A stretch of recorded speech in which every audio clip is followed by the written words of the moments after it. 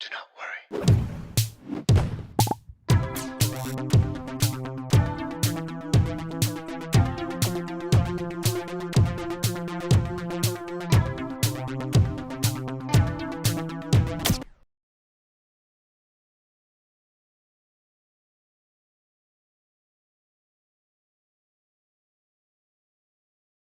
Hello, everybody. Welcome to a brand new Do Not Worry stream. I'm your host, Anthony, coming to you live from the heart of Lebanon in the 09. How's it going, everybody?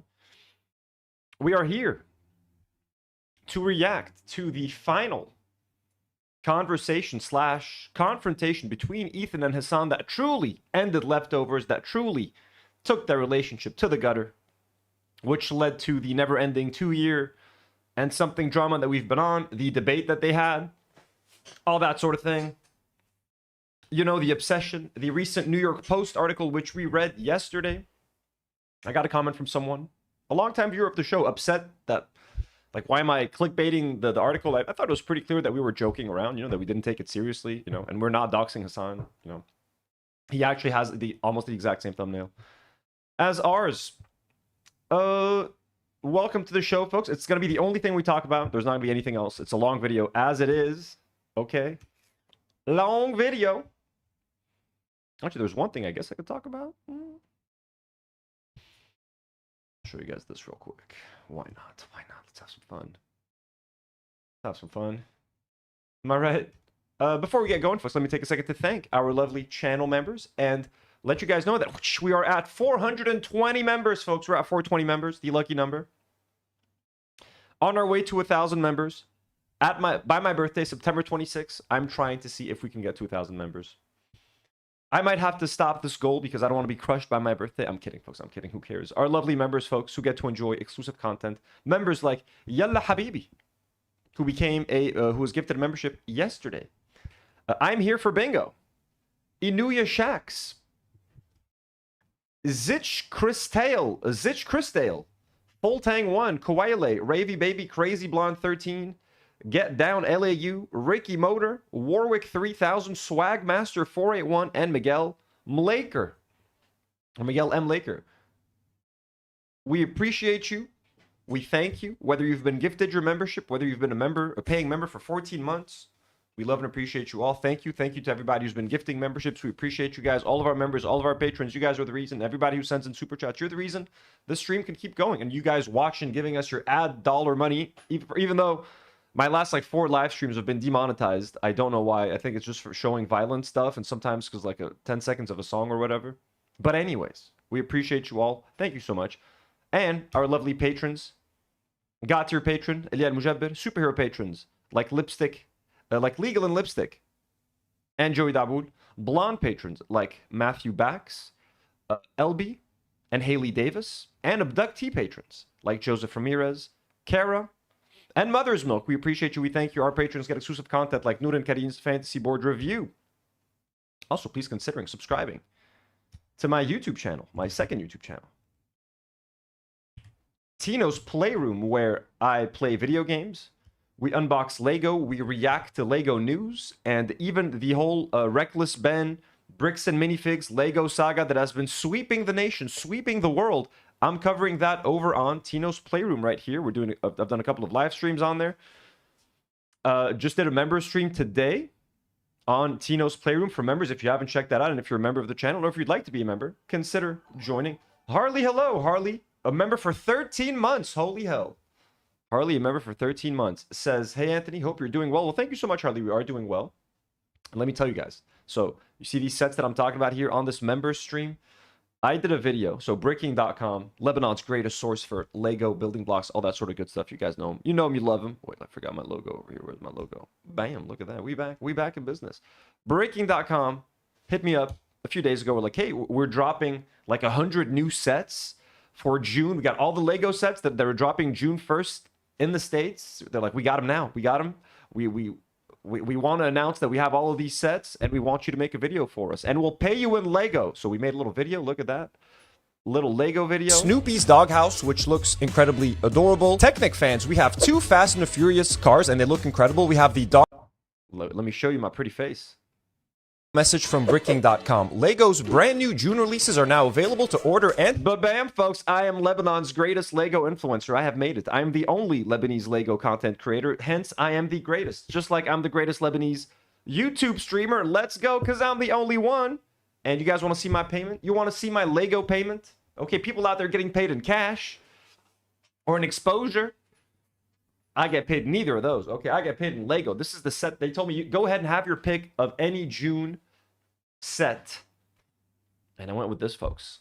I wanted the Jurassic Park Triceratops. Okay, brand new drop. This just fucking dropped. You guys can go pick this up right now on bricking.com. Even here in Lebanon, they have them.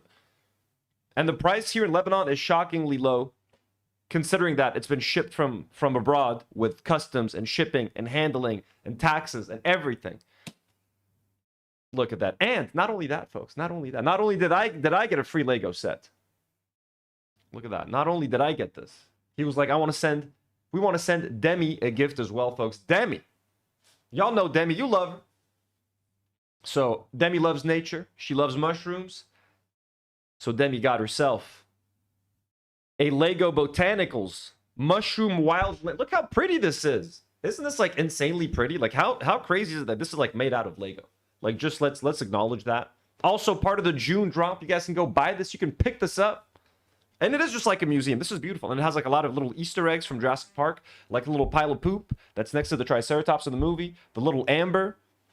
Yo guys, I get paid in Lego. Let's go. Let's go. Long live bricking.com, folks. Long live bricking.com.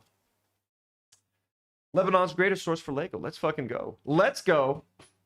All right. Anyways, can't wait to build these. I'm going to build the Triceratops live on stream on Tino's. So, I mean, if you guys want to watch some Tino's Playroom stuff, again, you want to keep up with all of that stuff, you want to keep up with the Reckless Ben drama, I might, depending on how long tonight's live stream goes, I might try to do a second live stream on the second channel and cover the newly leaked footage from the police department. Crazy. It's an endless saga. It's an endless saga. So let's get in. So please subscribe to Tino's Playroom. The link is in the description. But just a quick reminder also, you guys don't have to be a patron. You don't have to be a member. You don't have to send in a super chat to support the channel. It is more than enough for you guys to simply like the video, subscribe to the channel, hop in the live chat, say hi, leave a comment if you're watching the video replay. Join the Discord if you'd like. And we will love you forever. I'll just love my members and patrons just a little bit more. I'm kidding. Or am I? Okay. I'm not going to waste any more of your time. Ethan Klein. Now, there's two versions of this video. There's the 3.5-hour raw version, or there's Hasan's upload, which is 2 hours and 20 minutes. I think we owe it to ourselves to watch the 3.5-hour raw version. See every single second of this. Watch it all. Suffer together. Learn together. Look back at moments that may have been obvious. I mean, at this point, even watching the last episode of Leftovers, it was kind of crazy how many signs Ethan gave to his, eventual craziness. Not craziness, but, obsessiveness, Zionism and stuff. Monitor Gazer says, I mix my Lego plants with real plants. Ooh, that's awesome. Yeah, I mean, Demi is into real nature. But she saw these today. She was like, these are so beautiful. She was like, holy fucking shit. It's fucking awesome. And the fact that it was a gift from Bricking, like, how fucking awesome is that? Like, I get me getting a set for the video that I made. Your partner gets a gift as well. Like, holy shit, Mustafa and the people over there are beautiful. Holy shit. T-Talk with Shah, 6159 cents. A $10 super chat says, love to Lebanon from New Jersey. T-Talk, thank you so much. That's so kind. That is so generous. Oh, we love and appreciate you. Thank you so much. Getting the stream started on a high note. Okay, so we're going to watch the raw version, folks. We're going to watch the raw version. Lasticat says, my opinion, puzzles are better. Hey, respect the puzzles. Puzzles are fun, but this is, to me, way more displayable. And I don't know. To me, the fact that they're all like so pop culture related, you get the little minifigures and everything. Beautiful. Okay, I'm going to focus on this, folks, for now. I'm going to focus on this. Chris, hello. And God bless New Jersey, by the way, folks. Underrated New Jersey. The New Jersey Turnpike that everybody hates for some reason. Okay, we're going to watch the raw version. I think we should watch it at 1.25 speed. Jess Polito, member for 10 months. Thank you so much, Jess, for supporting the channel for so long. Says, Anthony, Habibi, if it makes you feel better, I will watch you play Dark Souls or Trekking Simulator or Water Park or whatever else. Well, thank you so much. We appreciate you. That's what we do. We play Dark Souls on Tino's playroom as well. I played some Dark Souls. Was it last night? I can't even... Yeah, last night. I played for an hour last night. We beat the Smelter Demon. Demi watched me play. It was a action-packed night, folks. Okay.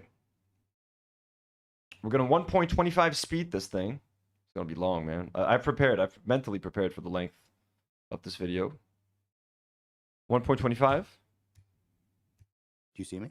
Oh my God. I'm tiny. Bro, this is hilarious. You look hilarious right now. Can I crop this? How do I make this look better? Oh my God, you look so funny. Ethan Klein 219.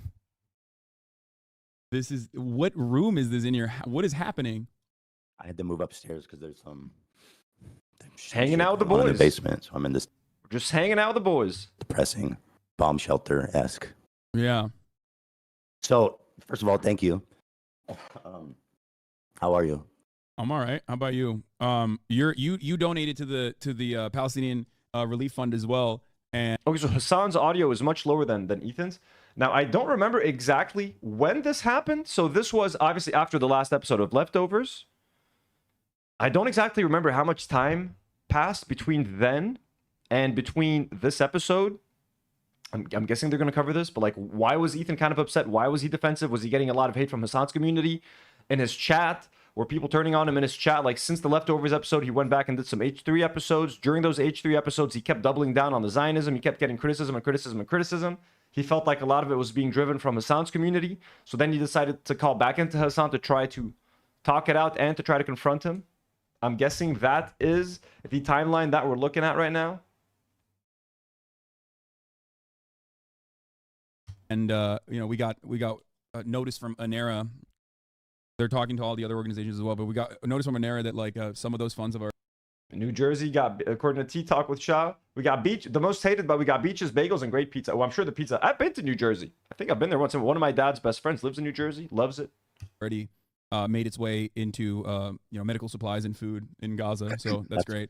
That is awesome. I've been listening to your stream for like an hour, and you know, I like you. You know, I got a lot of shit from Israelis for donating because they're like, oh, it's just gonna go to Hamas. But you know, I don't. You know, I looked into the charity you picked, and it is really highly rated. So I'm like, I don't really think this is going to. So H3 fans, Israeli H3 fans, the same ones that Ela just ran into Israel, was talking about. I met so many fans in Israel. They're like, hey, why are you donating money to Palestinian causes? It's just going to go back to Hamas. And then Ethan had to double check on the source. He's like, I double checked, okay. So in Ethan's mind, there are ways to donate to Palestinian causes that go directly to Hamas to fund rockets that are going to bomb Israelis. And by the way, I mean, again, I don't want to donation shame, you know, but it was like something like $4,000, which he keeps bringing up to this day. Like, dude, Hamas, there's no way. He spends more on like gag props for his podcast. Well, I mean, they can steal shit, but it's just food and medical supplies. Yeah, the logistics of it. Yes, closed captions. Let me see. Is like also impossible. Like the thing is, you can't even make donations like through to Palestinian charities through like PayPal usually. Like it's already a very complicated process. And it's not just like just for Palestinians in general. The similar structure exists for even like Pakistan, which is like a client state, right? If you were to try to utilize, if you had like anyone that you know that lives in Pakistan and you wanted to give them money, you would not be able to do so. Like it's really shitty. Yeah, and I mean, what choice do you have? They need help, so it's like you just pick the best option and hope that it gets there. But I'm glad it is getting there. Yeah. Just send it in and hope that it gets there. I hope my money doesn't go to Hamas. Just pray to God. Fingers crossed the money gets to where it has to go. But yeah, these are also authorized. These are also authorized charities by the Israeli government too. Like you can't fucking operate. That's great. There you go. Yeah. That's even better. You can't operate inside of Gaza without you know, obviously Israel allowing you to operate inside of Gaza. By the way, dude, I got a fucking Air Force ad on your stream, like 3 of them. Yeah, That's crazy. They pump that shit pretty hard, which I feel like is so funny because I think it's because it's like this is politics, so they think like, oh yeah, people will love this, but it's the least susceptible audience that you could possibly give Air Force ads to. Definitely, that is true. I just thought You know what's nice about watching this? This is Hasan content. I could literally. I can't get sued for this. We can't get sued for this. Every time I'm reacting to something from H3, I'm not gonna lie to you. In the back of my mind, there's like, what if they decide to sue? What if they're like, this is the thing. They're like, you watched this and didn't react enough. You're getting sued. Like, this is Hasan's fucking content, bro. We good? We're good. Jesus. Pretty outrageous, but you're right. I don't think they're converting anyone in your audience. Yeah. There's the Marine Corps too.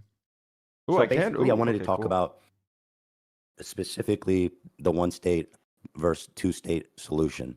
And my approach to this when talking about it is purely pragmatic, and I'm trying to be realistic. I think our goals are aligned in that we want peace, a lasting peace, a meaningful peace. I know it seems like impossibly far away, but I do think there are certain starting points that we need to come from and agree on before, expanding out from there. And one of them is this issue.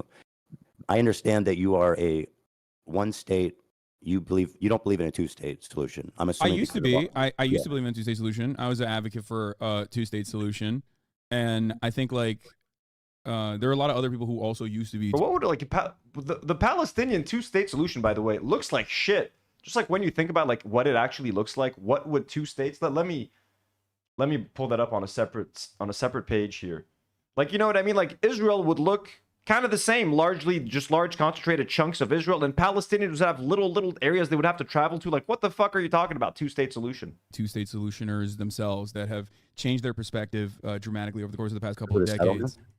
Due to the settlements and the rapid expansion of settlements. I think Avi Shlaim is like another person that I can immediately call. He is a Iraqi Jew, famous Israeli scholar, part of the New Historians. He's talked about this before as well. By the way, when you talk to someone, I can't see you, and the stream is delayed. How do you usually do this if you're calling in? Oh, I mean, it's fine if I can't see you. It'd yeah, be better though. Usually I just don't. The reason why I don't show myself is usually because I screen share with whoever I'm on with stream. Like, because we'll look at like Ben Shapiro videos or whatever. Oh, okay. So it doesn't really matter. That's cool. Yeah. So, first of all, I guess I'll say this: when talking about the two-state solution, I'll agree that there cannot be a meaningful negotiation here without basically fully dismantling the settlements. Yo, Honk Big was just gifted a membership by the IDF Kills Children.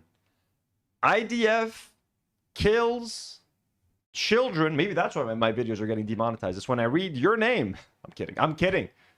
Just gifted. Holy shit, IDF Kills Children. That's way too generous. Weirdly enough, one of our favorite members here on the channel.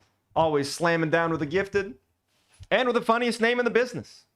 And the most accurate. Honk Big. Congratulations, Mr. IDF KC. We appreciate you. I can't say we salute. Mr. IDF, I salute you. I can't say that. That's horrible. Horrible for me. We're all on a list. I swear to God. I don't know how I'm traveling soon. We're at 421 members, folks. 421. I'm trying to find pictures of Israel-Palestine, but I ain't finding nothing but look. It don't look good for the Palestinians, guys. Okay. Ooh, how nice. Look at this. Two-state solution. And it's all shrinking. Anyways. And I would even be in favor of offering some kind of, restitution to the Palestinians that were evicted. That's a big ask, obviously, but I do believe that is the right thing to do in this agreement. So we can start from there, right? Yeah. No, reparations is reparations is not only. Ethan's like, listen, we'll pay him. Just no one-state solution.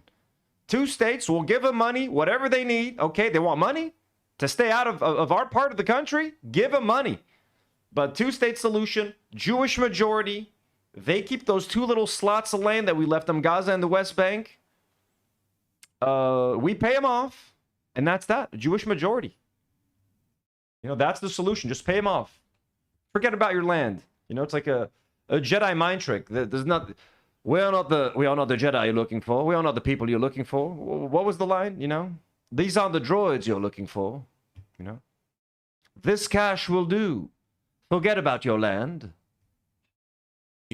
Moral right in this situation. I think it also is logical to do, specifically so that there is less tension and it's a more viable solution. And last but not least, reparations in this process is also a matter of international law. I guess the only thing that is up for contention is that the Israeli position on the matter is, we'll just hold off on negotiations as best as possible while we do settlements, but also simultaneously is the notion that like actually other Arab states should be giving reparations to the Palestinians as well. Like we shouldn't be bearing the burden of the reparations because it's their fault, because like their position is that the Nakba didn't happen and that there was no ethnic displacement and the Palestinians voluntarily left. This is the Israeli government's broad position. Obviously, there's varying degrees. Yeah, obviously we would need a completely different cabinet as well, because the one right now is, I believe that Netanyahu and his cabinet are, one side of the same coin with Hamas. They're both obstructionists. And no. Netanyahu and his government are both one side of the same coin, obstructionists. My guy, the people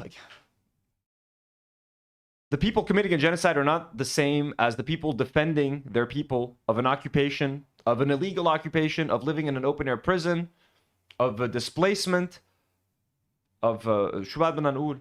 You know what I'm saying? Ethnic cleansing. They're taking their lands. Violent fucking lunatics. Illegal land grabs. So, starting with all that established, my question to you is this, and again, approaching this from a fully realistic perspective.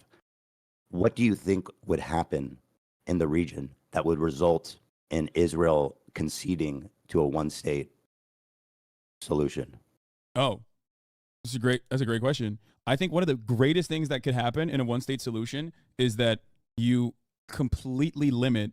Obviously, we're talking about like a hypothetical future that is like very far away, where you completely limit Iran's power and exertion of influence over militant factions that are being currently used as a destabilizing force against Israel. The other states are not all that important, the only reason why I talk about Iran is because Iran is the only regional actor that is like genuinely anti-Israel. They see Israel as an expression of Western influence in the region, and of course they will use, like, they have Hezbollah, another Iranian-backed movement that became a political party as well, as a consequence of like Israeli incursion in Lebanon as well in the civil war. And these are all opportunities for Iran to push back by way of Syria, by way of Iraq, by way of Lebanon, by way of the Houthis in Yemen, that they would not be able to utilize these militant factions if. Wait, what's up?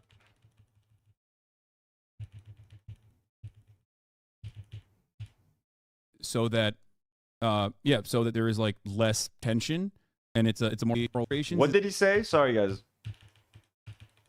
God, we're going back a lot. My bad. I won't do this again. I'll pay attention. I used to believe in a two-state solution. I was an advocate for a two-state solution, and I think like there are a lot of other people who also used to be two-state solutioners themselves that have changed their perspective dramatically over the course of the past couple of decades. Due to the settlements and the rapid expansion of settlements. I think Avi Shlaim is like another person that I can immediately call. He is a Iraqi Jew, famous Israeli scholar, part of the New Historians.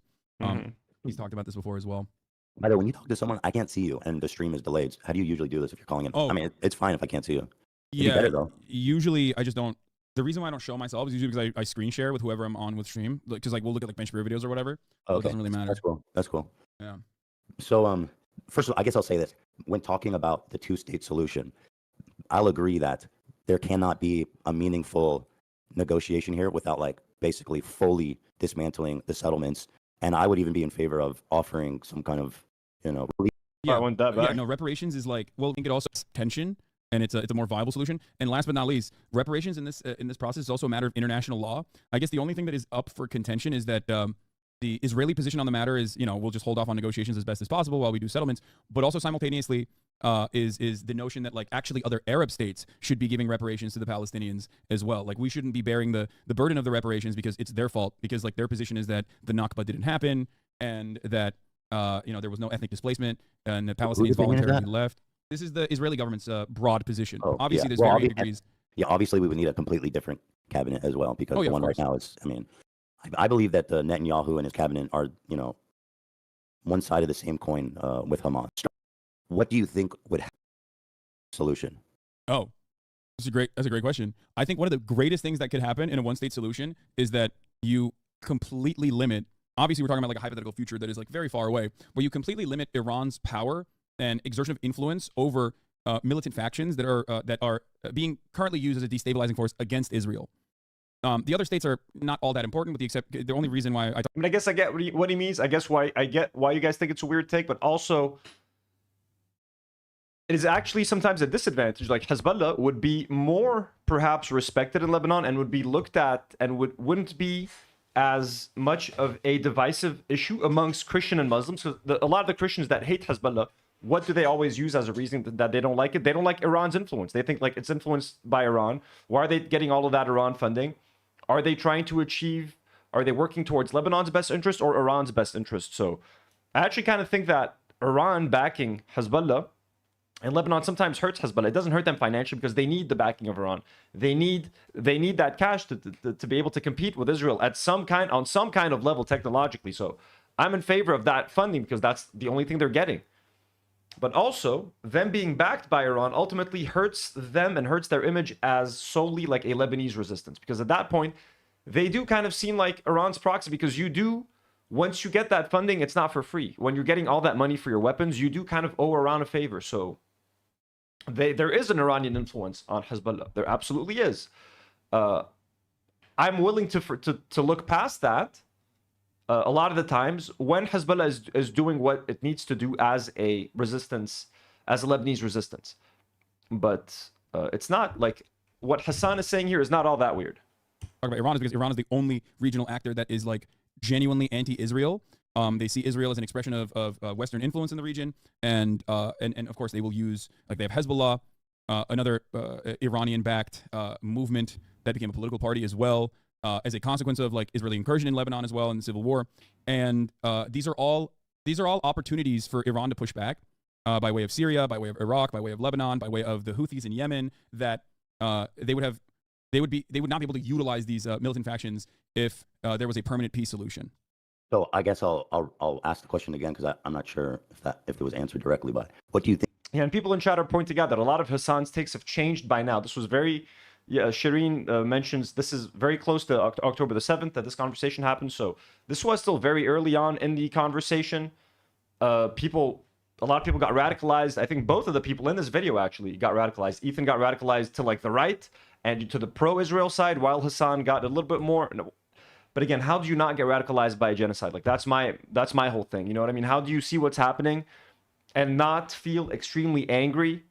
And don't become extremely anti-Zionist and anti-Israel when you witness a genocide. So to me, that is the normal, healthy, literally healthy response to a genocide. I feel like if you can stay calm while looking at that, be like, well, we just need to talk our differences out politely. It's like, no, man, like, I'm sorry. Kids are dying every single second. There's no room for being polite anymore or trying to be politically correct. So to me, being angry and being outraged at an ongoing genocide that has taken the lives of hundreds of thousands of people and that has displaced millions of people yet again, very noble to get extremely angry. I think could happen in the region that would result in a one-state solution. I think that the normalization agreements would continue with the Gulf nation states, and that Iran's influence over militant factions within Palestinian forces would wither away because there would be no necessity for their continued violent emancipatory efforts. And so you're saying that continued normalization of relationship between Israel and neighboring countries. Yeah, that was already, because a lot of the neighboring countries are already like they're basically American client states to begin with. Egypt being a great example of this. Like the Egyptian economy would not exist without America's like tremendous amount of help. Like we give Israel a lot of money. We talk about that all the time. I'm just curious if we can see the live chat. There's no way we can see the chat, right? But we give Egypt even more money than that, right? Like, right. So Egypt is a great example of this. The UAE and Saudi Arabia, again, regional actors that have their own personal interest in the matter, but like they're not interested in defending Palestinians by any means. Regardless, they are absolutely America's solid allies in the region too. So most of those countries are pretty much designed in a way, like if we're talking about Jordan, directly designed with European influence. Again, another country that's like a holdover state, basically. These are all countries that will go along with whatever America's interests are, as long as America can reinforce its hegemonic power in the region and genuinely is interested in developing a new relationship with other regional powers. So, I do question the. What's your concern? Let me ask that, because I think that would be better to understand. I mean, that. with like Syria, Lebanon, Iran, I believe that this.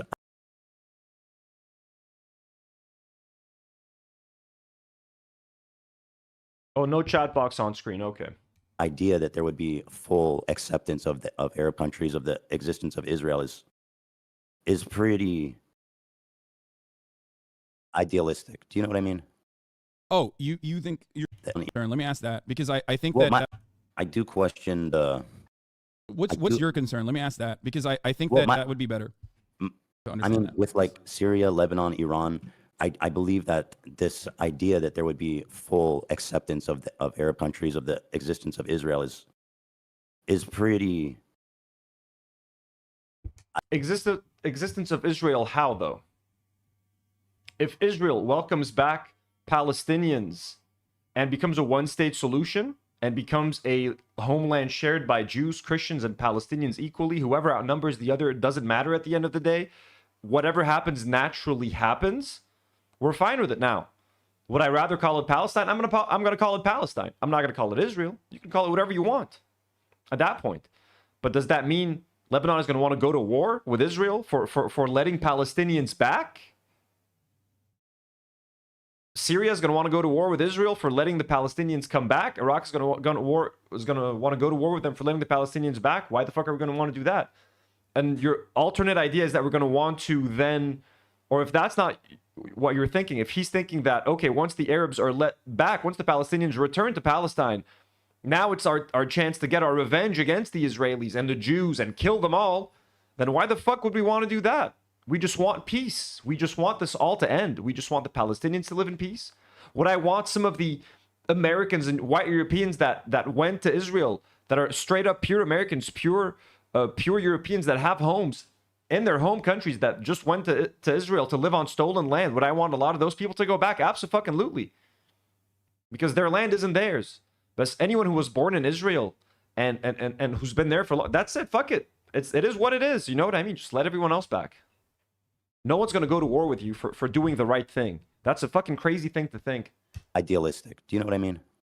Oh, you think you're saying that you're worried that Lebanon and Syria and other regional actors that are backed by Iran, Yemen being another one, the Houthis, would not accept an Israeli state if Palestinians were absorbed into it, and would be a singular state with Palestinians getting like democratic. But it's not that. It's there would need to be some meaningful and, I mean, something we've never seen happen in that region ever before Israel would say, okay, we're going to dissolve our state.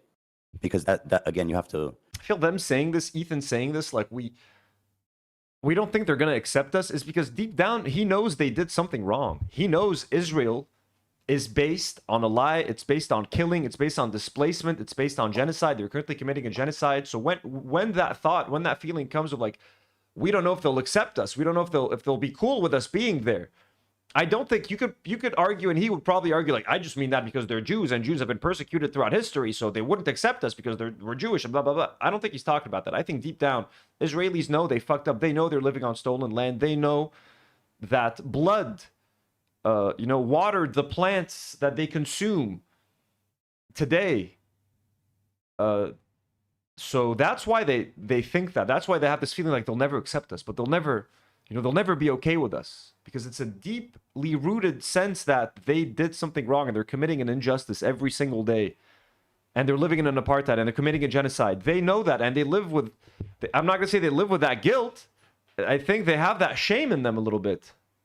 My concern is that people that say they want a one state are basically, in a non-starter conversation. It's unproductive almost. I find it so unlikely to happen.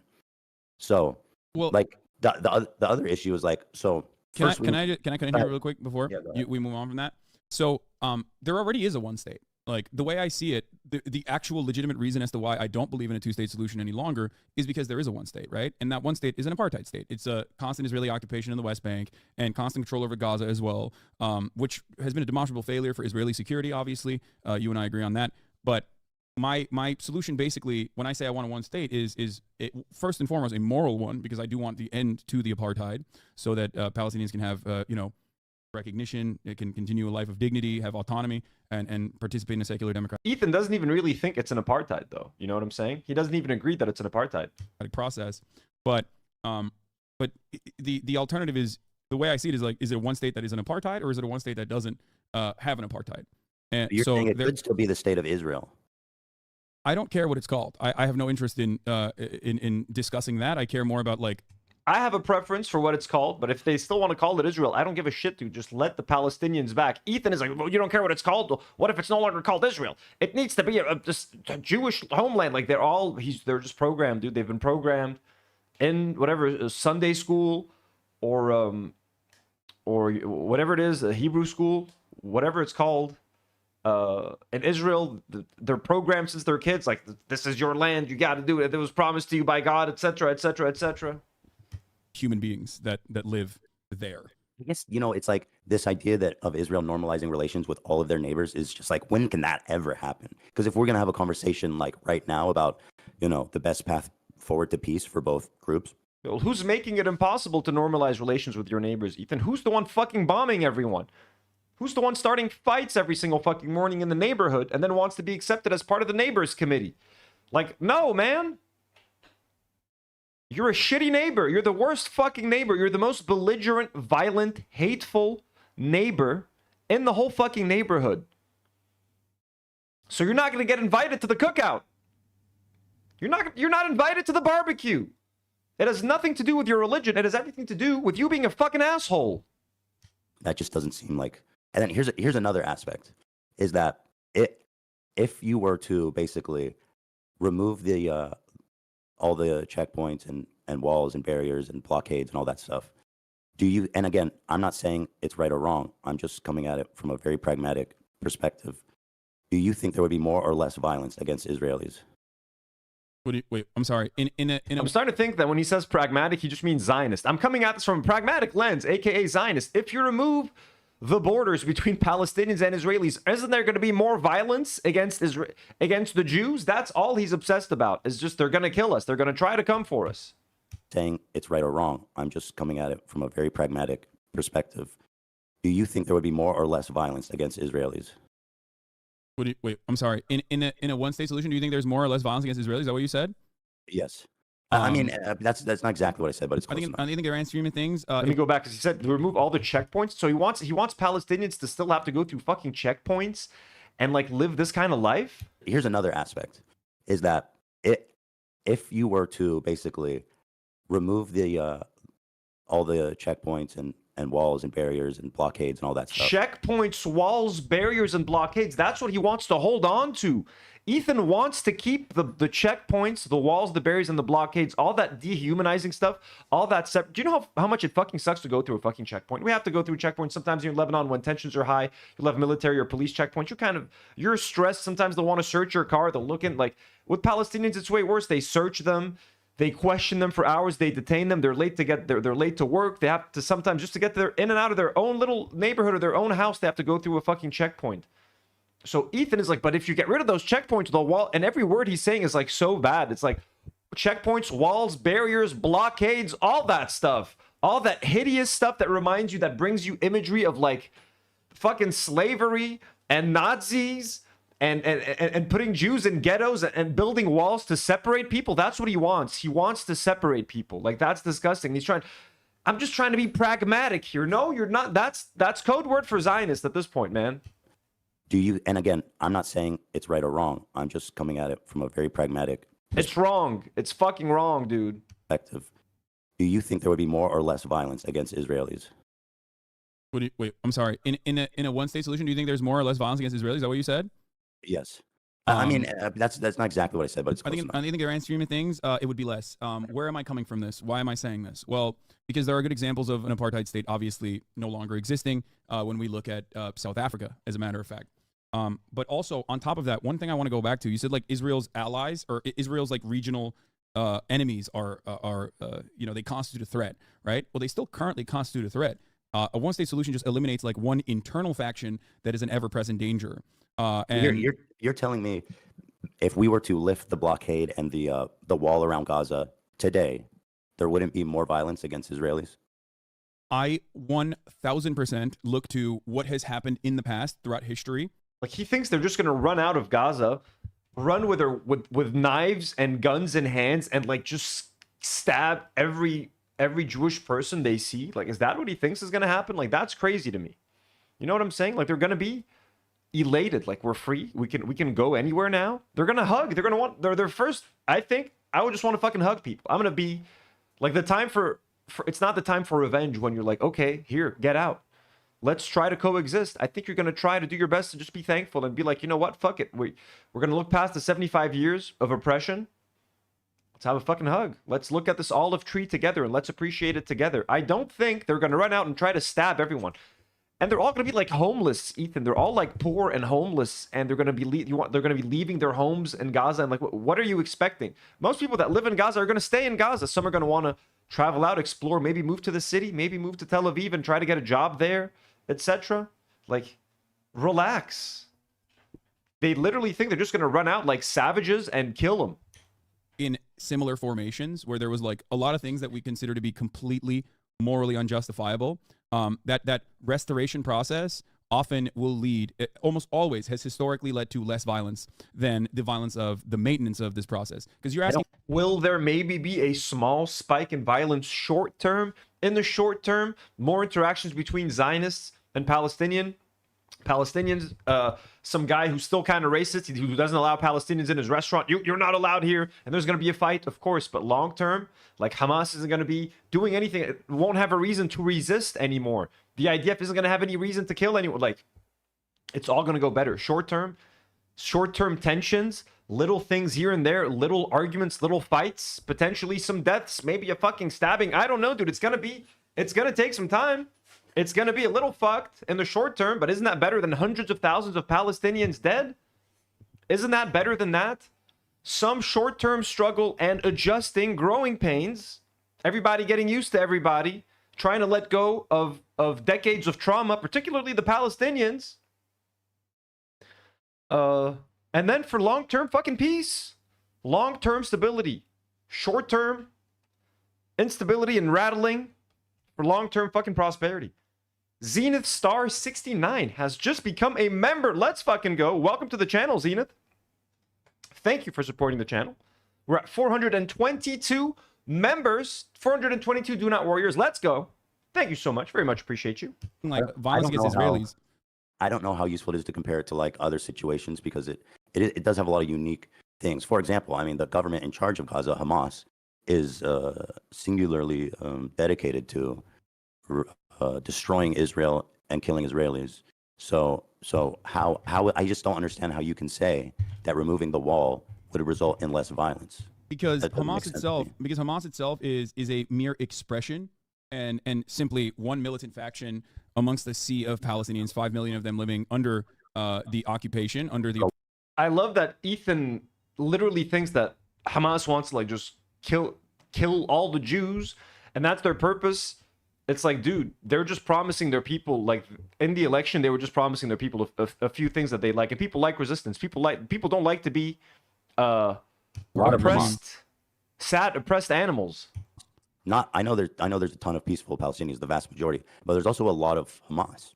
Yeah, And no. so if you're an Israeli, There's also a lot of Hamas. What does that mean?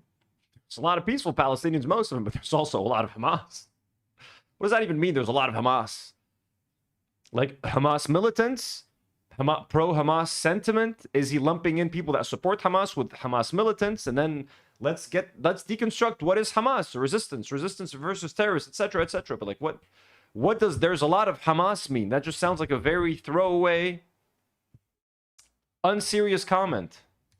if you're an Israeli and you see someone saying we need a one state, that's the only solution, the Israelis are going to see, okay, we're going to remove our walls, we're going to remove our checkpoints, and it's going to be suicide bombs in our cafes and buses again within... Not our checkpoints. We can't live without our checkpoints, bro. Again, checkpoints are the most, like, when, and I've told this before on previous streams, with Israel bombing Lebanon, they were doing their best to raise tensions between Christians and Shia communities, right?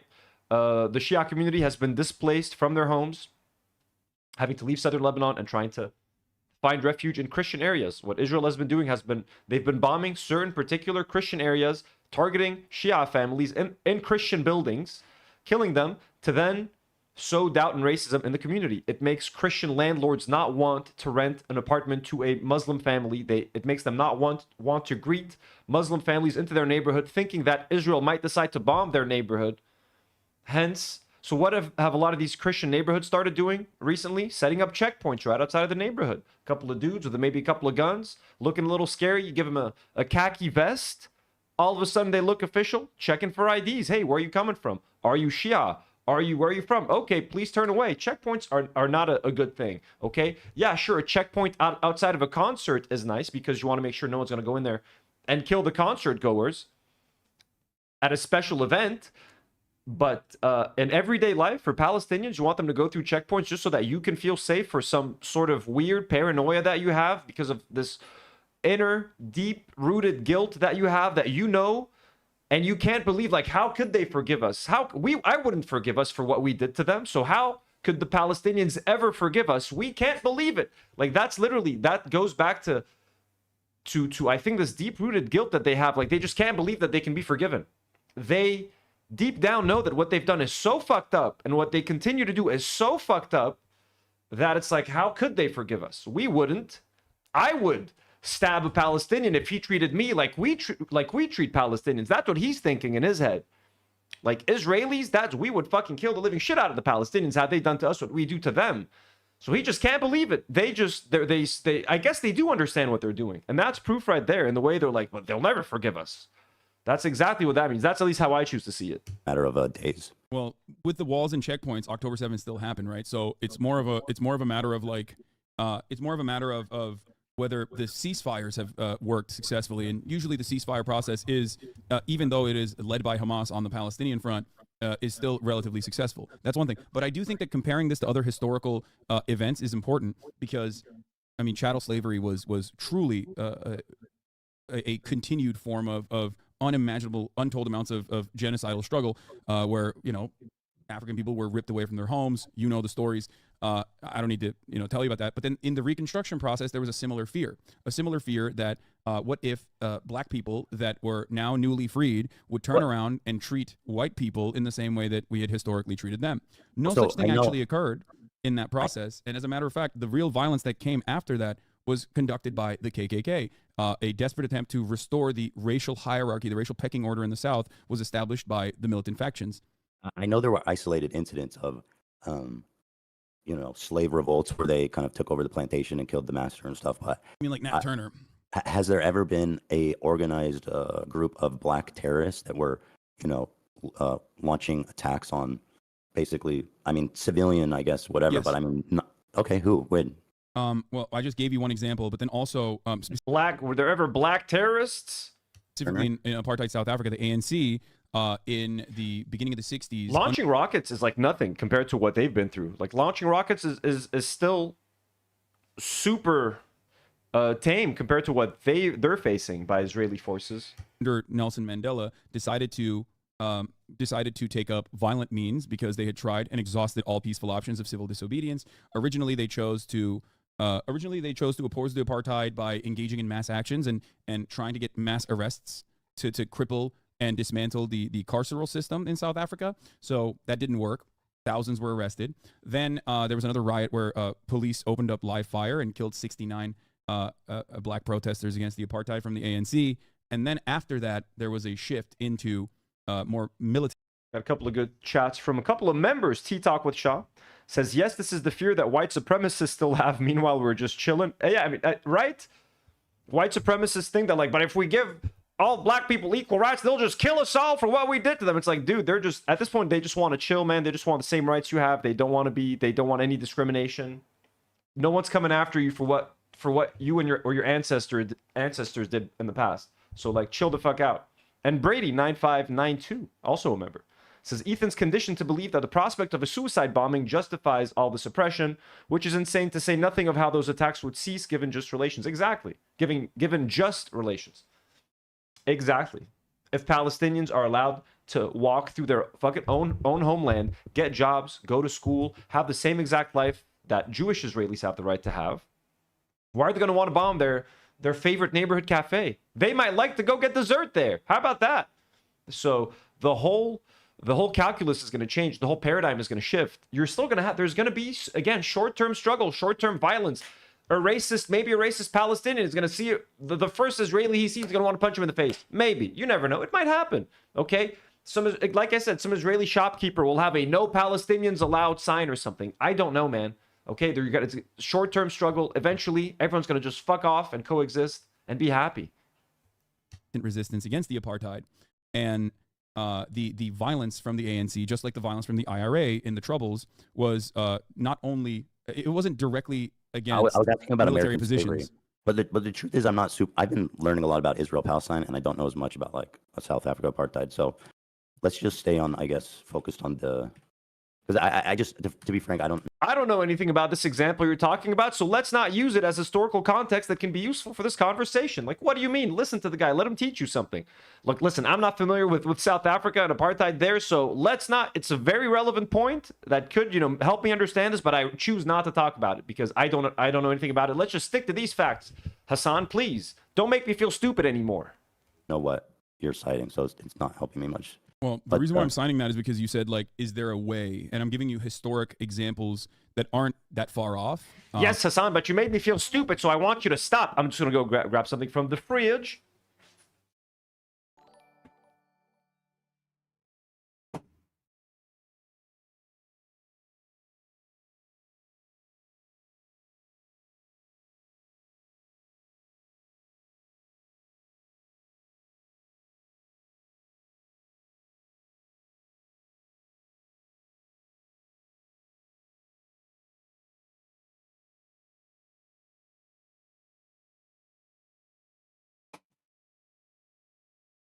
Yo, couple of snacks. Ooh, Mimosa sends a 25 AED super chat. Thank you so much, Mimosa, for supporting the channel.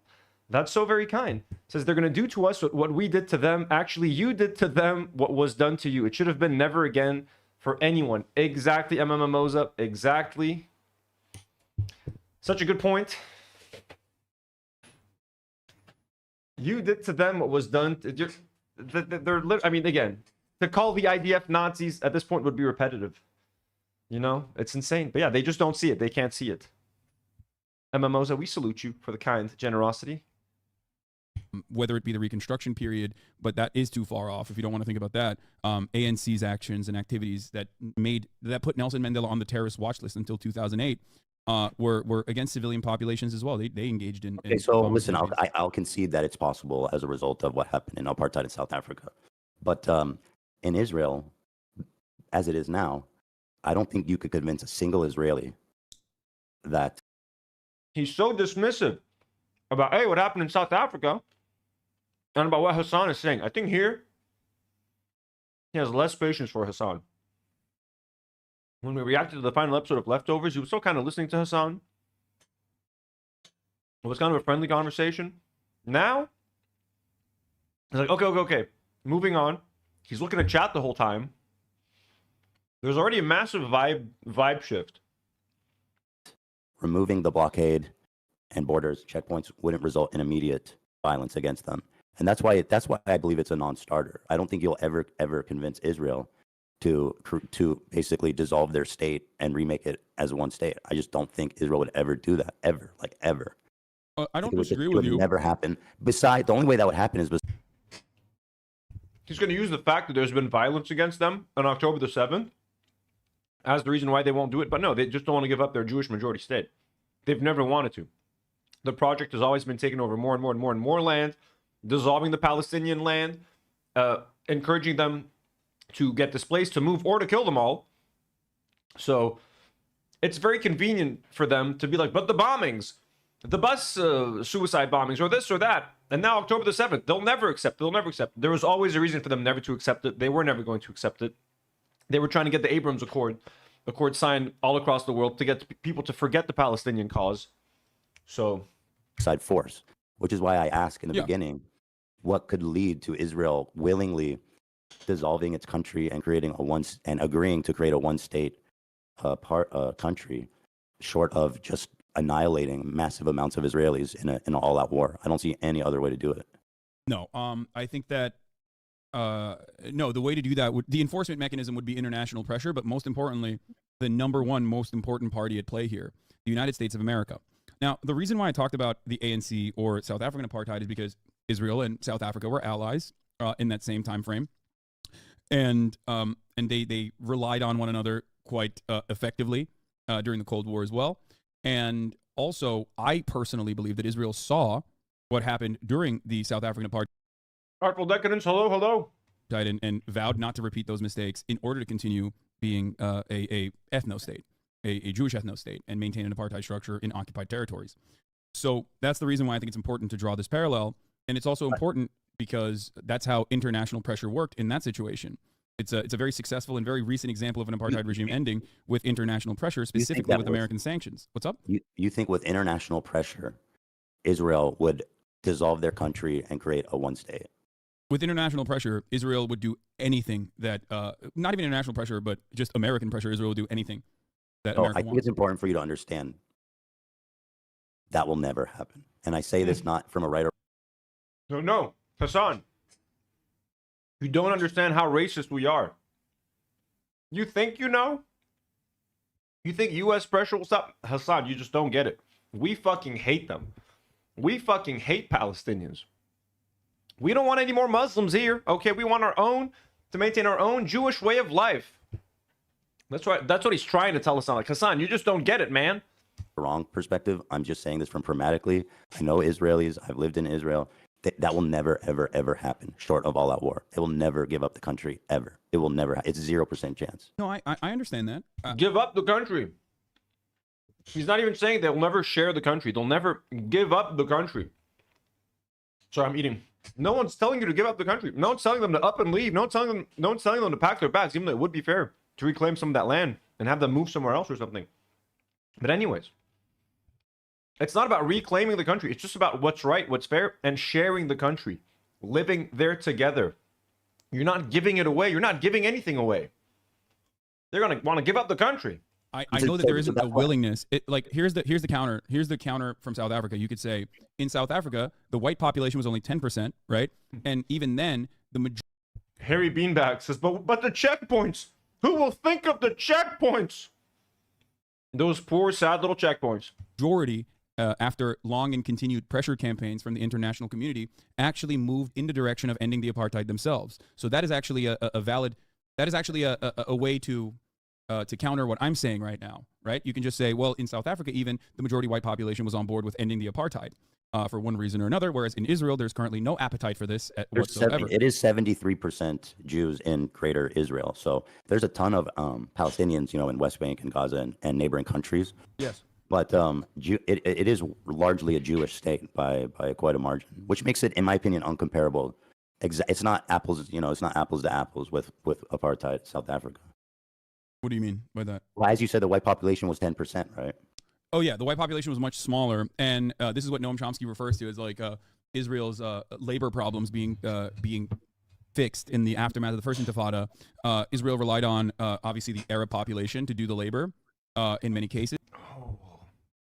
Is Ethan trying to say because the white population in South Africa was only 10%, it was much harder for them to be able to maintain that apartheid because they were just outnumbered? They were vastly outnumbered by the black population. But in Israel, it's actually easier for us to maintain that apartheid because, we're the majority in this case. You know what I mean? We're the 73% or 80%. So it's different. It's different. They had to give up their apartheid there, but we don't have to give up ours. It's like cheaper labor. And after the first Intifada was fought with strikes and stone throwing and the like, Israel moved in a different direction. That's why there's like a new population of a labor force that is often imported in, whether it's Sudanese refugees or whether it's Thai workers that are able to work like a cheap labor force that isn't.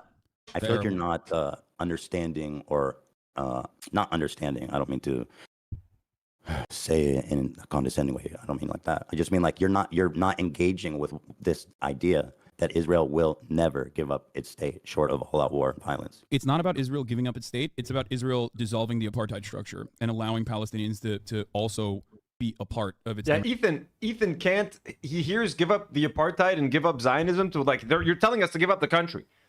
You're telling us if we change our system, we are basically giving up the country. Israeli way of life, the Israeli life that we know depends on this system. And if you're telling us to dissolve the system, if you're telling us to dissolve the apartheid system and the checkpoints and the walls and the barriers and the blockades, we're giving up the country. It's like, no, dude, you're just making it not a fucking nightmare for the Palestinians. What do you mean?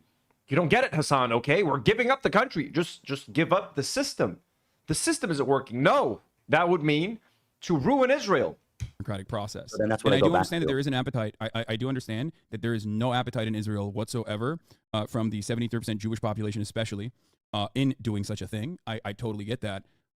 There's two considerations here, or three actually. One is the moral one. I think you and I both agree that that would be a good thing, right? Ending the apartheid would be a good thing. The second consideration is a matter of international law, and the last one is obviously what this would look like in practice.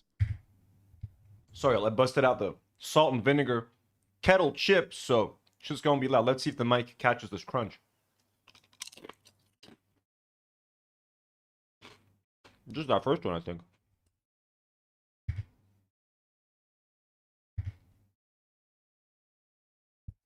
Haley D, what up? So when I talk about the morality of the situation, I think you and I are both in agreement.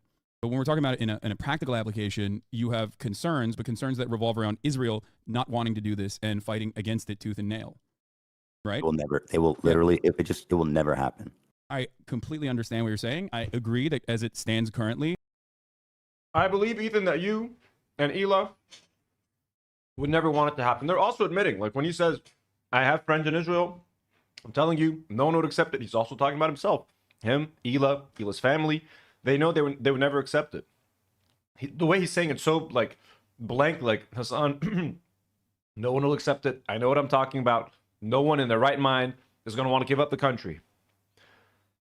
It's like we're telling them to move out or something. That the Israeli government would refuse to do this, or the Israeli population would not be receptive. Everybody. Yeah, the Israeli population would not be receptive to it. Ultimately, it still doesn't change the reality that this would be an ethno-state, and there's pressure campaigns that could work from the international community that could sway the Israeli. I don't think, dude, it doesn't matter whatever sanctions you can dream of. You're not gonna convince Israel to dissolve their borders. You know, you have to and again, I'm not justifying, I'm not defending anyone. I'm only speaking pragmatically about where do we start talking about this conversation of peace. Okay. You know, another thing you have to understand is that if you're never gonna dissolve your borders, no need to have a conversation then. Do you then understand the need for resistance or no? Like you're answering your own question. Why does Hamas do what it does? Because you refuse to share the land that is theirs, and you oppress them. So you refuse to share your land, and you refuse to stop killing them. What do you want them to do? Haley says salt and Vinnies are my favorite potato chips. Hell yeah, that acidity. God damn. a ton of the Israeli population are people who escaped the Holocaust. And when they came down there, they bring generations of paranoia and, persecution.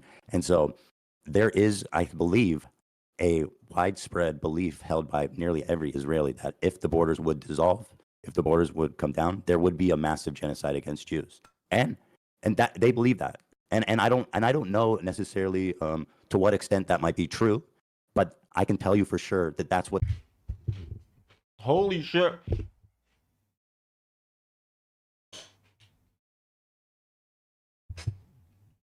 I'm sorry.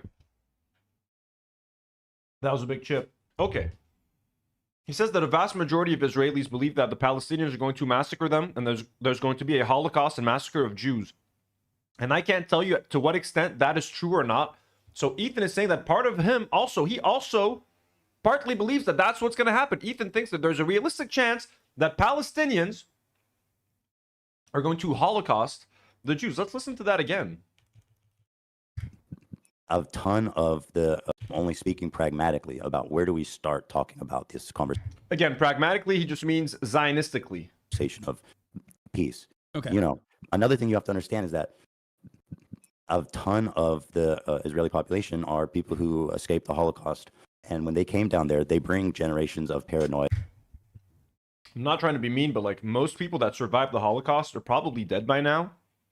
So you could say it's people related to them that may have definitely inherited some of that trauma, of course. But most Holocaust, like it's not mostly Holocaust survivors in Israel anymore, Ethan. It's a lot of people like you, actually. And, persecution. And so there is, I believe, a widespread belief held by nearly every Israeli that if the borders would dissolve, if the borders would come down, there would be a massive genocide against Jews. And that they believe that. And I don't know necessarily. And they've decided to transfer their trauma to another population. The Palestinians, who are now even more persecuted than the Jews ever were. I'm sorry. Palestinians don't belong anywhere now. Literally anywhere. They can't even get passports. To what extent that might be true, but I can tell you for sure that that's what they hear when they think one state. True, believe that. And I don't know necessarily to what extent that might be true. It's not true at all, Ethan. You fucking idiot. But I can tell you for sure that that's what they hear when they think one state is basically a bunch of Israelis being massacred. That's what they hear. That's what they see, and that's why it will never happen. Okay, so, and that's why it will never happen, folks, because they're fucking idiots apparently. So paranoid that they think the first thing and racist also, because they view Palestinians as barbaric animals. They view Arabs as less than. They view Muslims as less than. The paranoia that people have, or Holocaust survivors have especially, is I guess important for the practical application of the matter. But I'll give you an example of like the government moving in a direction that the people actually don't want the government to move in at the behest of the United States. So, or even sometimes moving in the direction that people don't want it to move in, but then still engaging in it. Like the rapid settlement expansion is something that is often contentious and has been very contentious throughout time.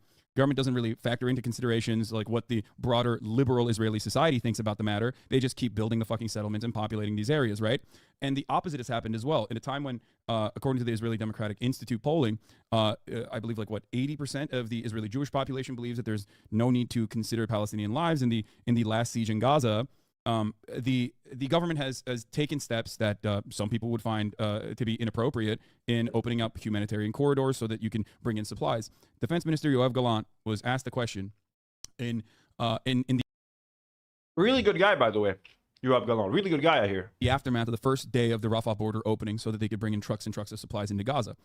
They were asked, "Why are you doing this?" To which Yoav Gallant responded with, "What can I do? America told me I have to do this."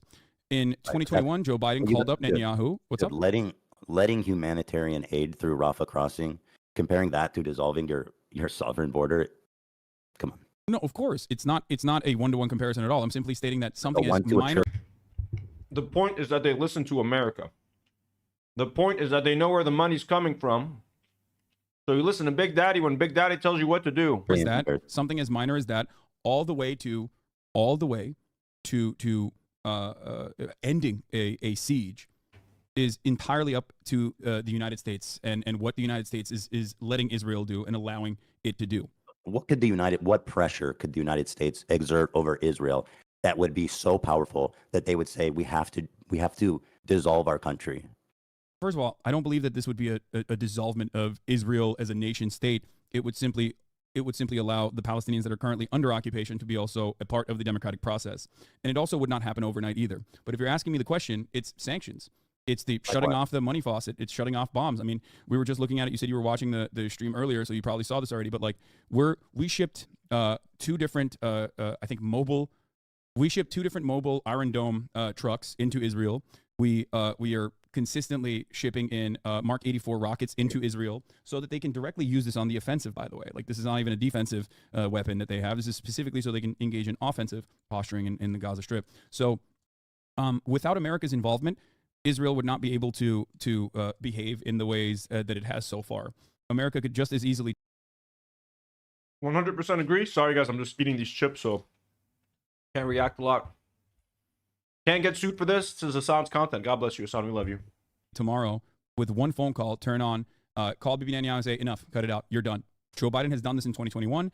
Even Ronald Reagan has done this in the past. George W. Bush has done this, or George H.W. Bush, sorry. So we have a lot more say on what Israel gets to do than vice versa.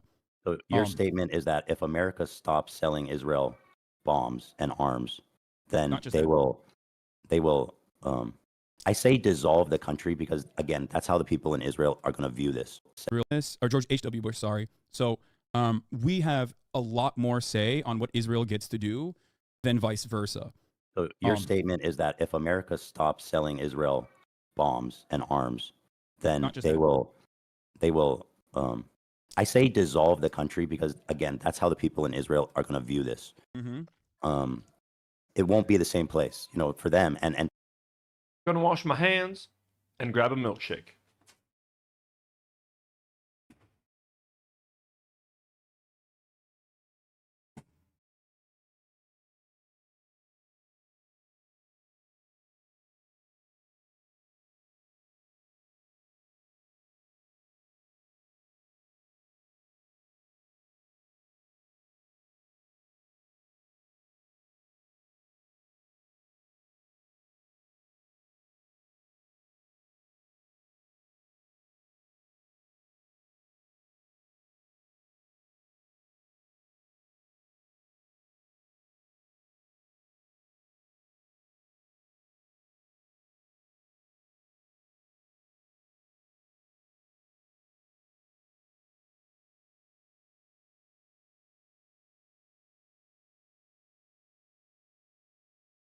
It's a pretty good conversation. So, like, not Ethan's side of the conversation is shitty, but it's an engaging video.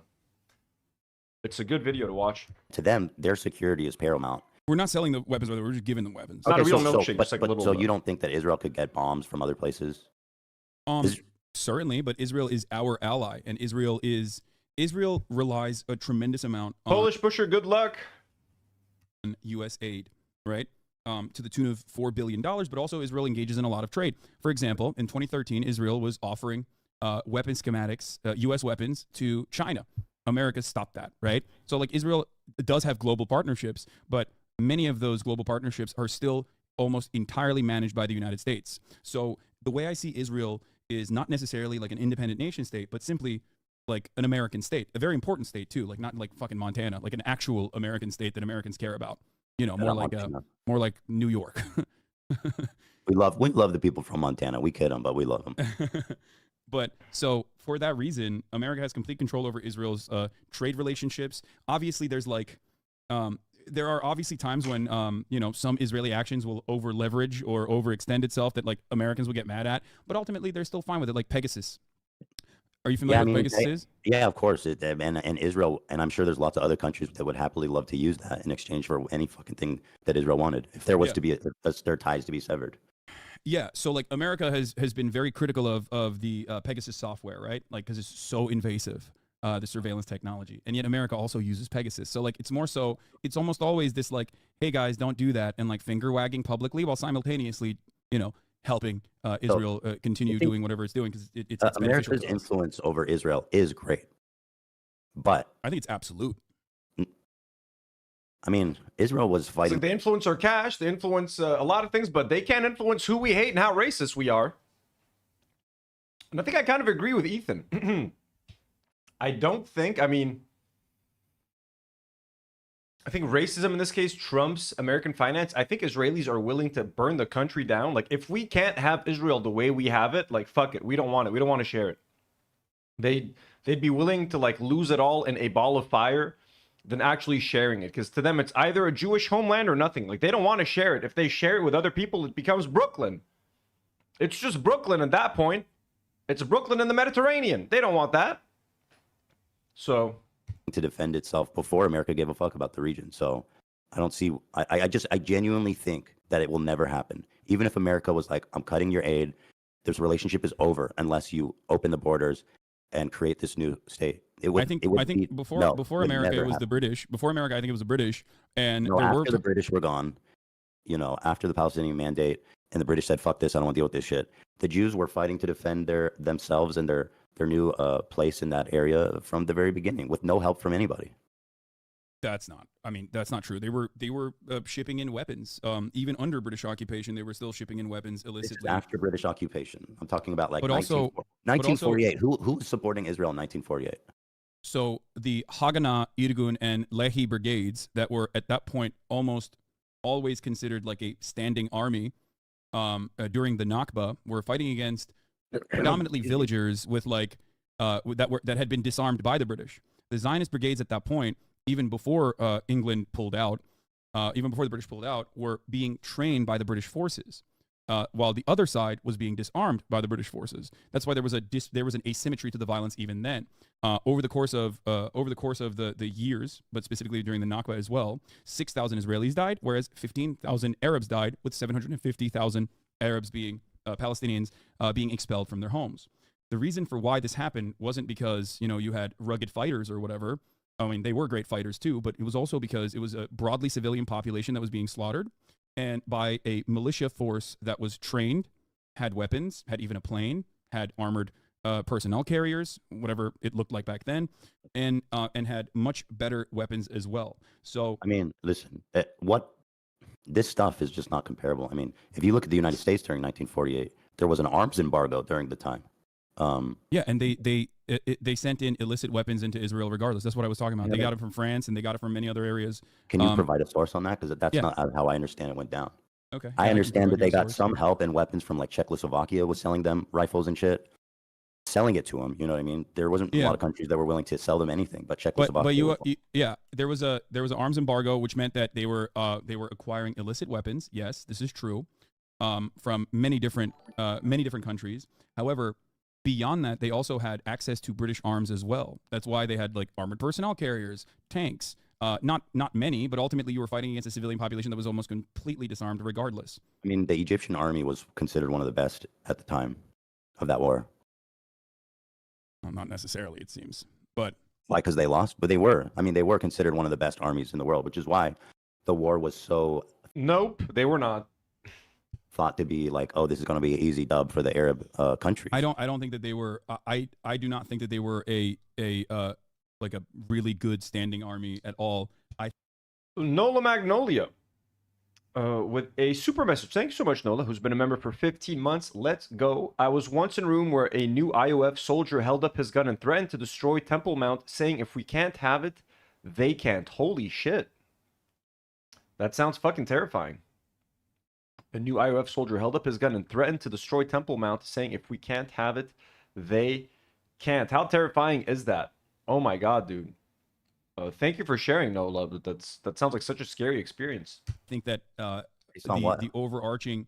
I don't know if you're talking about 1948 or if you're talking about 1967. I'm talking about 1948 war. Okay. There was no... I think there's a little bit of confusion with what you're saying, because what you're describing sounds like 1967, because in 1948, like, the Egyptian army that you're referencing in 1948 is not like a serious one. No, 1948. I think Egypt was considered like a military power, especially in the region. Right now, they're both kind of having like a Google off. Hasan's looking to the sides, doing some research, doesn't know much about the Egyptian army in 1948. Ethan's looking off to his computer, like everybody's just like, what do you mean the army wasn't? One moment. That I would be doing the same thing right now. Like, I have no fucking idea. I'm just assuming the Egyptian army wasn't great. And a fairly well-trained army. But I think we're kind of, to go back to the original point, so I don't want to drift too far off topic here, is that Israel, if it has to, will definitely go its own way before it dissolve its borders. Like, I hope, I really want people to understand how impossible, how that will never... I want people to understand just how racist we are. Just how much we refuse to share our land with Palestinians. Just how much we insist on having it be a Jewish homeland. And we know, I mean, Ethan, at this point, 2 years of genocide, we know how badly you want Israel. We know how badly you refuse to give it up. We understand. Ever happen. And again, not defending them. I'm not justifying anything. I'm just speaking pragmatically. You have a people who are coming from this systemic genocide, coming and getting their own borders here, right or wrong. Again, I'm just being pragmatic. Wrong. Stop it. He keeps using the word pragmatic as a shield. They have a massive, well-trained standing army of the whole country. They have nuclear bombs. They're fucking crazy, dude. And they do believe that dissolving the borders would be. That is true. That's the one true thing Ethan has said. They're fucking crazy. Not the good kind of crazy. Would be a second genocide. They believe that. All of them. Almost all of them, I'd say. And so you have to reckon with this reality that, including Ethan. He genuinely believes there's going to be a second genocide. Him and Ela, 100%. They agree with these Israelis. With the one state, it's impossible. I understand it, and that's why I said it's not going to happen overnight. It's not like, all right, everybody, like, it's a one state now. Like, that's not how this works, right? But a international commitment in the exact opposite direction has to happen, and it has not happened thus far. Well, like, then a good question even then is like, do you ever even think that's possible before we can even get to the idea that we need to exert pressure on Israel from foreign forces? I think that there is mostly an international consensus on Israel. It's just like the U.S. has veto power over everything. The UN can't get shit done. The ICC can't get anything done. No one can get anything done because of the U.S.'s veto power. They're way too powerful of a nation. They're the most powerful ally you can have. Also the most dangerous ally you can have. There's a reason why there is a steady flow of propaganda into the Western world that the Israel Foreign Ministry cares about a lot, because they want to maintain a posture that is broadly supported by the Western world. And I think that dam has been breaking since 2021, once like B'Tselem, Amnesty International, Human Rights Watch also all officially declared Israel to be an apartheid state. In my opinion, it was decades late, but yes, over time.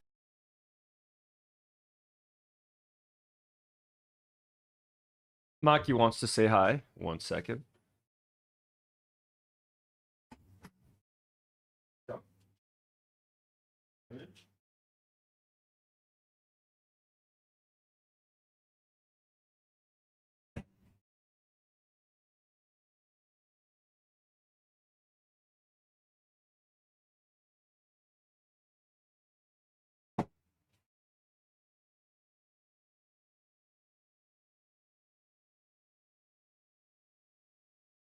He actually just wants to eat, so I couldn't grab him. He'll come back later, though. Time, as the brutality of this regime continues to get worse and worse, more and more people will, in my opinion, keep continuously protesting Israel's actions, and will push for more, push to get Western leadership to pull support away, and ultimately even move in the direction of sanctions. This kind of timeline are we thinking here? I'm not entirely. I don't know. I don't know how long this will take, but I won't stop fighting for it. It doesn't go on that long. It sounds like that's a really long plan. Well, there's not really. I mean, the inverse of this is also a really long plan, and the really long plan revolves around Israel continuing to, like, slowly but surely engage in pogroms in the West Bank. Cats1970 asks, how old is he now? I think he's about 2. Let me try to grab him. 1 second. I'll keep playing this. Turn a blind eye to it, or directly arm the settlers like Itamar Ben-Gvir has been doing, and continue to push Palestinians in the West Bank further and further away, with the ultimate goal of, like, maintaining an ethnic cleansing and ethnic displacement campaign in parts of Gaza, maybe even annex further and further, because, like, everybody fully understands that there's no way to, like, eradicate not just Hamas, but just like a means of violent resistance against an apartheid, right? So if it's not Hamas, then it's Hamas too, right? Hamas in and of itself was not a real entity that was even remotely popular in its formation, moving away from a charity group, an Islamic charity group that, like, literally was getting funding from Israel as well, to an actual militant group. He put his little paws. Look at that. Okay. Good. He doesn't like being carried too much. Say hello and I'll let you go.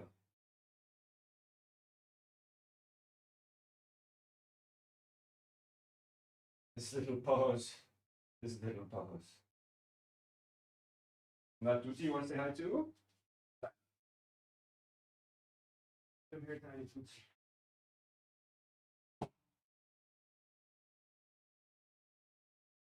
Cat number 2. Yalla.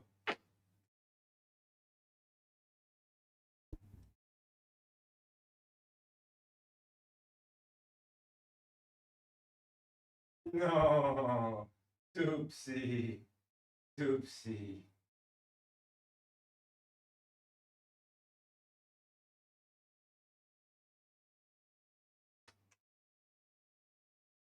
Go, baby. Go, baby.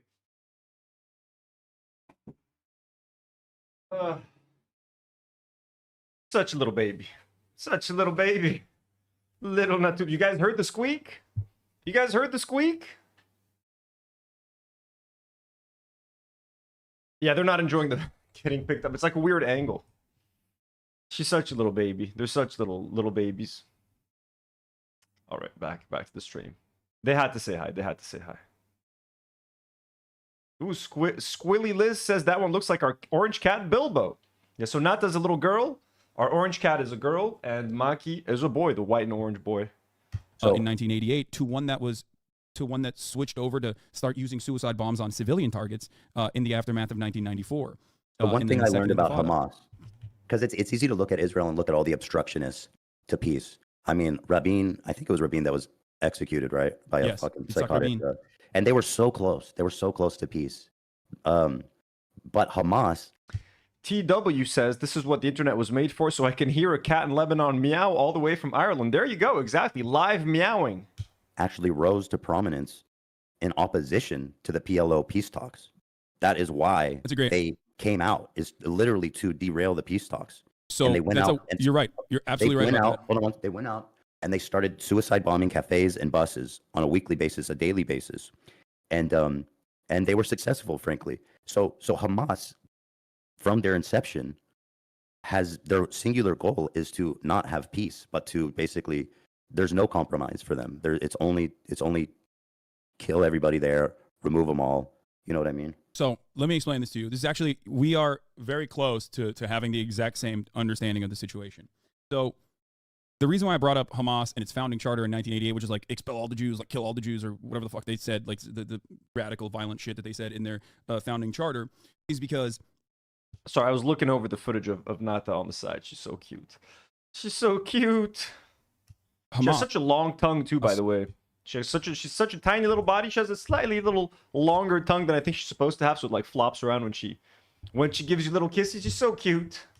Out of all of the militant factions that some were violently resisting against the Israeli occupation, some of which were actually interested in a peaceful solution, like the one that you just mentioned with Yitzhak Rabin, the PLO, Yasser Arafat, the official recognition that that there was peace negotiations that would finally feature Palestinian voice at the table, changed a lot of Palestinians' minds on the issue. So Oslo in and of itself was already a non-starter agreement, in my opinion. A lot of Palestinians felt like that was fucked up.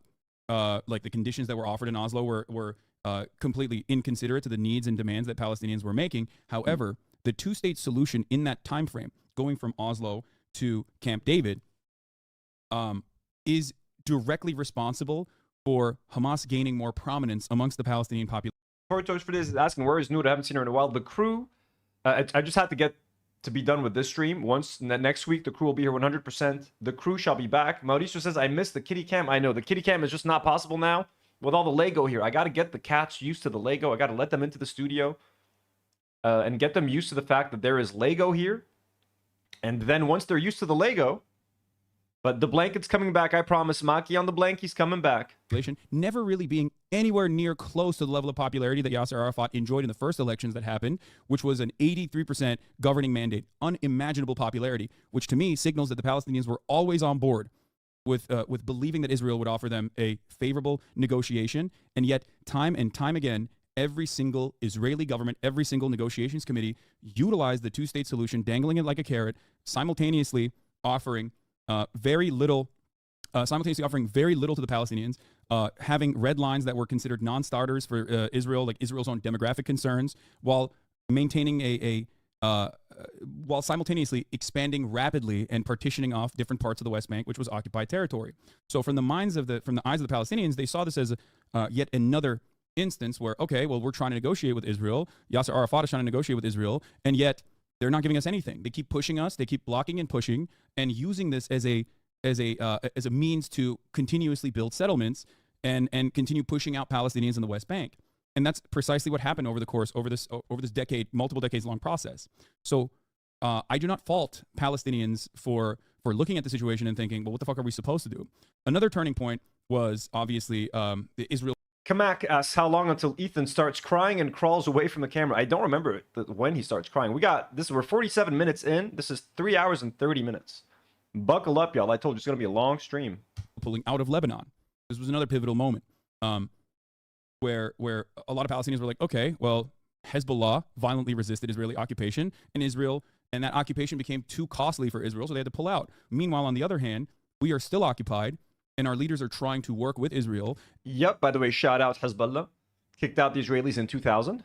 And the leaders that are trying to work with Israel have been given weapons. They were occupying parts of southern Lebanon from 1982 until 2000. And in 2000, Hezbollah successfully got them out. And now Israel has gone to their deepest point in Lebanon. They've retaken over Beaufort Castle for the first time since 2000 when they were kicked out. So for the first time in 26 years, Israel is now the deepest it's ever been into Lebanon with their occupation. Kind of insane. Have been given training, and then they use those weapons in that training to maintain some semblance of civil governance, but that civil governance isn't actually real civil governance. It's simply being used against Palestinians. So that is the reason why Yasser Arafat's influence waned over the course of this multiple decades long process, where everyone saw him as an incredibly corrupt figure by the end of it, and were looking for any other option that would possibly offer them real emancipation, real results. The goal for both Hamas and any other violent movement has never been to wipe out every Jewish person around the world or whatever. And it's always to make this occupation as costly as possible. This does not mean that they're good guys. I would not say that. I do not agree with Hamas. I think that their actions were very brutal, especially on October 7th. Okay. But look, they were brutal actions on October the 7th. You can still agree with Hamas as a resistance force, as a resistance in general for any oppressed people, while also looking at the actions of October the 7th and being like, hey, I mean, the fact that they killed some civilians and stuff, that was horrible. Now keep in mind the IDF murdered a lot of civilians themselves, and they were blowing up entire homes just to get to kill one Hamas militant. They were blowing up Israeli homes with Israeli families inside. We saw the cars, the burnt, destroyed, blown up cars outside of the Nova Music Festival. Those are like fucking Israeli Apache helicopters lighting up the living shit out of Israeli people. So we know what happened, and we can understand Hamas taking hostages while no one wants to see hostages being taken, and children and old ladies and stuff that need medication being taken as hostages, of course. But you can understand that from the point of view of resistance fighters, they need leverage. They need to try to protect their people. They want to try to minimize the damage to Gaza, even though having hostages did not help. The Israelis were more than happy to murder their own hostages in order to destroy Gaza, essentially, and then use the dead hostages that they themselves create to fuel more hatred and to fuel more bombardment of Gaza, etc., etc. And the cycle continues. So Hamas made a mistake by assuming that the Israeli government cared about hostages and were human and would be like, you know what, we want to try to rescue our hostages, so let's try to minimize damage. Oh, no. You know? It's kind of like when Ethan tells Hasan, like, Hasan, you don't understand. Israelis will never accept a one-state solution. It's like, no, you don't understand. They will never give a shit about the hostages. If the alternative is to destroy Gaza and murder hundreds of thousands of Palestinians. Yep, chilling to the max. It was called the Hannibal Directive. Having said all of that, the goal always is for them to make this occupation as costly as possible so that Israel cannot maintain it. Right. But again, without drawing conclusions about who's right and who's wrong. Broadly, I agree with the Palestinians. I think it's worth saying in terms of them being fucked over, obviously the hardest. We know deep down, and we know every Israeli probably knows deep down. That's why, again, they have this fear that they're gonna kill us. They're gonna kill us for what we did. They're gonna get us for what we did. So deep down, they know the Palestinians are right 100%. I think it's a lie to think that Israelis are that. They know deep down that what they've done is wrong, and that that Palestinians have a righteous reason to hate them. That's why they're afraid of them. And being the most entitled to peace and reparations and lands and stuff. But again, Kaya, who's a member of the channel, thank you, Kia, for being a member of the channel, says, I wish I saw this at the time, and I would have dropped H3 so much earlier. I liked both Hasan and H3. I didn't really like Leftovers and used H3 as work background noise. Somehow, I missed H3's BS for too long. I get you, Kia. Don't be hard on yourself. As long as you saw the light and moved away from H3 and stopped supporting them, a lot of us are in the same boat here. At this point, when this conversation happened, I was, on the anti-Ethan train. I kept watching some of their content just to see how far he was going to like go with this whole thing and to see if he would ever be able to redeem himself, and then it just got worse and worse. And I was covering the podcast a lot at the time, so I had given up on them, but I was still watching occasionally just their Palestine segments essentially, and those were, I mean, it was insane, yeah. And now at this point, I think he's a horrible, evil person, like genuinely, with the lawsuits and how he takes glee and suing people and making fun of other people and harassing people on his show nonstop. I think he's a genuinely like bad person, him and his wife. And I know that calling Ela his wife upsets both of them. So I just okay. Let's go back. So Hamas was created in opposition. You say the peace talks back then wasn't even realistic. So This is during the most magnanimous time in Israel's history, where everybody thought peace was possible, and even the beloved prime minister, who was considered a dove, this was the offer. And so again, not good enough. However, well, yeah. Also the dove himself was like hold on. However, he was okay. However, looking out now, I'm just being real. Like, you have to see how impossible it is. It's just a non-starter. It's just a non-starter with Israel. It will just never, ever happen. Another question I have to ask you, I guess, going along is like, do you think a lasting peace is possible while Hamas is in power? I think that in order for Hamas to actually be dealt with appropriately and for it to no longer exist, the major goal of Hamas needs to be eviscerated, which is a secular democratic republic would completely destroy any kind of legitimate need for violent emancipation. It's over at that point. He just doesn't understand that Hamas exists because of the oppression.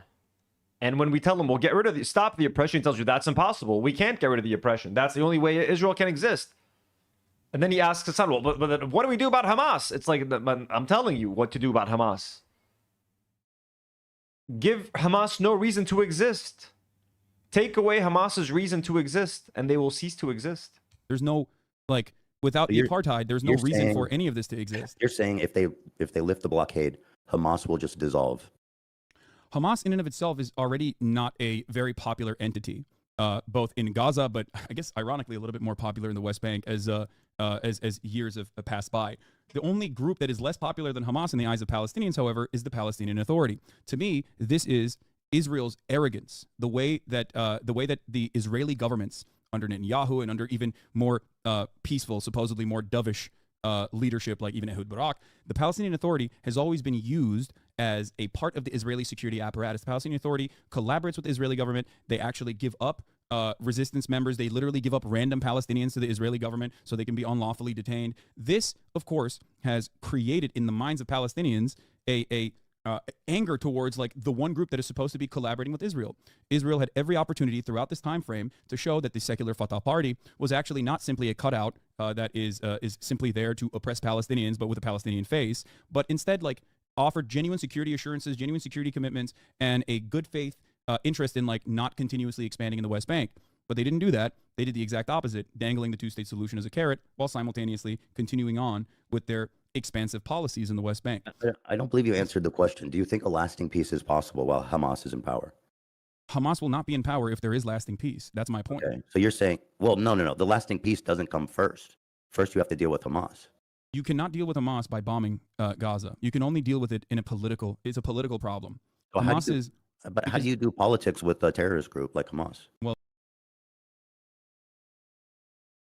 dude, they're just fucking idiots at this point. I don't know what to say. He's an idiot. He just doesn't understand. They're just so fucking stubborn. They're either willful idiots and they pretend to be dumb so that they can always make the same arguments. Like, I don't know what to say. Like, don't you understand? Hamas exists because of the current system. Hamas exists because of the oppression. Hamas exists because of the apartheid. Resistance. Just think of Hamas as resistance. The problem is he thinks of Hamas as terrorists. He doesn't look at them as a resistance group. He doesn't look at them as a consequence of apartheid and of oppression and of displacement and of colonialism. Israel has done politics with Hamas many times over. There has been ceasefires in between time and time again. So that's not even even if we're having this conversation, Israel itself has been able to. First of all, agreeing to a humanitarian ceasefire. No, not even. I'm not talking about like a humanitarian pause. I'm talking like ceasefires in between different sieges that have occurred into Gaza. Okay, the ceasefires is different from having a peace partner. Right. A ceasefire is different than having a peace partner, but that is one form of negotiations, is what I mean. And so also, not only that, it's such a big difference. I don't think it's fair to say that Hamas I mean, would be a there's good more. partner There's in more. peace with Israel? Do you think there's- Hamas would be a good partner in peace with Israel? No, I do not. I do not Okay. believe that Hamas would be a good peace partner with Israel. I also do not believe Israel is a good peace partner for Palestinians in general. I think that is Sure, Yeah, the IDF is the worst. Like, do you think the IDF is a good peace partner in any? Do you think the IDF and the word peace go together in any way, shape, or form? Given that they're currently being genocided, like again, it's the Palestinians that have to forgive the Israelis. It's the Palestinians that have to be doubtful of the Israelis' willingness to live with them and to share the land and to be peaceful. Don't worry about the Palestinians. They should be worried about you, frankly, man. You're the scary ones. You're the ones that murdered over 100,000 Palestinians in Gaza, maybe even 200,000. Like all that 60,000 number is laughable. Like, what are we doing here, man? Stop being so fucking racist. We agree. So But here's again, the thing. my But here's the thesis- thing. Hamas My in and of itself. thesis, just again to draw it back to that, is that the one-state solution will never happen, and starting from there is a non-starter. That's my thesis. But go ahead about Okay. Hamas. So here is what is important to understand. And this is not just my assessment. This is the assessment of the likes of Nour. So this was probably a few days after the final episode of Leftovers, because when they did the final episode of Leftovers, Ethan was like, Hasan, you've been able to move me. You've been able to kind of convince me that a one-state solution, the chat disappeared. You've been able to convince me that the one-state solution is kind of doable. This was probably after he went home for a few days, spent time with Hila, looked at chat, looked at Reddit, looked at Twitter, saw people calling him a Zionist or whatever.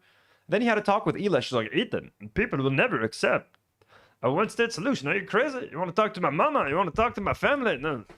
It's crazy, Ethan. It will never happen. Also, I'm translating the news for you. They say that they will never accept. You know, she famously translates the Israeli news to Ethan, so she could tell him whatever she wants it to say. Ethan, Israeli news says you should eat more salad. Come on, be healthy. As well. And it's backed by actual sentiment expressed by Likud party members, but of course Benjamin Netanyahu too. Hamas's and its existence as a violent Islamist fundamentalist cutout greatly benefits thwarting any kind of Palestinian nation-state project. This is not my design. This is the design of the Israeli government. This is something that Benjamin Netanyahu. One Saliva Bubble says, Anthony, I missed the Dark Souls stream. Oh no, another one soon? Well, hopefully, but don't worry. You can go and rewatch that Dark Souls stream anytime. On Tino's Playroom, subscribe. The link is pinned on top or at the bottom of your live chat, folks. Support my other YouTube channel. We build Lego. I play video games, Dark Souls, building some bomb-ass Lego sets. Look at that. I did a Lego ad for Lebanon's best Lego online store, bricking.com, and they paid me in Lego. Look at this. Do you want to watch me build that on stream someday? I'm currently building the Star Wars Mos Eisley Cantina, a retired set. How about that? How about that? It was openly mentioned time and time again as well, last time around in 2019, where he said, if you want to thwart a Palestinian nation statehood, what you must do is only govern against Hamas, because everyone sees them as terrorists. Everyone sees them as violent Islamist fundamentalist terrorists, and we can always deal with Hamas because we control how high the flames go. Who else is there to talk to? There are plenty of first of all, there are actual leaders within the Palestinian movement that you could prop up, like the Yeah, they also sent my girlfriend a set. Look at that. For those of you impressed by the Lego set, look at this. We got some mushrooms. We got Lego Botanicals Wildland Mushrooms set. Isn't that nice? They're like, hey, pick something for your girlfriend too. I'm like, holy shit. Bricking.com is the best. Bricking.com, folks. Lebanon's best source for Lego. Let's go. Let's go. Marmar. Holy shit. With a €5 dono. £5 dono. £5 Thank you so much, Marmar. That's very kind. We salute you. Thank you for supporting the channel and showing the love. Says, I think it was a week later, instead of the episode of Leftovers that was canceled, Ethan called in. Okay, so 7. Ooh, thank you for the context. So 7 days later. Holy shit, okay. All right. Palestinian Authority, instead of utilizing Fatah as That's what that's what they want to do. But like, I mean, no, they don't want to do that either. They want to. I think the goal is to remove Hamas and install the Palestinian Authority. But yes, but the Palestinian Authority is deeply unpopular and is seen as a puppet of the Israeli government. government. Will not accept the PLO because they'll look like stooges to the Israeli government. Yes, because they are. They are the stooges of the Israeli government. So then who is leading these? So if the wall is lifted up, so who's in charge? Is it Hamas? Is it the PLO? How is this happening? At this stage, before the walls are lifted up or anything, what needs to happen is a ceasefire, okay? So that there can be an actual continued negotiation to release the hostages, right? That's number one. First and foremost, hostages need to be released. So first you need to do a ceasefire. Then you need to do a prisoner swap, a hostage release for the You're starting too far back. Let's just go to the point where, you know what I mean? And then beyond that, what needs to happen is, just like it happened in 2006, which was genuinely disastrous, even though it was a Bush-backed election. Elections need to take place so that, and Palestinians need to get security assurances from the state of Israel. Israel has to show good faith for the first time since its inception, so that Palestinians can have a normal political process and be able to actually vote for a group of individuals that would lead them in civil governance without worrying, becoming a militant faction. In this process, I do not believe that it would be Hamas that wins out. Most Palestinians do not consider Hamas to be good at civil governance in general. They are not as popular as Israel makes it seem they are. They're simply the only option the Palestinians seemingly have in retaliating violently against Israel in times when Israel violates the ceasefire protocols by doing a steady maintenance of the apartheid structure that it maintains. Anytime Sheikh Jarrah is raided, anytime Al-Aqsa is raided every year, anytime there's a Flag Day protest that occurs in Jerusalem, like these are all incredibly violent expressions of the apartheid regime deliberately turning around and stoking the fires in the West Bank against people that have no legal recourse, against people that are led under military mandate. I agree with everything you're saying. But to go back to go back to the original point, don't you think it's more likely, like, I think this is infinitely more likely, even though it's very difficult, especially now. But to remove all the settlements, just fuck all of them off, those scumbag freaks. Give it back to the Palestinians. And you can do these security assurances and the negotiations and all of that while Palestine... Don't forget my checkpoints. Don't forget the checkpoints and the blockades. Has its own sovereign country. That's and like I think right, Lego mushrooms, dude. They look so. I'm sorry, guys. These look so fucking nice. Like Demi loves nature and loves mushrooms. I was like, she would love this. Look at this. Like, how do they get these mushroom caps? Like, is that like a whole one big piece? Look how nice this looks on like on a desk or on a shelf. So nice. So jealous, honestly. I mean, I love my triceratops, but these mushrooms, beautiful. The original idea. There was even going to be that's more violent than a one state. Like, you think Israel would be able to successfully take out 471,000 settlers living in the West Bank, and also another 300,000, almost 300,000 more plus living in East Jerusalem as well, which is occupied, but now also permanently under Israeli rule. You think that fully integrating the populations would be less violent? Yes, I do. Dude, there's no way. Like, all it takes is one thing. We've seen this time and time again in the history of this region. Like, it just takes one thing of like a bunch of psychotic Jewish fundamentalists going and doing horrible fucking acts, and then the Palestinians respond by doing horrific acts, and then you gotta all out. It takes so little. Sure, but if there's this common understanding that, hey, we're gonna try this together as one community to live together, so that we can all live in peace and all live, in prosperity, then we're not going to let these things affect us. Right now, because there's this tribalism, there's us versus them, there's the oppressor versus the oppressed. Of course, there's going to be like revenge and stuff like that. But when everyone is living together with this common understanding of we're trying something new and we're trying to end this fucking shitty system and end this fucking cycle of violence that was started and perpetrated by the Israelis, it's not really a cycle of violence because there is one oppressor here in this case, and it's Israel. They started this and they can stop this. But the way Ethan talks about it, he's not taken into account, but because again, he knows that Israelis don't want this. So he knows that if there's a single incident that happens, Israelis are going to snap just like that and revert to, hey, let's put them back in an open air prison. Let's put them back in a concentration camp. To create all out war. It's I agree. So little, dude. I agree, which is why there needs to be an international presence and a steady steady pressure to ensure that there is political pressure applied on specifically the Israeli side to ensure that there's a lasting peace process. This has happened time and time again. It happened in the dissolution of the apartheid state. It happened with the Good Friday Agreement that ended the troubles. And it always will happen, because I believe that no matter how much we fight, I think peaceful solutions are our natural state. We want to fucking coexist with one another. And the example I always use is when you look at Europe, right, which is a borderless utopia now, like the EU, the European Union, there's freedom of movement. Those guys have fought one another since the cousin fucker days for far longer than they've actually peacefully coexisted with one another. And now it seems impossible to think of a time when these guys would kill one another for 100 years, right?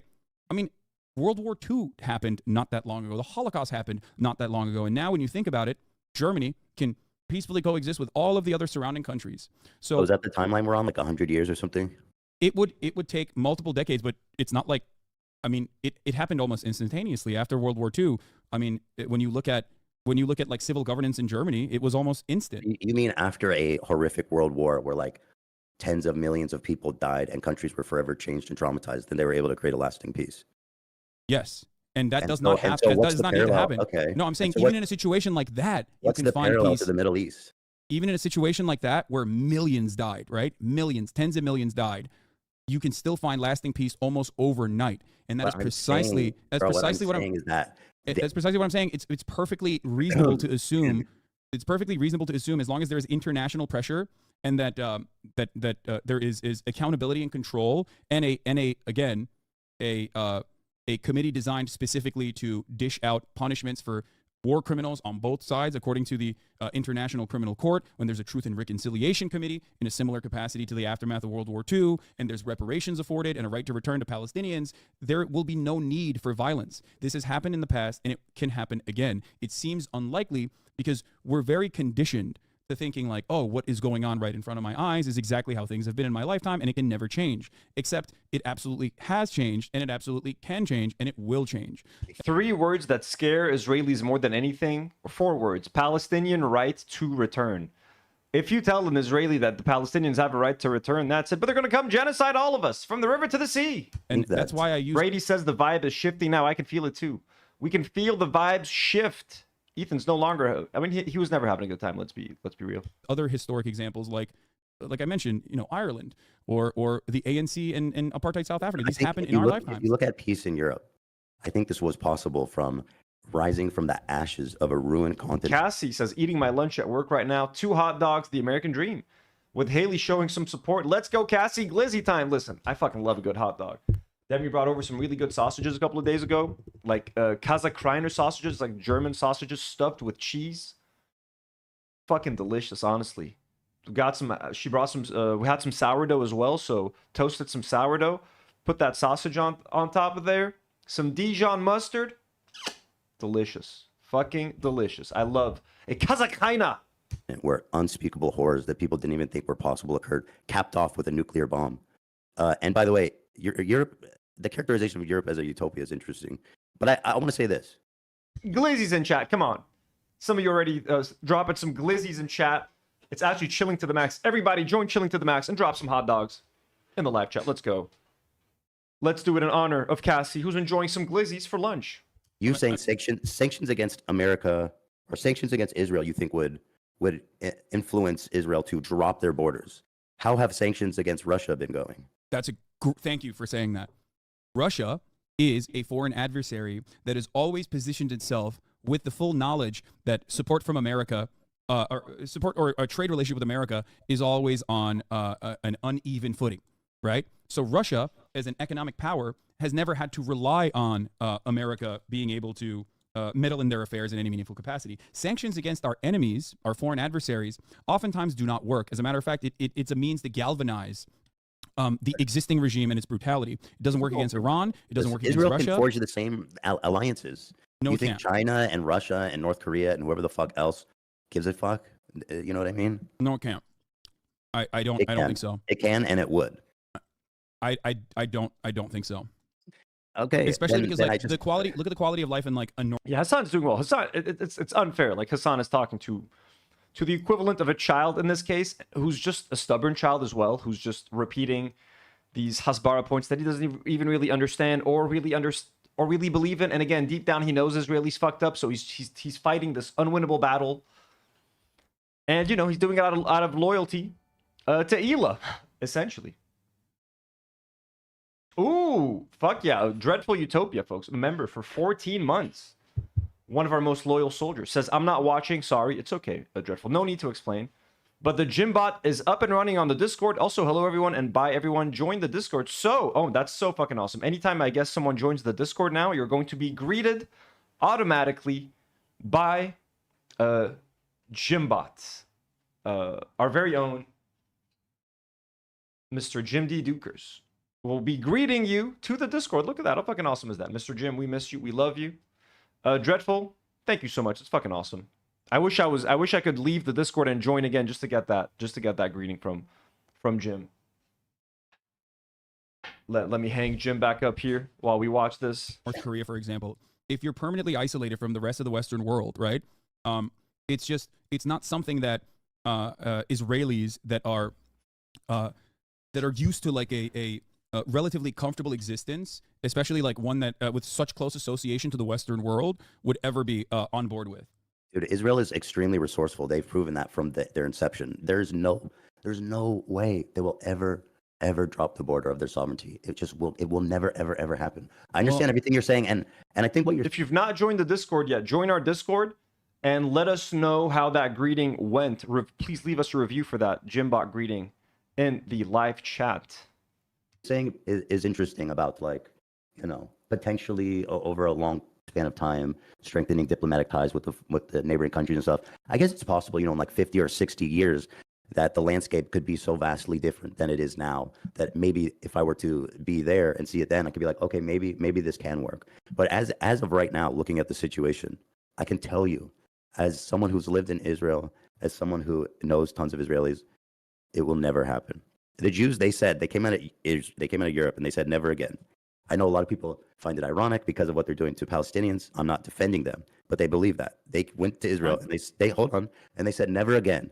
And they fucking made nuclear bombs and they made a big ass army and they fucking believe that shit. Trust me on that. Do you know what I mean? Yeah, no, I do trust you. I hear it. I see it. I know. You cannot maintain a apartheid regime without like a steady flow of constantly reinforcing that through propaganda. A steady flow of propaganda is a necessity. That's precisely the reason why a lot of these positions are learned and reaffirmed time and time again. And I completely understand that. I'm just simply stating that like that perspective can be dealt with through the things that I just mentioned: the Truth and Reconciliation Committee, an honest effort in international pressure and international. Yo, we shout out in the chat, folks. VCA Deputy with 5 gifted Do Not Worry memberships, folks. Holy shit! Look at that! Look at that lovely present. Sarah Wolves, congrats. Harry Beanbags just got a gifted membership. Harry Beanbag's been super active in the chat today. Fucking awesome. Let's go. Anna Amansari, Silent Scythe, Eva Philippe 6965. Let's go. W's in the chat for Vitia Deputy. Let us know where you're watching from, Vitia. Fucking awesome. Let's go. I'm about to update that number. National support where it's an absolute necessity. Because the other side of this process will be assuming that the Palestinians will be quietly ethnically cleansed without like the international community refusing to see that in the same way that like Western leadership thinks that they can just suppress it as best as they can. This spells a lot of trouble and destabilization for Israel more than anything else. Like every single time Israel increases the pressure, every single time Israel has increased the pressure, it has led to more commotion, more chaos, and more devastation for Israel. October 7th is a direct consequence of that. You can never maintain an apartheid state forever. It just doesn't happen. I want to emphasize, I'm not moralizing anything I'm talking about. I'm just from pragmatics, because like, I don't know if you. It's like the 7th time he uses the word pragmatic, and he genuinely means it from like a Zionist standpoint. In 1981, America was giving Israel almost 10% of its economy. Mm-hmm. Okay. In 2020, the current aid they're getting is about $4 billion. Is that right? It's more than that, but I mean, let's just say the military aid. So did I miss? We're at 109.20. Let me just go back here real quick. Sorry about that. But they believe that. They went to Israel and they said never again.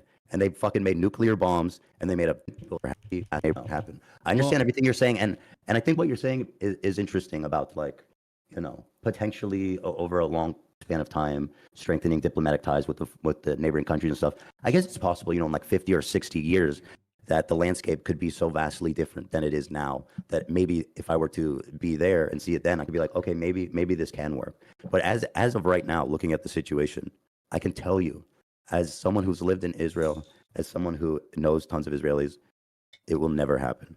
The Jews, they said, they came out of Europe and they said never again. Again, I know all these fucking racists, Hasan. You don't know them like I do. I've been there. Ela's family's racist. My friends there are racist. We will never accept it. I know a lot of people find it ironic because of what they're doing to Palestinians. I'm not defending them, but they believe that. They went to Israel and they hold on, and they said never again. And they fucking made nuclear bombs, and they made a big ass army, and they fucking believe that shit. Trust me on that. Never again will it happen to us, but never again will it happen to someone else at our hands, by our hands. Trick question, perhaps? Do you know what I mean? Yeah, no, I do trust you. I hear it. I see it. I know. You cannot maintain a apartheid regime without like a steady flow of constantly reinforcing that through propaganda. Steady flow of propaganda is a necessity. That's precisely the reason why a lot of these positions are learned and reaffirmed time and time again. And I completely understand. Such a nice little subtle way to tell Ethan, like, this is the propaganda that is working on you, my guy. What you're repeating is what they want you to repeat. It's what they've been programming you to think. Understand that. I'm just simply stating that like that perspective can be dealt with through the things that I just mentioned, the Truth and Reconciliation Committee, an honest effort in international pressure and international support, where it's an absolute necessity. Because the other side of this process will be assuming that the Palestinians will be quietly ethnically cleansed without like the international community refusing to see that. In the same way that like Western leadership thinks that they can just suppress it as best as they can. This spells a lot of trouble and destabilization for Israel more than anything else. Like every single time Israel... Oh, one sec.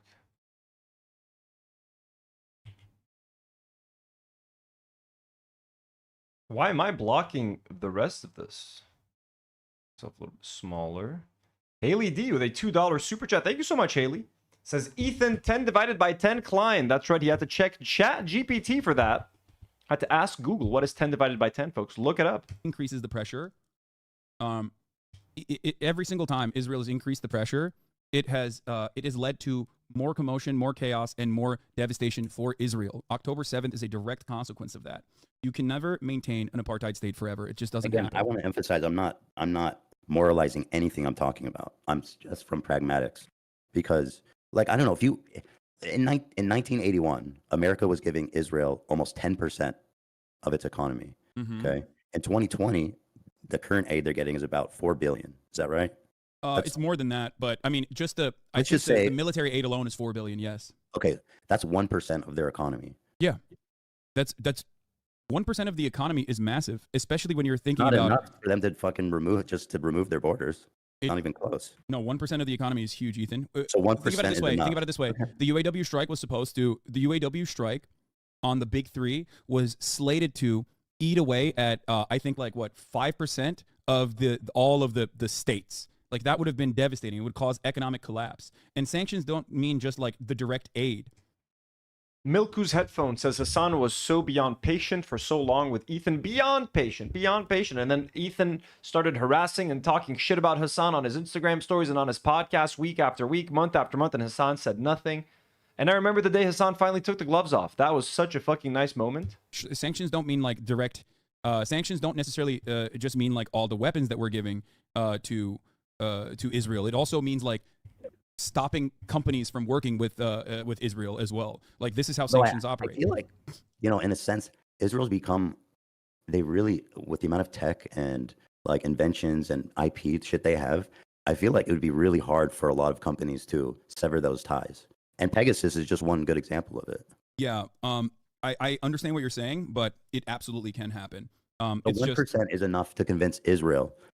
I can't remember. I think Hasan was in like Japan or something when he finally responded, or London or something. I'm trying to find. When he just went apeshit, he was in his hotel room. But like it happened so long ago at this point that I also don't remember where it was exactly. But goddamn. Who is afraid that they'll be genocide? No, 1% is just the weapons, the amount of weapons that we're giving, because it would be significantly more damaging to their GDP. This is a good take. Yep. Polygon Primitive says the 2008 collapse was a 4% GDP contraction. So like that led to the 2008 collapse. 1% is simply just the weapons that we're giving, like the Iron Dome and things of that nature, like the Tamir interceptor missiles and stuff. So beyond that, it would be far worse than that. But also, before we even talk about like Israel's economy with American contributions, according to the Financial Times, Israel's economy is slated to collapse already. I think Standard & Poor's warned Israel even before the bombing campaigns. Japan? All right, cool. Started that if they were to try to maintain a steady occupation of Gaza, that their credit rating would change dramatically, because 300,000 reservists and all of these Merkava tanks and all of the rockets that Israel is utilizing, no matter how much America gives them support, is obviously going to have a long-lasting and damaging impact on the Israeli economy. So even without like Israel's economy at this moment is already in a troublesome situation, even without boycotts and even without sanctions, just simply on its own. So I don't think that it's as I don't think that the situation is as. Again, you have to acknowledge that to Israelis, the dissolution of its border is literally the genocide of them. They will all die. That's how they feel. So whatever percentage you think matters, if it's 1, 2, 3, 4, 5. I love how he keeps talking about this perceived genocide of Israelis when they're the ones currently committing a genocide. Like, but Israelis think they'll be genocided. Ethan, they're currently committing a genocide. Like, what are we doing? What are we talking about? This constant perceived victimhood. Cannot emphasize how fucking little it will matter to Israel ultimately if the question is dissolve your borders. It will never happen, ever. They think if they do that... And how are they going to get genocided if when Israel has... like one of the most powerful armies in the world, they have all the money from Western countries to buy whatever weapons they want. They get weapons shipped off from Germany, from the UK, from the US. How exactly are they going to get genocided? Like, do you have such little faith in the power and the dominance of the IDF in the region? Like, what are we talking about here? How are they even going to get genocided? How does that even make sense? Like, just stop and explain that for a second. How are they going to do it? How are the Palestinians going to do that exactly? They will all die. That's the perception in Israel. That's what they think, and you cannot convince them otherwise. You can't. No, you can, and you can. I think you can, especially because, like I mentioned, have you been to Israel? No, I have not, Ethan. But I'm not talking about. Do you know what the Israeli perspective is? Fuck going to Israel, bro. Have you been to Israel? Like, thank God I haven't. Jesus Christ, man. Thank the heavens I have yet to set foot in Israel. Down to go to Palestine, though. I do talk to my Israeli counterparts. I've talked to Ofer Kasif. I talked to. Have you lived through daily suicide bombs in cafes and bus stops? As a matter of fact, I have. I grew up in Turkey, but that's a different point. Okay. Yes, I have experienced that 100%. Okay, and I grew up in Lebanon. We've gone through assassination attempts, car bombs, suicide bombings, war with Israel. We've experienced it all here, man. Third biggest non-nuclear blast in history. Fucking lived right through that shit, Ethan. So Israelis are not that special. Jewish people are not that special. We've all been through some hard shit fucking times. We've all had guns pointed at us. We've heard bombs. We've had glass broken because of a blast smacking us in the face. Almost lost my eye. What are we talking about here, man? I'm glad that Hasan was like, yep, I lived in Turkey, Ethan. You can't use that shit on me. You can't use that shit with me, man. Israel. So, no, like, not in Israel, but in Turkey I have. I know. I'm talking about Israel. So, okay, fair enough. You've experienced that in Turkey. Do you think that you can understand without being there and without living there, like that you can convince them otherwise? I don't understand I don't understand where that confidence comes from. How do you can make the confidence comes from my belief that the morally just thing. Like, I will always unflinchingly support the morally just cause, right? No matter what happens. If we talk about the practical application, yes, there's going to be people that are resistant to that. Maybe even people who want to engage in acts of terror against that on the Israeli side, especially. But ultimately, these are solvable problems because I look at the material realities on the ground. Without American support, without Western support, unconditional support, and trade, Israel would not be able to maintain an apartheid regime, just like South Africa was not able to maintain its apartheid regime. And as long as there is more pressure from the West, this will most likely change if America finally does the righteous thing for once in its fucking life. Now, having said that, okay. By the way, and I just need to make this clear because you keep saying that you support the moralistic thing. I support the moralistic thing too. I'm talking pragmatics here. I'm telling you, yes. The one. Again, we should have started a counter for how many times he said pragmatics. I'm thinking 8 or 9 times. I think we're at 8 or 9 pragmatics, right? Haley says Ethan would pull a Charlie Kirk on you and say that you wouldn't deserve losing your eye because of Hezbollah. I know, right? It was my fault. I mean, look, I personally put some of the blame on Hezbollah. It was their ammonium nitrate. It was stored there, but also Israel fired that rocket, bombed that port. Don't tell me they didn't. Everybody heard it. State is a non-starter. That's my point. The pragmatism does I don't not have rely. chat open. I don't know what people are saying, but I can only imagine the fucking psychotic. Take. Well, don't pay attention to what and people by are the way, saying. Don't pay attention to what people are saying. If there's people watching this who are just seething, that's the problem too. They're trying to make the Zionist take look like, look, I'm just trying to be realistic here, okay? Zionism is the pragmatic, this is what a moderate Israeli thinks like, okay? So just meet me in the middle. Meet me in the middle. But I'm sorry, again, there is no meet me in the middle when it comes to genocide and apartheid and colonialism and oppression. There's right and there's wrong. This is one of the rare black and white cases that you can point to. It's so cut and dry. Oppressor, evil, oppressed, good, victim. I'm just telling you, this is just what it is. What I'm explaining to you is what it is, and and I believe that people need to reckon with the reality of the situation to actually approach this into a meaningful conversation. Because how can you have a meaningful conversation when you say it'll never happen? One state solution, it'll never happen. They're never going to accept it. So let's move on. How do we get rid of Hamas? You're not allowing a conversation to happen. You're the one who keeps closing it off. You're the one who keeps being an obstacle. When you're like, the solution you're talking about, never going to happen. I know Israelis will never accept it. We're too racist. We're too fucked. So let's move on. So, how do you want to have a conversation when you are like, I refuse to get to that conclusion? The conclusion you're talking about, I refuse to even get there. It's never going to happen. So what's the point of the conversation if you can't be swayed to the correct conclusion? Again, I can't emphasize how much the one state thing is impossible from the Israeli perspective. Yeah. But you talk about sanctions. I mean, if you look at Russia, Russia and Israel are not. Hold on. Russia and Israel are not the same. Of course, they're different countries. Western leaders, they all predicted there would be a total collapse of Russia's economy, but all that happened was it made them more nationalistic, it made them more resolved, it made them basically search out new partnerships. And I don't think that there's any evidence that Israel would be unable to do the same things. Because the only times where a sanctions regime doesn't need America. The only time the sanctions regime has ever worked is if it's threatening our allies. That's it. We can actually sanction our allies. We cannot sanction our enemies in a way that like stops them from finding a way to continue surviving with the same quality of life. Israel is a democracy for Israeli Jews, right? It's not a democracy for the Palestinian citizens of Israel. What's up? I think this idea that sanctions would change anything is because it would dramatically change the quality of life. What's the evidence of that? When has that worked? I gave you the evidence. It worked in South Africa. The fear of sanctions alone. But Hasan, I told you I don't know anything about South Africa, so that doesn't count.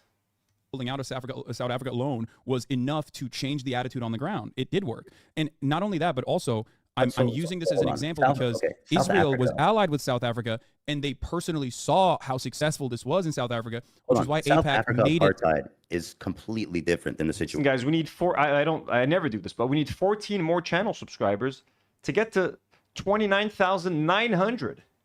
If anyone's watching this and is not subscribed to the channel, consider subscribing. It would be really nice to maybe hit 30,000 subs one day. So if you're watching and you'd like to help me cross 29,900 subs, because we're at 29,886, if you're not subbed, click that subscribe button. We do a lot of live streams here. I'm live streaming like 4 to 5 times a week. Got a second channel as well.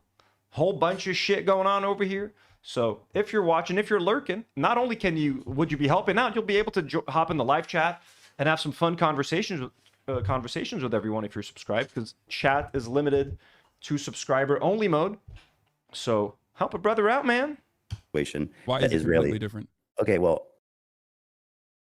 Israel, first of all, again, the Israelis believe that they will all be killed. So they're fighting for their survival. The South African white population also believe that 100%.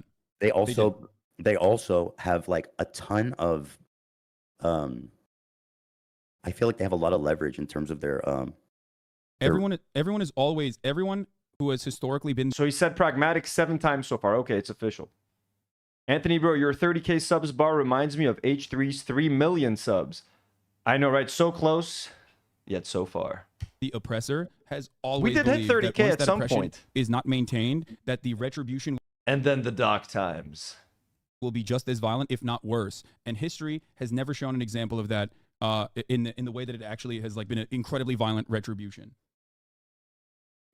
So are you saying sanctions was singularly responsible for ending apartheid? No, of course not. And so what percentage of it would you say? I don't know what the exact percentage what the sanctions would be, but all matter of conflict ultimately ends with a peaceful solution. No matter how violent the conflict is, it ends up with a negotiations process, right? So I don't know what the exact percentage. I don't know what the exact Israel percentage will. of what the sanctions was, but of course, on the ground, violent actions was also a major factor in making this apartheid as costly as possible. But yes, international support being pulled out of South Africa was a gigantic burden for the South African economy, which forced the hands of South African politicians that wanted to maintain the apartheid into, making a new arrangement finally. Do you think the global politics, geopolitics is that we see in the world today is comparable to what we saw then? No, because I think the collapse of the USSR also was playing a role in that process. Because don't you think that like there's different allegiances and groups of nations forming, and one of them will take in Israel. There's just no shot. The China, idea, Russia, the North idea that Korea, the idea that someone might take in out. Israel is insignificant in this circumstance. You know why? Because the quality of life that Israel has afforded to at least Jews inside of Israel proper is one that people do not want to take away. This is the major difference. If you live in a country like Russia, your government is already positioned against America sanctioning you before America even sanctions you. So you can withstand sanctions. Israel, on the other hand, has never considered the quality of life shift that would be seismic if there was Western sanctions upon Israel. It's just like, it's untenable. There's no way out of it. There's no like, oh, we'll just like deal with China and then China will defend us while we still maintain the same quality of life. They'll sell them arms. They'll you know what I mean? I'm not saying that there aren't.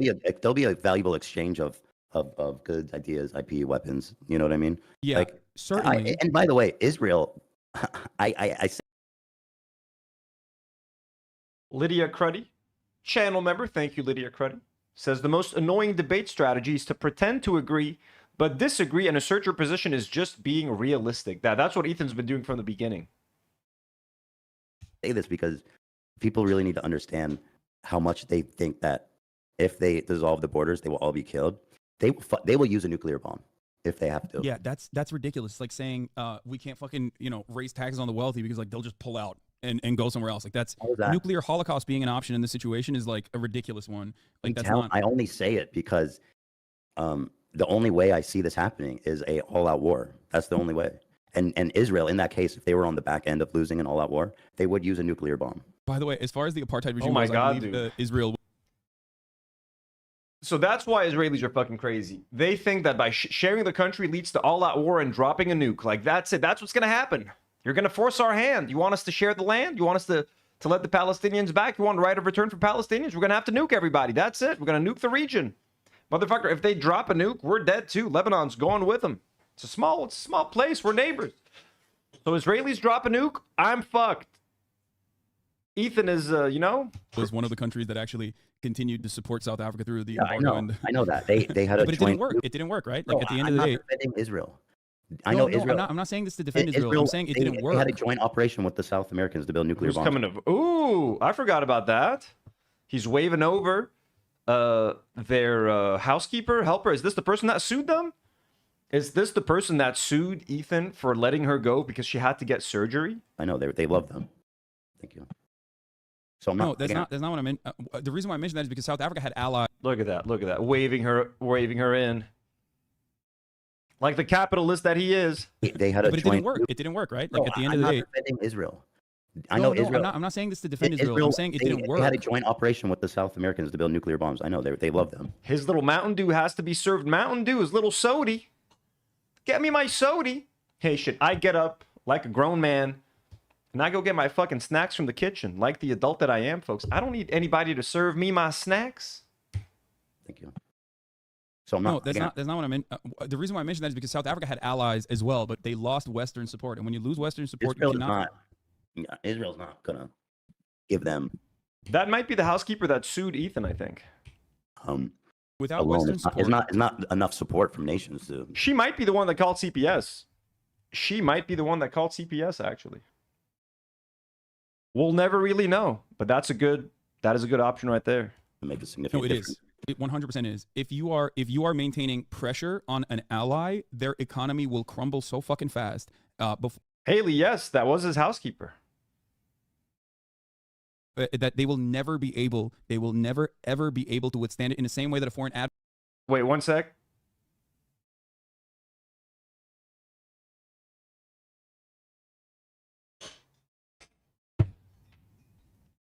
Thank you. My servant just brought me some water, folks. Get out of here. I'm filming. Goddamn.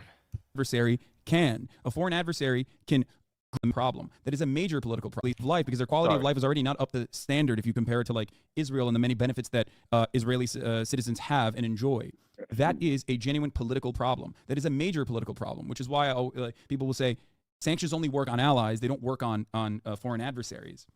Like Israel, the Israeli population would not in a million years take a massive seismic shift in their quality of life.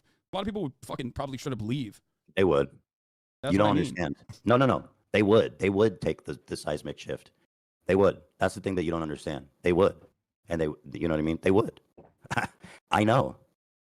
People underestimate what the fuck Israel means to the people that live there. My point is always this. If BDS wasn't in a million years take a massive seismic shift in their quality of life, a lot of people would fucking probably try to believe. They would. That's you don't what I mean. understand. No. They would. They would take the seismic shift. They would. That's the thing that.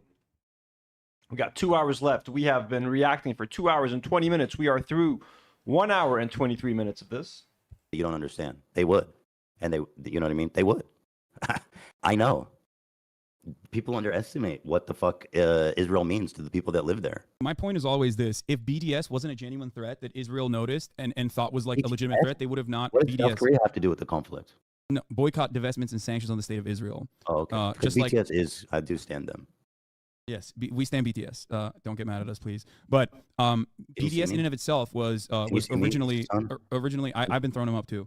BDS, boycott, divestments, and sanctions, which is controversial because like sometimes there are. Sometimes it does over leverage, overextend itself for sure, and like goes after like random fucking groups and whatnot. But like as long as it's like steadily maintained, boycott, divestments, and sanctions is a successful way to apply pressure to Western governments, to apply pressure to the state of Israel, just like it worked against apartheid South Africa. And that is precisely the reason why, because it worked against South Africa. It wasn't the sole reason, first of all. It wasn't. One of many. One of I many. never said it was, but it was again, a major you're using it as an example, like a silver bullet, like that. Yeah, they did sanctions, and so apartheid ended. It's just not the same thing. Well, the reason why I'm using that anyway, is an I think example. we're going on and on about the sanctions too much because the thing is, I guess. How do we get rid of Hamas? That's what matters, Hasan. We're at a bit of an impasse in that. Like on one hand, looking at the two-state solution, I understand, there's so many fucking settlers now, and the government in charge of Israel has Netanyahu basically and his cabinet have gone so fucking far, have done so much damage to the cause of peace by encouraging and arming these psychotic freaks that are out there, the settlers. Fucking, they are real villains. So they're the villains. Just the settlers and Netanyahu, they're the villains. Everyone else in Israeli society, we're all peace-loving, great people.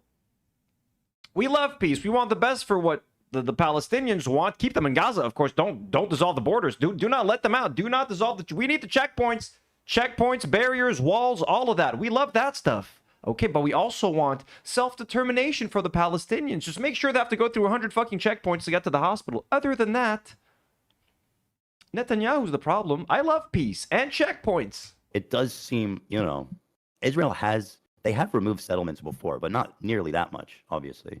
And so, I mean, the only time they removed settlements was in 2005 when they pulled out of Gaza, and then they resettled those people in the West Bank.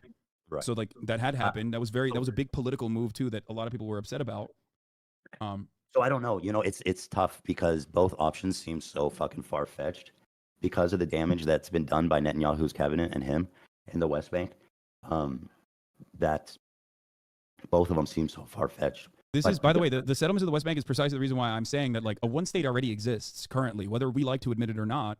It is a one singular apartheid state, which is why I believe in the dissolution of the apartheid. But then if you're talking about integrating Hamas and PLO into the Israeli government. Yes, just like I'm talking about integrating Jewish. That's why I'm talking about integrating the Jewish Power Party and many of the other far right Israeli components in Israeli society that actually enjoy great civil liberties currently. Integrating them into society as well. In the United States of America, we have a lot of problems, right? We have a lot of issues. We have a lot of racism, for example. We live in a white supremacist nation. And yet, if the conditions for the Palestinians reflected the conditions of black people right now in the United States of America, this would be an unimaginable improvement than living under an apartheid regime. If the conditions, I used Turkey as an example before.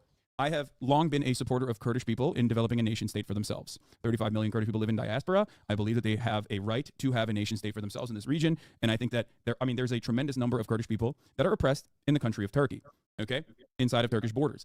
If the treatment of Kurdish people in Turkey resembled the treatment of Palestinians in Israel in a singular secular nation state, this would be a dramatic improvement on their quality of life. It would be celebrated by the Western world as a tremendous accomplishment. People would literally be celebrating it in the fucking streets. They'd be like, this is it, we did it.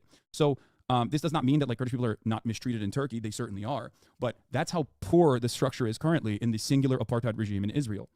Listen, I think you've definitely said stuff that I hadn't thought about in terms of like how one state would be possible. And certainly thinking about it on like a long term, over like maybe a 50-year span, then it really seems more likely that something like that could happen. But I don't think that people who discuss this, I don't know what's the right word because I know it's so sensitive with like leftists and liberal and all this shit. I mean, hey, look, Ethan, at least he's admitting that Hasan got him to kind of agree. But how? He keeps saying that Israelis refuse that. How does that make any sense?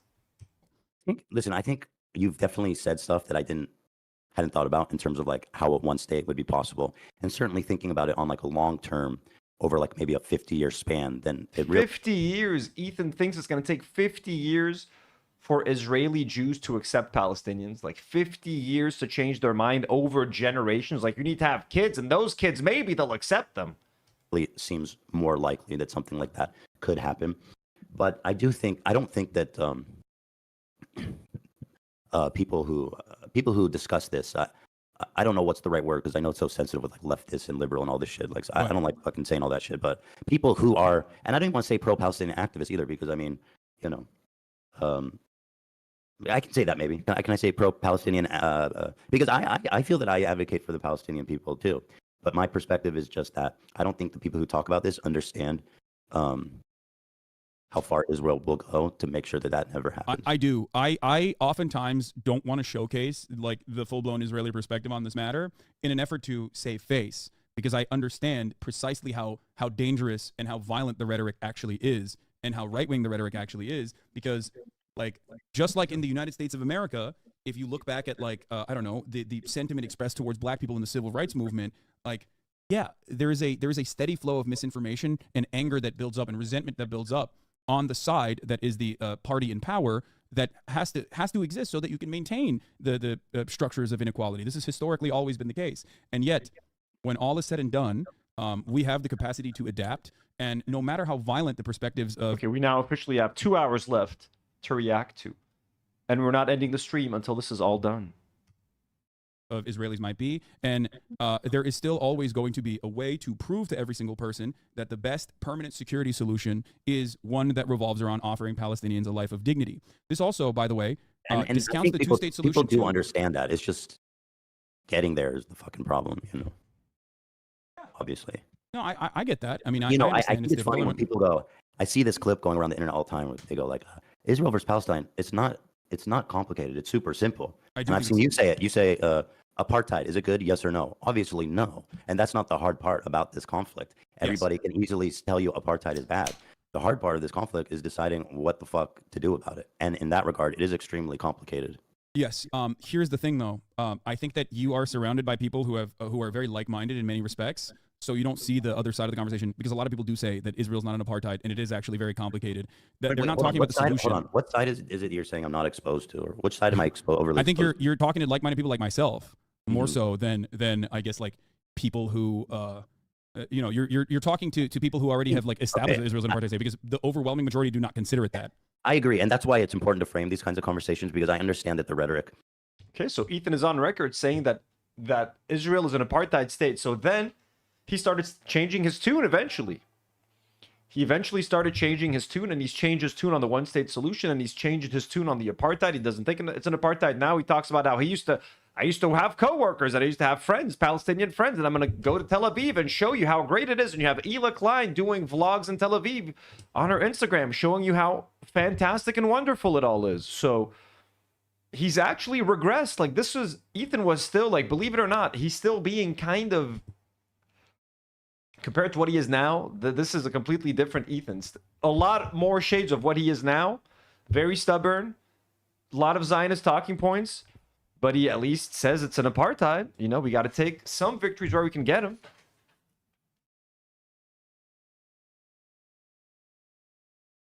It was too close to my face. There we go. That's a little better. Mainstream rhetoric in Israel and in America is way, way, way to the right of where we're talking now. So I understand that. Some people might look at this conversation and say that, like, you're missing the point. I know that. I'm trying to engage in a good faith discussion. I don't need to acknowledge people that are like, oh, we need to kill all the fucking Gazans. Like, obviously, that's insane. You know what I mean? But that's not even what we're saying. Mohsen, hello. Nina, hello. Yalla Habibi, hello. From Jordan. Kifna min al-Urdun. Like, there are plenty of people who are like, oh man, I really sure feel bad about the Gazans, but also like Israel has security concerns, so they have to eradicate Hamas. Like, I hear varying degrees of this kind of sentiment expressed from a diverse group of people. And ultimately, a lot of this still revolves around like, I hate Netanyahu, but we have to keep letting him do what he's doing, even though Netanyahu and what he has done so far in Gaza is simply a continuation of the multiple decades of arrogance on behalf of Israeli politics, assuming that like this apartheid regime can be maintained without any severe violent repercussions, not even listening to its own internal security forces like Shin Bet. These guys are not fucking woke, obviously. They're, their job is, Shin Bet, their job is to literally defend Israel's internal security. Like when you have former leaders and also current existing Shin Bet members tell the Netanyahu government, hey, stop fucking over people in the West Bank because this is going to cause a major collapse. This is becoming a security issue, to which the Netanyahu government responds with, you're fucking woke, shut the fuck up. The deep state has infiltrated Shin Bet. We're not going to listen to you. When you have, former Israeli leaders saying that like this regime is far too brutal at this point to continue. Caramel Fraps for me says, him saying that October the 7th made him and a lot of people more extreme comes to mind. He definitely has as time gone by. Definitely, he does say that. And look, again, the genocide has made me a lot more extreme, but it's crazy that, like, I understand that October the 7th will make you more extreme, but how does the Israel's response also not at some point drive you absolutely mad? Like, you can, as an Israeli, like, I'm not Israeli, but like, I can imagine to be like, oh, this was a fucking horrible attack, but like, we don't need to be doing this. We don't need to be wiping them off the face of the earth. Yalla Habibi sends a $5 super chat. Thank you so much, Yalla Habibi. It says, hi, Anthony. Hello. Yeah, hello, Sahla. Thank you so much. Thank you for supporting the channel. That means quite a lot. Very much appreciate you. Let's go. W's in the chat for Yalla Habibi. All the way from Jordan. Without any severe repercussions. And you have 76% of the population saying, we want to fucking fire Netanyahu. We want Netanyahu to leave, while simultaneously supporting his actions in Gaza. There's this mismatch here. There's this disconnect. People want some kind of retribution, and that's understandable, a violent retribution. And yet they don't recognize that that violent retribution is what causes more violence down the line. This is how Hamas came to power, and it will never, you can never, unless you do full-blown ethnic cleansing, you are never going to be able to take care of this problem through violent means. It doesn't work that way. History has only been solved in the exact opposite direction. But I do want to hear what your perspective is. Like, what do you think is the solution? Because I think you believe in a two-state solution, right? I just, in terms of what's pragmatic, yeah. So, and again, I don't know how pragmatic it is, because even saying it seems so fucking crazy, because like you said, but I think it is. I don't know if it's possible. But just from my perspective, which is that the dissolution of the borders will never ever happen, is that I think that never ever happen. It'll never happen. I just know it. Obviously, lifting, I think removing the settlers from the West Bank, that's obviously the biggest problem. Like, I don't know how you're going to do that. So how do you think you can remove 750,000 people living in occupied territory right now, whether it be both East Jerusalem, which is very densely populated, but also Marcus Nelson says, it is crazy how every single point Ethan makes has been proven incorrect. It was obviously wrong then, but it's all untenable now. Yeah, now it's even worse. Like, there you could say this was still right after October the 7th. Emotions are running high. People are just like still talking out of their ass at some point. Not Hasan, but like Ethan. Now, 2 years later, at this point again, it's just him being stubborn now, right? Him and Ela being stubborn. They're Zionists. So what if you admit that Hasan is right, you're admitting that Zionism is wrong and is bad and that it's an apartheid, etc., etc. I don't even think Ethan would admit to it being an apartheid anymore. Like, he's so far gone. And again, like, he's literally sending information to the New York Post to make Hasan seem like a weird sex addict or something. Like, he's just fucking, he's in his own world right now with Dan Saltman and Epstein. Within the West Bank, where there is 451,000 people living there. Oh, I don't know. I mean, you could do it by force, or you could just say you guys are on your own now. Like, this isn't our territory. Yeah, but don't you think that would be incredibly violent? Like, it would be horrible. There? And there's also no reason for them to do that, because I don't think that that's what Israel wants. I think what Israel wants historically, or at least what it's shown me and others, Israeli scholars themselves who have changed their perspective from a two-state solution to a single-state solution as well, is that we're just going to keep dangling the peace negotiations in an effort to slowly but surely push out Palestinians from their own ancestral homes, as we did. You want me to answer the question? What's up? Do you want me to answer the question you asked? Yeah. So, Kind of rude, you know what I mean? The way he says, you want me to answer the question you asked, or are you gonna keep fucking talking, Hasan? Are you gonna let me talk, Hasan? Rude. Already, you can tell. Like, I think Ethan at this point has already made up his mind that he thinks that leftovers can't happen anymore. And like, what's crazy is that the Israel-Palestine issue is so brain-breaking for him that he's like, I can't continue doing the show with this guy. Like, that's it. If we can't agree on Israel-Palestine, if he thinks that I'm a Zionist, I can't. Like, that's it. It's over. It's kind of crazy to think, right? It's nuts. God, I'm just looking over my Star Wars cantina, what I would give right now to just build that. Oh, I wish I could react to this while building a Lego set, but that would be impossible. I believe that that's the biggest problem. But removing them and lifting the barriers of, lifting the walls, creating a Palestinian state. There'd probably need to be. I know in 1948 there was talks about a train that connected Gaza and the West Bank or something like that. But I don't know. Maybe there'd be some concessions of land there to make it continuous, and also I would be in favor of some kind of reparations too. Now, again, that seems far fetched. It does seem far fetched. I give it. It's granted, but like, it's so hard. It's equally hard for me to. It's harder for me actually to imagine Israel ever conceding. Do you think Israel would concede to a two-state solution then? I mean, I think there would be an appetite for it if the situation was, if like the vibes were right, to put it in a silly way.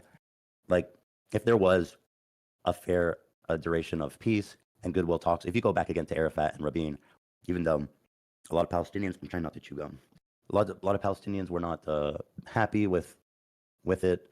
But if you can go back to 1948 and make more concessions, I don't know, man. I don't fucking know. I don't know. They both seem so far-fetched and difficult, if I'm being honest. Yes. Because the settler situation just ruins the whole fucking thing.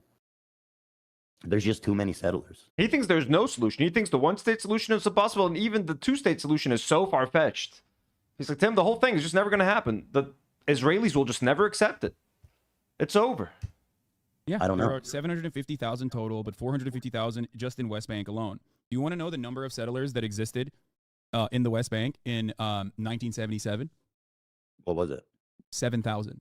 So, and in the 90s, that only increased to like what? I don't know what the exact number was. Hold on, I'm going to look this up really quickly. So, let's see, 1990 number of settlers in the West Bank. In the West Bank in 1988, by 1988, what is the number of settlers in the settlements in the West Bank?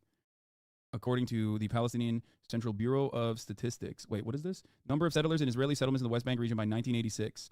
By 1986, the West Bank area, excluding Jerusalem, was 60,000. By 1990, it was 88,000.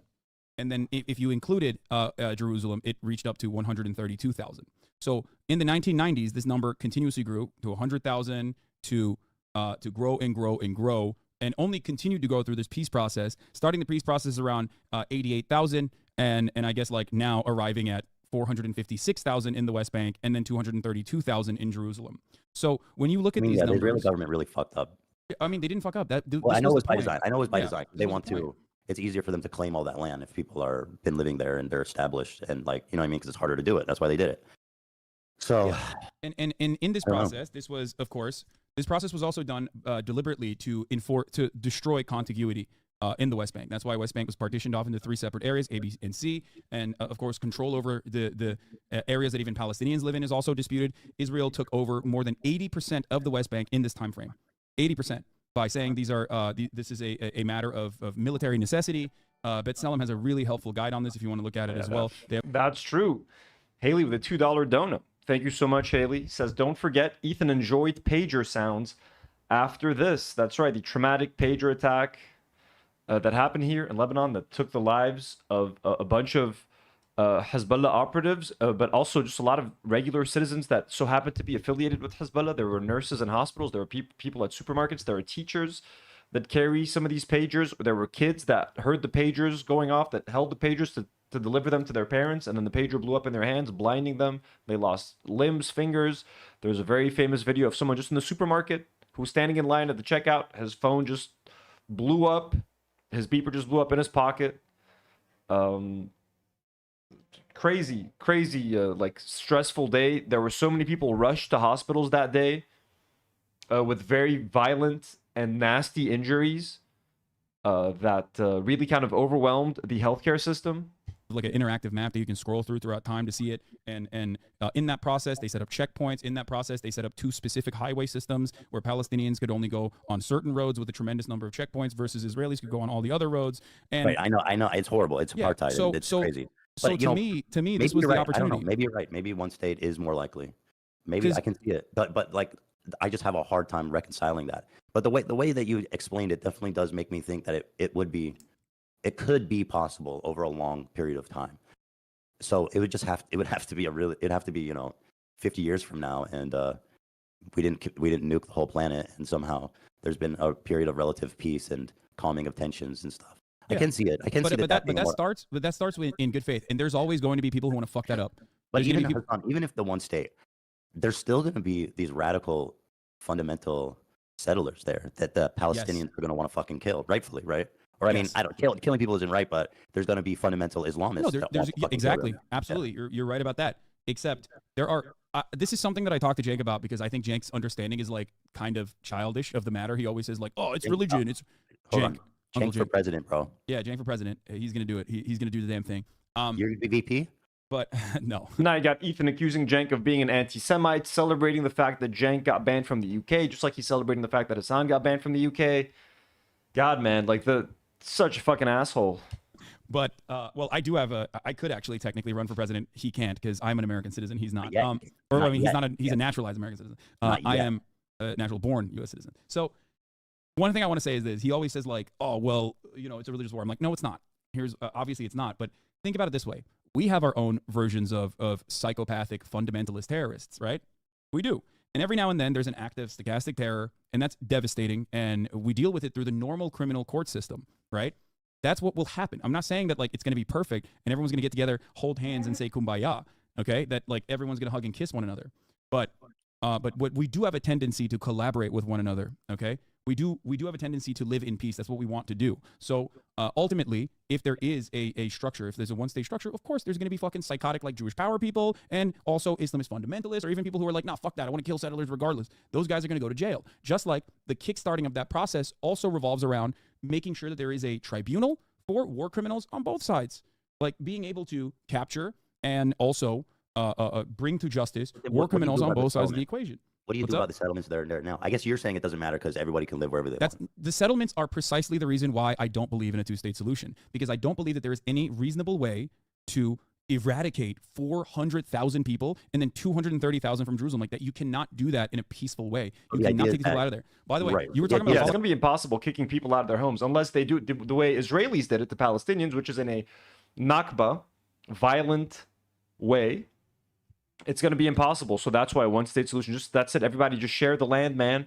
That's it. You got that piece of land. You lucked out, motherfucker. You stole that piece of land. Enjoy it. But now Palestinians are coming back, and one of them might be your neighbor, you racist fuck.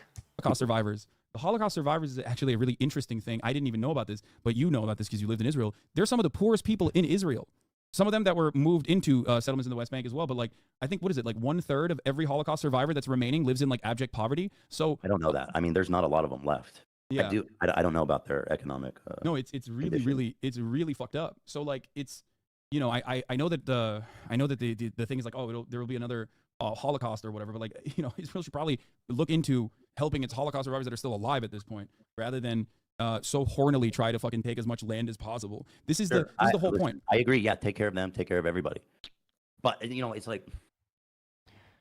Mithy Eve, also a channel member, says, I'm still behind, but it's clear that if Palestinians aren't perfect victims, Ethan won't ever agree with Hasan. But even when they are perfect victims, it's never enough. For Ethan, it's like, just be nice and just peacefully ask for, for peace, and it'll happen. That's what they tried, the Great March of Return, I think it's so fucked up right now. It's crazy how fucked up it is. Both options seem like pipe dreams right now in this point in time. Like, I'll tell you this much. what changed for me, what I realized was like, especially in this last iteration, this last like counter to the October 7 tragedy. What I realized was, I guess it made it permanent in my mind, is that the Israeli government, completely removed from the interest of the Israeli citizenship, Israeli citizenry, operates with a one-track mind. They care more about like expelling Palestinians, not always like ethnically cleansing, but ethnically displacing Palestinians from this territory, from the territories they occupy, than they do about the safety and security of the Israeli citizens. I saw this being reflected by those who had been victim to the attacks on Kibbutz Be'eri and other kibbutzim as well. Some of the victims immediately after, while they were still trying to figure out where their family members were in that hotel in the Dead Sea, and they basically were reflecting on the things that had happened, and they were saying a similar thing, that it's like you care, if you care more about like killing Palestinians or pushing Palestinians into the sea than you do about like the safety and security of the Israeli citizens, like of course this is going to happen. This is going to continue happening over and over again. Why am I saying this? Because on October 7th and October 8th and October 9th, there were still Palestinian militants inside of Israeli boundaries, right? But what was the first action that Israel engaged in? The first action that Israel engaged in for the first 2 days was immediately to start bombing Gaza. To me, it's like, what the fuck are you doing? Like, protect your own borders. What do you think Israel should have done in response to October 7th? Ooh, I think there we go. Obviously, overtake. They should have. So Ethan, what is he sarcastically asking this? Does he agree that Israel should have started bombing the living shit out of Gaza within 2 days? Bombing Gaza. To me, it's like, what the fuck are you doing? Like, protect your own borders. What do you think Israel should have done in response to October 7th? I think obviously overtaking and maintaining permanent security in the southern regions was the first thing to do. The second thing to do would be to, instead of bombing Gaza, unless there's like areas where there's rocket fire coming from, which they trade off time and time again, but instead of indiscriminately bombing Gaza, I think the first thing to do in that situation would be to dismantle the government in the way that it existed, like get Netanyahu out of power. Okay. So you're saying Israel, in response, hold on, dude. You're saying in response to this terrorist attack, Israel should have dismantled their own government. First set of actions would be to democratically take Netanyahu out of power, yes, and then engage in a hostage release scheme that would then also lead to a larger negotiations process. Absolutely. And if they didn't comply, and if Hamas didn't comply, yes, then you fucking bomb. But then you bomb. Like, it's not my point is always this. Like, I talk to my friends who are definitely a lot more conservative than you are, right? This actually sounds pretty fair. Get rid of Netanyahu. If you truly believe, Ethan, that he's the main problem and the main cause behind all this, get rid of him. Start a direct line of communication with Hamas to free the hostages and try to figure out a diplomatic solution to the problem. And then once you've rescued the hostages, then you can try to figure out another more long-term solution. Then even maybe considering bombing the ones who you think did October the 7th. But to leave the hostages there for as long as they did. My friends who are, Zionists. Okay. Who are a lot more conservative in their opinion. I don't know in what way I'm conservative at all. You're not. I'm saying that I have friends who are a lot more conservative. Mischaracterize me what I believe. It's really. I am not saying I'm not mischaracterizing you at all. First of all, if I thought you were a reactionary on this matter, I would not be having a normal conversation with you. I would be incredibly critical and would be more interested in like yelling and trying to nudge my position across instead of like walking through this step by step and get faith. Are you wearing baby gloves for me? No, I'm not wearing baby gloves for you. I think that you are a very kind-hearted person. Oh my God, this is where it starts. This is where he kind of starts getting offended. So Hasan is like, listen, man, I'm not like, the only reason I'm not yelling is because I like you and I think that your heart is in the right place. And right away, Ethan's like, sir, you're wearing baby gloves right now? Trying to nudge my position across instead of like walking through this step by step and get faith. Are you wearing baby gloves for me? No, I'm not wearing baby gloves for you. I think that you are a very kind-hearted person who literally lived in Israel. So you, of course, have like biases, just like I do, right? And he was wearing baby gloves. And at one point when Hasan finally let loose on Ethan, I think he literally said the gloves are off. Like, that's it, no more baby gloves. Biases in the other direction. But you are someone who is ultimately led by empathy. That's not. I'm not saying it's baby gloves at all. I think like if you are faced with, it helps that I'm not saying that we should kill all Palestinians. Certainly, that would be a different conversation. Yes, exactly. But I don't think like this is something that I've explained to my audience time and time again, which was like that you pick your battles. Like, there's no reason to fucking people love yelling at whatever is in front of their faces. And I think that you are someone who does have a lot of empathy for Palestinian people. And it is, in my opinion, ridiculous and unproductive to just like fucking spend any time being like, oh, you're bad, you're wrong, like fuck you. That's my perspective. Since I'm on your stream, I'll just say this. I don't know the majority, but there was like a big portion of your fan base that was, I felt so unfairly and overly over the top, just so nasty that it really. Briarleaf says they're called kid gloves. That's true. Tarkov says it feels like the issue here is that Ethan can't imagine a response different from that of the US after 9/11. Exactly. That's the exact same thing that the US did after 9/11. Just all out fucking war in Iraq before even knowing what actually happened, or like using that as an excuse to just secure more oil. They're like, listen, people are angry, people are enraged, let's just start some kind of fucking war and get something out of this. It made me want to disengage from the whole thing. And just like, I just don't understand like what I've done to deserve that. And he's already mentioning the chat right now. He's upset about chat. Overly over the top, just so nasty that it made me want to disengage from the whole thing. And just like, I just don't understand like what I've done to deserve that level of fucking hate and accusations, other than just trying to like understand. So this is at the core of the issue right here. So it was never really about Palestine and about Israel. Okay, Ethan is kind of stubborn and he thinks that there's no way to dissolve the borders, and that Israelis are never going to trust Palestinians to live among them, etc. So he thinks a two-state solution is more realistic. But even though he thinks both options are a pipe dream, both one-state and two-state solution, so make of that whatever you will. But now this is the heart of the issue. It's not about October the 7th. It's not about anything. It's about my feelings are hurt. Your audience has been calling me a Zionist for like a couple of weeks now, or like a week since we did that episode together. I don't like it. Make them stop. It's making me feel bad that I don't even want to talk about this thing that my country is doing. I don't even want to engage with that topic anymore, Hasan. And the conflict more, or saying that all about he made it all about himself and all about Ela, and they forgot about what was actually happening. They forgot about the genocide. They forgot to cover the genocide and the actions of their government. They kept talking about, this YouTuber said this about me. This person on Reddit said that. This tweet made me feel bad. Hamas are terrorists, which I don't know why that's in contention, but it's because I don't know what people want. I've even frankly been nudged, I think. Yeah, I could say I've been nudged towards the one state thing. Like, it makes more sense to me after talking about it with you. And so I don't know what fucking allies people are looking for. If I'm not a good ally for you guys, then I don't know. Like, I'm talking to them because how are we ever going to actually have meaningful dialogues or meaningful peace about this when someone like me is too fucking Zionist or something for you to even talk to? Like, I think if a lot of people, if you can't build a bridge with me, then I don't think you're going to build a bridge with a single person in Israel ever.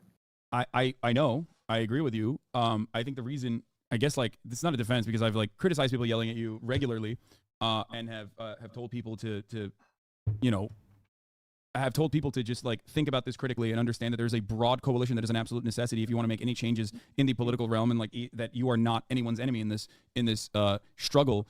I've repeated it time and time again. I told, like, I don't. Yeah, look, even with everything that Ethan is saying here, he's still someone that you can work with. He's still someone that you can reason with. Sorry, I'm having some honey for my throat. This is a long stream.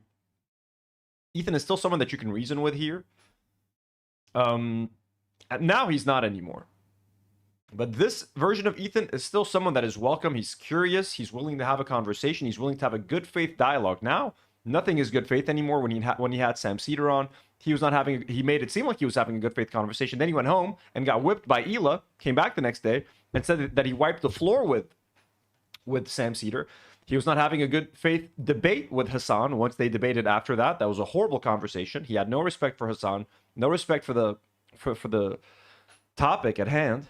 Spend a lot of time in Discord, but I've seen you say that, and I've nuked my own Discord. I appreciate what you've said, and I think that it's I think ultimately it's silly to yell at someone like yourself on this process, even if there are disagreements, that people might have with you. I mean, but the difference, of course, is it's the same cycle, right? It's the same cycle that you and I experience in other situations in our lives. Like, we say something, tensions are high, and then people just like automatically take a black and white position on it, and then they posture. In the studio right now. This is so stupid. We've been talking for like 2 hours, and we could have done the podcast.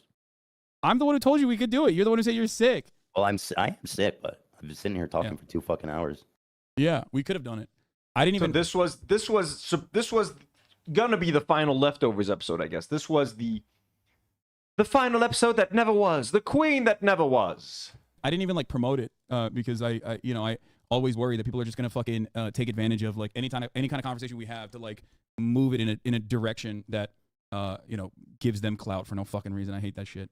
But so I think maybe I would like this pivot maybe to talking about the from the land to the sea, and maybe trying to explain why, from the perspective. There we go. Here we go. Of Israelis and Jewish people at large, that they see this as a problematic thing to say. I mean, at worst, right? We can do that, but I have to pee first. Okay, let me pee real quick, and then you can explain your position if you want. I'll wait. I'll take over, guys. Everybody watching, go to teddyfresh.com. Black Sale Friday. Black Friday sale is live now. There it is. Someone was asking earlier. I wonder when that Black Friday Teddy Fresh ad is. It's happening now. During a genocide, while having an important debate, an important conversation about Israel, Palestine, one state, two state solution, etc. There is Ethan plugging some Teddy Fresh. Isn't that wild? I think while he does that, I'm gonna go get some hummus, some real Arabian hummus. Guys, up to 60% off. Get over there, teddyfresh.com. Now is your chance more than ever. You've seen Hasan wearing it. It's cool. It's slick. It's neat. Teddyfresh.com. Black Friday sale is live now. Now. Yeah, I don't know. The reason I don't like having these conversations is just because, like, dude, it's just not worth it for all the fucking bullshit about, like, the amount of hateful shit I get. And, like, I feel that I'm really, I try to be really open-minded and, like, open to new ideas. Obviously I'm not perfect, but the shit people say is crazy, man. That is a Garth Brooks reference. I'm reading chat now, by the way. Does Teddy Fresh use slave labor? No. All of our factories are certified humane. There's organizations that certify factories as having good conditions, work conditions, living conditions, pay conditions, age conditions, stuff like that. So they check all this shit off. All right, I'm back. Okay. All right. You were talking about from the river to the sea, Palestine will be free. And okay, so, like, at worst, the worst interpretation of that would be like someone like Hamas or Hezbollah or like terrorist organizations who are like, yeah, we want to actually kill everybody there. That's the worst interpretation of it. I know that there's a lot of people, obviously, vast majority of people who do say that don't want to kill all the Jews there, right? But like, so at the best interpretation of it, it basically means, as I've said, this one. What did I miss? Sorry, let's go back to when Hasan joins the conversation again. All right, I'm back. Okay. All right. You were talking about from the river to the sea, Palestine. Yeah. Oopsie. Will be free. And okay, so, like, at worst, the worst interpretation of that would be like someone like Hamas or Hezbollah or like terrorist organizations who are like, yeah, we want to actually kill everybody there. That's the worst interpretation of it. I know that there's a lot of people, obviously, vast majority of people who do say that don't want to kill all the Jews there, right? But like, so at the best interpretation of it, it basically means, as I've said, this one state dissolution of the state of Israel. And a lot of people to even think that some people think that from the river to the sea means that they're going to genocide all Jewish people is just fucking insane. It's just fucking insane. Like, how, like, you can't express your support for Palestine in any way, shape, or form. Everything threatens them. If you have a slogan that threatens them, the thought of there not being checkpoints threatens them. Just put them in a fucking cage. And that's what they did essentially in Gaza. People also see that. I would say the vast majority of people in Israel see that as a genocide. So that if it's viewed in that scope. And there's another interesting thing that I've noticed about this. I mean, the thing is, like, that phrase does have a long history of being used by terrorists. And so, you know, wouldn't hold on. Wait, can I say something though? Because, like, the terrorism designation here. Point. Okay, go ahead. Make your full point. Let me make my full point here, and then you can respond. There's an interesting phenomenon going on here where, you know, when minorities tell you they're offended by something, usually, especially liberals and leftists, they'll listen because it's not their place, right? They'll say it's not my place. If you say it, then that's what it is. I mean, Jews make up 60% of all hate crimes in America right now. So when Jewish people look at that and they say, listen, it makes me uncomfortable the way that that's used. I find it interesting that people see that as an opportunity to argue instead of listen. Especially, to me, it's like you can make the same argument about the Confederate flag, where Southerners will be like, listen. No one's listening. Well, are the other minorities committing, like, genocides, my dude? Like, you have to You have to be a bit more specific. And why is hate crime against Jews on the rise? Unfortunately, it has everything to do with Israel and the conflation between Zionism and Judaism. It's just about our heritage, you know what I mean? That has nothing to do with racism. And maybe and some people do believe that, right? But at the end of the day, if a black person is like, that Confederate flag is offensive to me, you're not going to argue with them and say, no, it's just heritage. Like, not everybody who uses it is racist. So then, you know what I'm saying? Like, it just doesn't seem fair. I know, but okay. All right, where do I begin here? So, one, from the river to the sea, Palestine will be free its origination, its inception comes from the PFLP, the Popular Front for Liberation of Palestine, which you're right was considered a terrorist. Existed before Nazis. Okay, you know, hold on. I understand. I'm going to describe it. Okay. Go ahead. In its inception and in its broader context, historically, since Ethan is super bitter right now. You can tell. He's angry and bitter. the 60s, it has always been utilized as a slogan for emancipation and never for anti-Semitism. The reason why Hamas adopted it, the reason why Hamas co-opted it when they had 3% support as opposed to the PLO, which had 83% support, right? Alongside the PLO, was because it was the slogan that was the slogan for Palestinian emancipation. This does not mean that like that slogan changed at any given point to mean killing all the Jewish people just because it was co-opted by a marginal militant faction that in and of itself has never reached a similar level of popularity to even a two-state solution has historically amongst Palestinians. They've never pulled anywhere near 52% support. Where do you, in which part of this do you think it's fair to argue with a group that makes up 80% of all hate crimes that happen in America, or not 80, 60%? Because that you can argue with them and say, no, it's fine. I'm going to tell you. Are Jewish people really 60% of all hate crimes? I'm sure there's a lot of hate crimes against Muslims. There's a lot of hate crimes against, I don't know, I would imagine Jews and Muslims right now are the highest targets because of everything that's happening. Because, well, two reasons. One, because Palestinians are the oppressed party in the structure against the state of Israel. Not Jews, the state of Israel, which does not, I think you and I both agree, does not represent the interests of Jews at all, and will falsely conflate the interests of Jews with the interests of the state of Israel, specifically so they can continue to engage in this argument, sometimes from a disingenuous framing.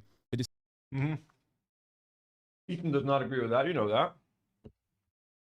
Disingenuous conflation.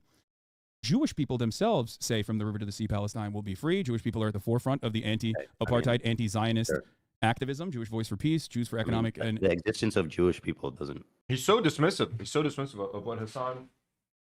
Sorry, guys, I'm snacking a lot, but I have been streaming for a while. Haley D with a $5 super chat. Let's go. Thank you so much, Haley.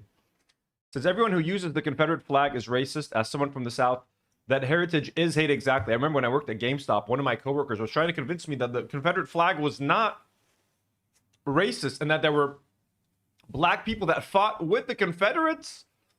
He was like, it's not all racist. God, I can't remember what the fuck his name was. No, I don't. That point is not very persuasive. I mean, of course there is. What do you? Of course, I think it's very important because there's Israelis that say it. No, therefore, minority or Jewish people shouldn't be offended by it because some people say it. I mean, no, I think because Jewish people.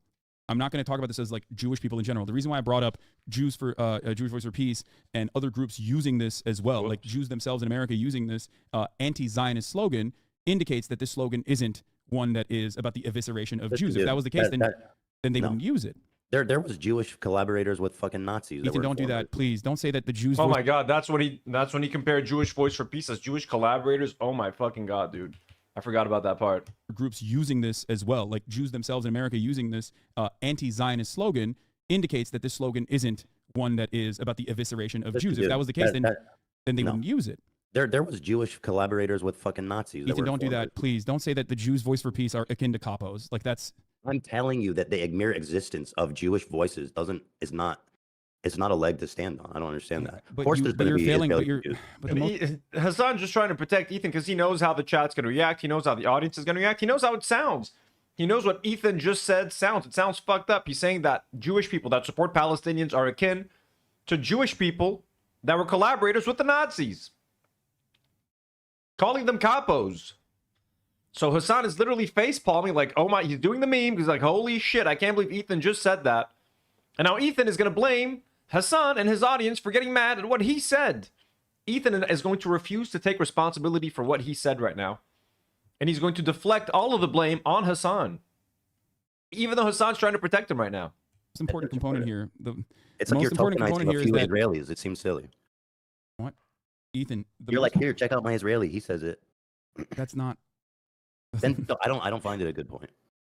Well, I will explain to you why it's not a comparison, because I think you agree with me on this as well, that it's Palestinian emancipation is just, right? It's just.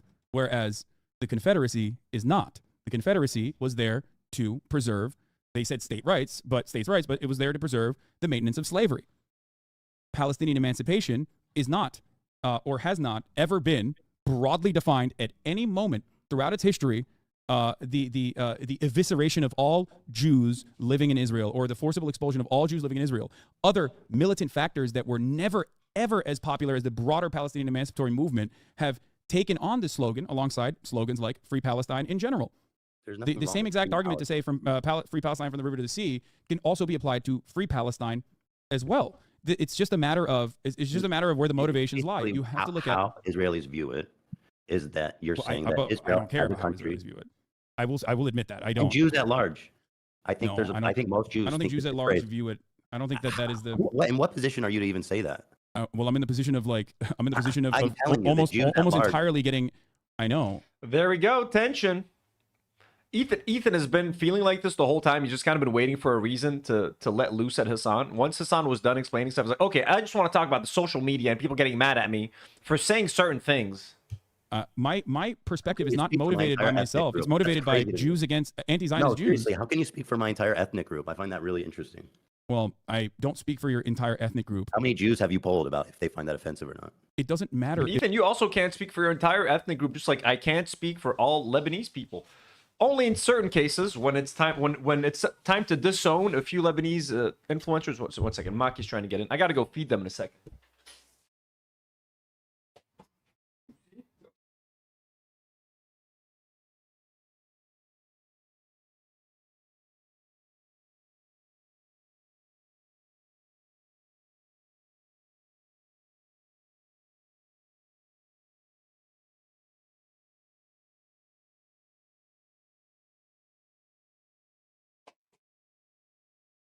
Okay. Ugh. If people find it offensive, Jews. It doesn't matter if Jews find it offensive, Ethan. Doesn't matter if a minority group finds something anti-Semitic? Yes, of course, because we're not talking about Jews at all. We're talking about Israel. This is a conflation between Israel and... No, in this case, the perception is, because that phrase has been co-opted by terrorist groups, and it's been used widely by terrorist groups, and the idea that's being communicated, although we've talked about the one-state idea today, and the way that we've discussed it definitely seems like more realistic. But people don't think about it that way. They think about basically the state of Israel disappearing. And when Jews around the world think about the state of Israel disappearing, and there's like a mass fucking genocide of all the Jews there, then yes, they're going to look at that and they're not going to be happy about it. Ethan, Israel is the party with all of the power in the structure. Palestinians have no power in the structure. I'm going to listen to... These are the dumbest fucking arguments I've ever heard, dude. I gotta listen to this shit again. People don't think about it that way. They think about basically the state of Israel disappearing. And when Jews around the world think about the state of Israel disappearing, and there's like a mass fucking genocide of all the Jews there, then he's fucking daydreaming. He's hallucinating about a fucking genocide that does not exist while they are committing a fucking genocide. And he is then justifying, he's using this hallucinated genocide as an excuse to spew hate for the last 2 fucking years and sue everyone on the internet that disagrees with him or his points of view. What a fucking insane motherfucker, dude. Just out of nowhere. Imagine this perceived genocide against Jews and this existential threat to Jews, and like he's been operating as if someone's out to get him for the past 2 fucking years.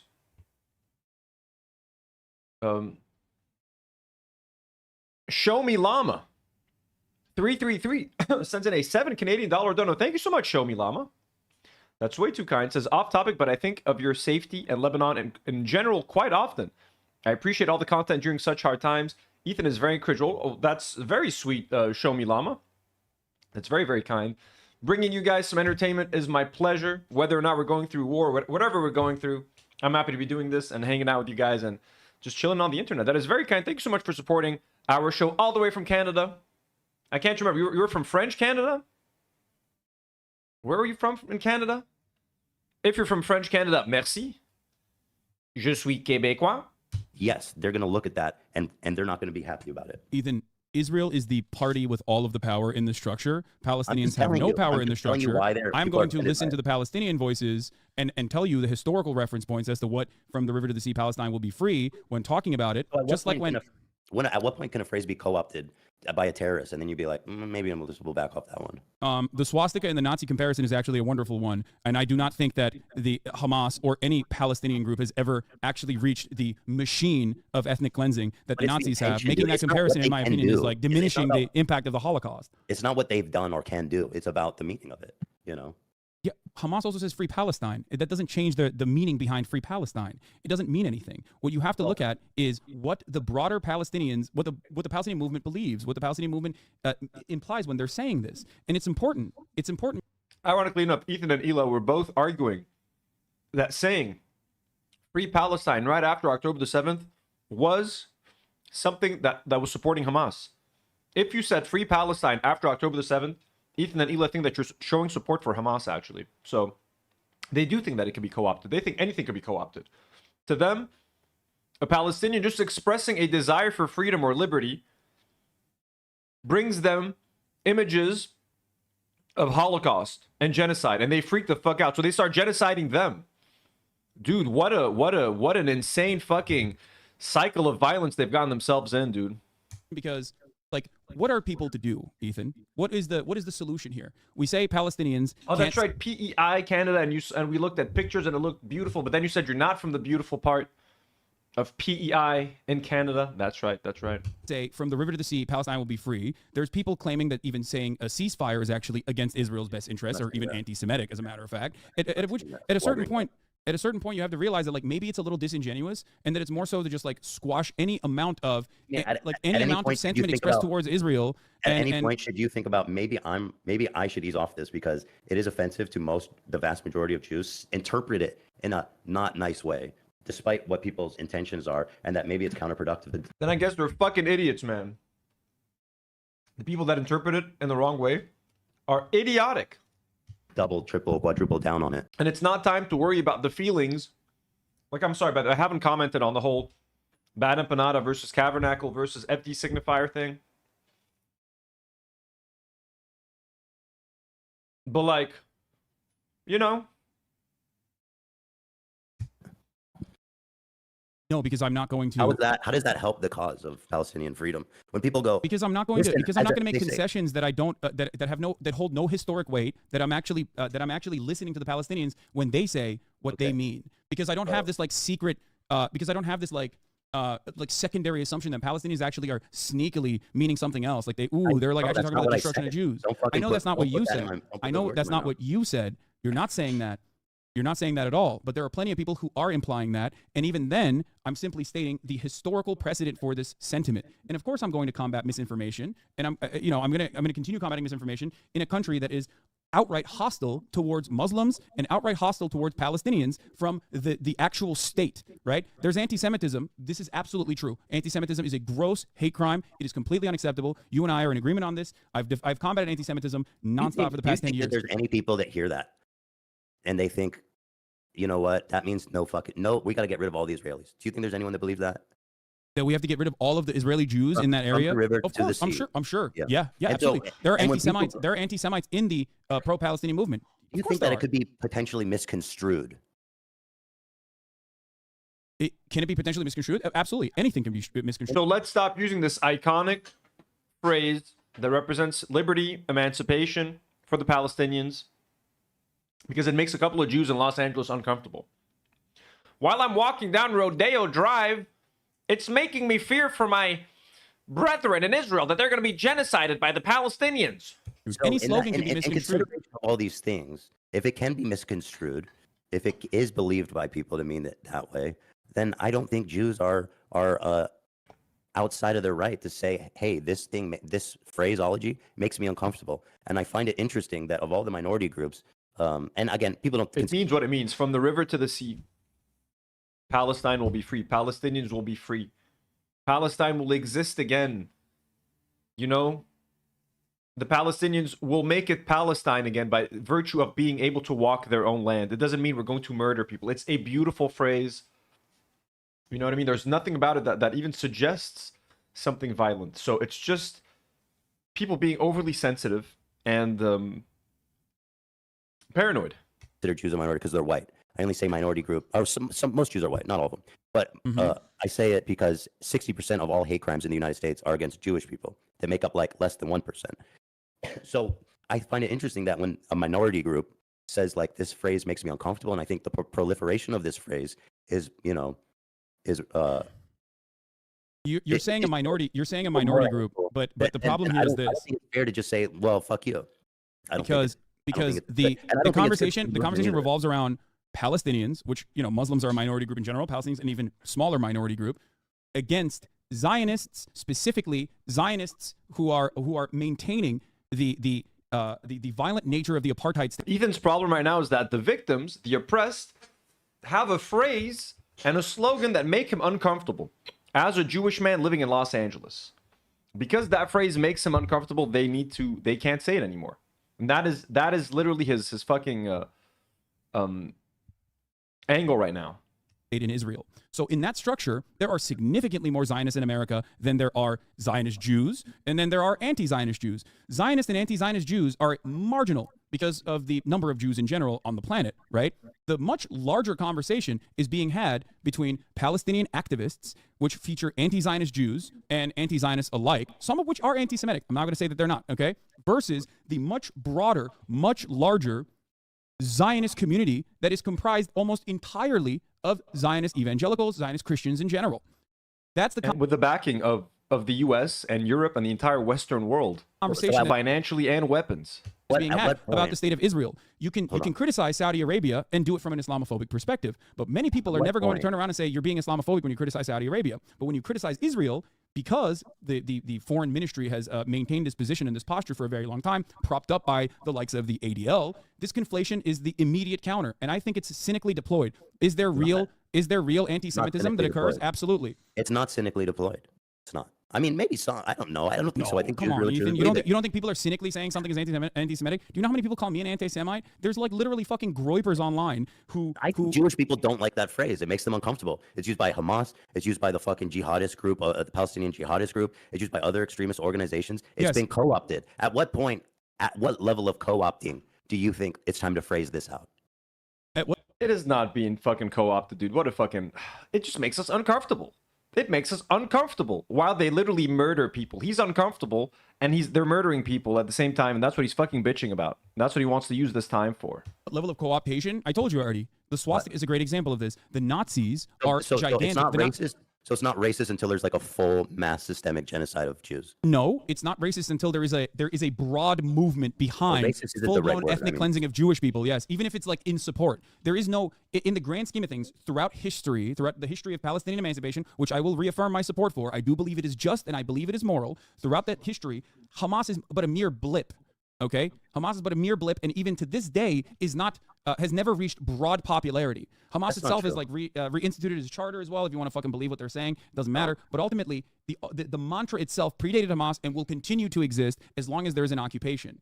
So having a conversation about the optics of a slogan when 11,000 Palestinians have been ruthlessly slaughtered by that same state is ridiculous to me. I think it's uncharitable. This characterization is super unfair. I mean, you're making it sound like I'm a fucking like. It's got nothing. The concern for it has nothing to do with what the Israeli government is doing, the ethnic cleansing and murdering of Palestinians. It's got nothing to do with that. Invoking that is not fair. 57% of Gazans, by the way. Gazans, and again, Hasan also calls them Gazans. There's some Palestinians that also call themselves Gazans. I don't like that, but whatever.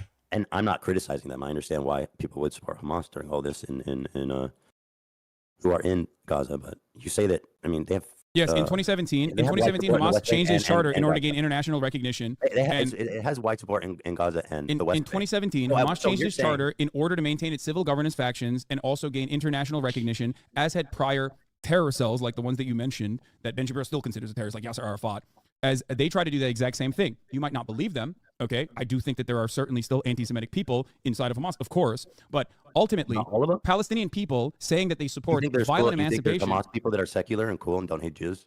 Do I think there are Hamas militants? Absolutely. Yes, 100%. No, that's not what I asked. I said, do you think there's Hamas people? So Ethan thinks that all of Hamas is anti-Semitic. Again, he thinks that this is about religion. He doesn't think about Hamas's fight as a fight for freedom and anti-colonial and to free the Palestinian population. It's a fight of emancipation. He just fucking thinks they're anti-Semitic. They just hate the Jews. They just want to kill all the Jews.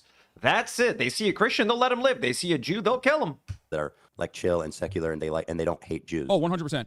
Well, yeah, you can yell at me all day for that. I 100,000% believe it. There are fucking 18, 19-year-olds. They don't know anything except fucking bombs being blown up in their heads. That is simply a means of violent retaliation. I don't think people operate on being bad and being good. I think people operate on, holy fuck, there's a bomb blowing up in my face that killed my fucking family. I hate this fucking state. And I think that the Palestinians people in Gaza that do show signs of like anti-Semitism or that do express certain anti-Semitic feelings, I think they can be talked out of it very quickly. They're literally taught to believe this at this point because they're being attacked by a country with a Star of David on their flag. Their only association of Judaism, their only idea of Judaism at this point for the people of Palestine is brutal war and occupation. To them, to a lot of them, Judaism equals bombs being thrown on our heads. They associate that religion with their oppression. So I also can't even blame Palestinians for some of them, if they are anti-Semitic or if they share certain anti-Semitic sentiments without even really knowing or thinking about it. It's just like a knee-jerk reaction.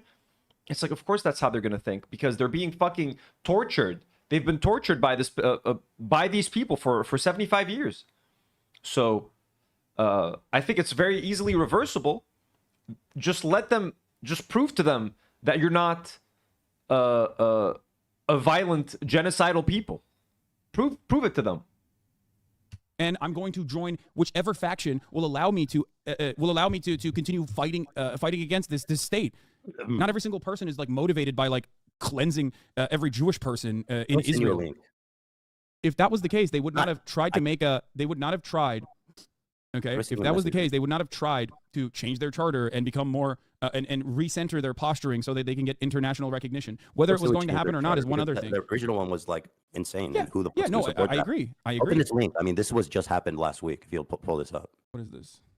It's one Memory of the reports. What the fuck is this? Oh, it's just a clip of a Hamas. Oh yeah, this is the Lebanese guy. Okay, so Hamas, just like every other. Just play it. I know. I've already played this. He's gonna say, shout out Lebanon. Let's go. Now he wants Hasan to condemn this, basically. Hasan, do you condemn Hamas? We're gonna do 1,000, 1,000,000 October 7th. Yes, I know. Just play it. I want people to see it. Okay, here, I'll play it right now. I think my dog groomer is outside. I'll just read it. Somebody has to read that. Okay, yeah, it says because it constitutes security, military, and political catastrophe to the Arabs. I'm reading it. To the Arab and Islamic nation, it must be finished. I can't hear you. Ethan, this is not the own that you think it is. I've already covered this. I already talked about this. I just want people to see it. I know. I've showed this on my stream. I don't know why you think this is like an own.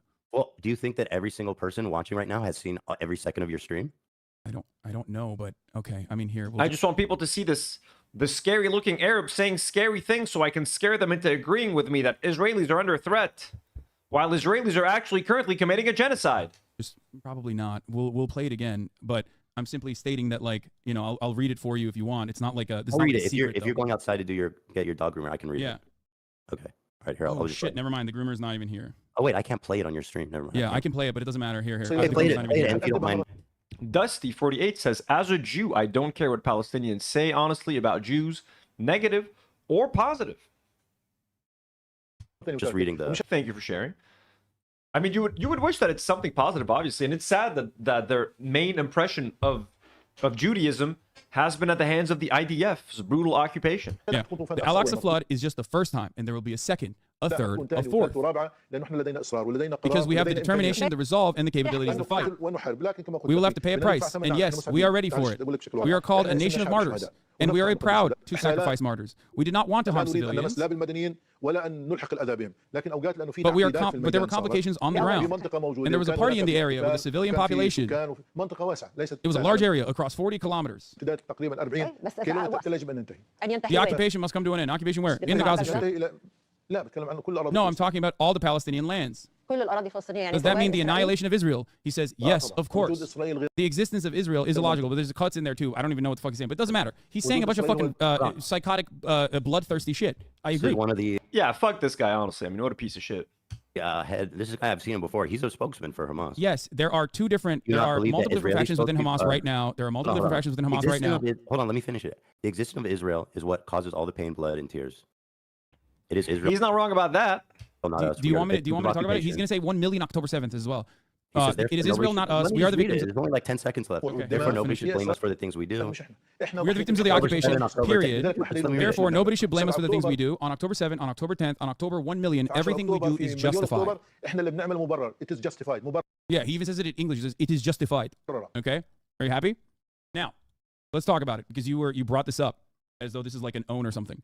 One, for as many bloodthirsty, psychotic freaks. I love that Hasan is kind of putting him in his place right now. So Hasan kind of sees what's going on. He sees where Ethan is trying to take this conversation. He sees the tone that Ethan is speaking to him with. So now Hasan's like, okay, you want to fucking bring this up? So Hasan is meeting him right now at his level. Exists in fucking Hamas. There is the same number of non-democratically elected motherfuckers in Israel that say the exact same shit. You and I are in agreement on that. I'm saying this to defend Israel. I'm saying it because I'm just telling you why people are uncomfortable with that phrase, from the river to the sea. Because Ethan wants people to watch that video because he wants to justify Israel's genocide of Palestinians. He wants to justify what the IDF is doing in Gaza. Like, if you guys had any doubts, or if you guys were wondering why the Jews are afraid when they hear from the river to the sea, look at this guy. Okay, now this guy should make you understand why we're all afraid. What about all the videos of the IDF saying the most insane fucking shit? Right-wing Israeli politicians like Smotrich, Ben-Gvir, Yoav Gallant, Netanyahu, all these motherfucking maniacs constantly saying that they're going to flatten Beirut, flatten Lebanon, flatten Gaza, flatten Ramallah, flatten the West Bank, the whole fucking thing. For its use, like what this guy's saying, which is that from the river to sea, say that Israel will be destroyed and there'll be no Jews left in the region. Hi, Teddy. How are you, sweetheart? You have a good day? Okay. Yep. For the record, from the river to the sea is in the Likud charter as well, and they do have the material. Not only do they have the support in their coalition government, but also the material realities reflect that Israel is a genocidal apartheid state. So when they say from the river to the sea, So this phrase, this land belongs to Israel, that is a little bit more important. However, I don't even care about that sloganeering. I don't care about what Israel says either. I care about the actions. Okay. Okay. No. You made a statement defending this slogan, and that's the conversation. Yes, I still defend it, and I'm still defending it. Listen, it's got nothing to do with defending Israel or not. I'm telling you how people feel about it. Okay. So at what point does this statement become justifiably anti-Semitic? Your position is that once basically the government has become full-blown Nazis, or I mean, whatever, Hamas or whoever has become full-blown Nazis, only then will it be considered to be anti-Semitic, and no sooner. No. God, when does Ethan cry? Wait, okay, so when? This person's statements do not speak for Palestinians as a whole, and never has. He doesn't even fucking speak for Hamas. There are two different factions, or multiple factions in Hamas. There's the civil governance branch. No, Ethan, there are literally conflicting factions within Hamas. He is the more militant faction in Lebanon. Like, I'm not even defending these guys, but at least like this is not a defense of Hamas in any capacity. But you have to parse through this. Of course he speaks for one faction, is what I'm trying to say. So when they are even divided amongst themselves, then like obviously at what point is this phrase allowed to be offensive? When there's like I told you. I think Ethan threw his friendship away with Hasan because of this fucking phrase. He just can't get over Hasan not telling him at what point this phrase is allowed to be offensive. And I'm glad that Hasan was kind of stubborn about this as well, because if you start capitulating to this bullshit, well, okay, you're right, this is offensive, okay, this is offensive, then how the fuck are you ever going to be able to defend Hamas or defend resistance, the concept of resistance, if a sentence is offending Ethan? what the fuck does he actually think about armed resistance? Like, you know what I mean? So it's like, Ethan, we've gone far beyond a fucking phrase or a slogan of what it makes you think. Like, we support armed resistance against an occupier. Like, what do you not understand? Who gives a fuck about your fucking slogans at this point? And there's a fucking genocide happening, dude. Like, they were killing thousands of women and children, and Ethan is still, it's been like an hour since we started talking about this.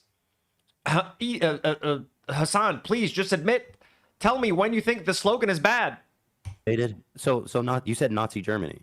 No, I said the level of popularity and the intentions of Palestinians have never been historically or in contemporary society to ethnically cleanse Jewish people out of Israel or ethnically cleanse Jews as a whole, right? Depending on who you talk to on the side of defending Israel or on the side of like genuine concern, expressing genuine concern over a statement like this, it ranges from. It doesn't matter what Hamas's goals is when Hamas in and of itself in this very moment has never captured a broad popularity and is literally not, it's not popular. It won't be popular. It will never be popular. There are Palestinian Christians living under Hamas. There are too many different opinions. Oh, you're sick too. Me too. Okay. Means God is great. But for the longest time in American politics, Allahu Akbar was seen as a threat. Okay, it constituted a threat. A valedictorian literally said, "One nation under." That's a good point. Allahu Akbar is a great example.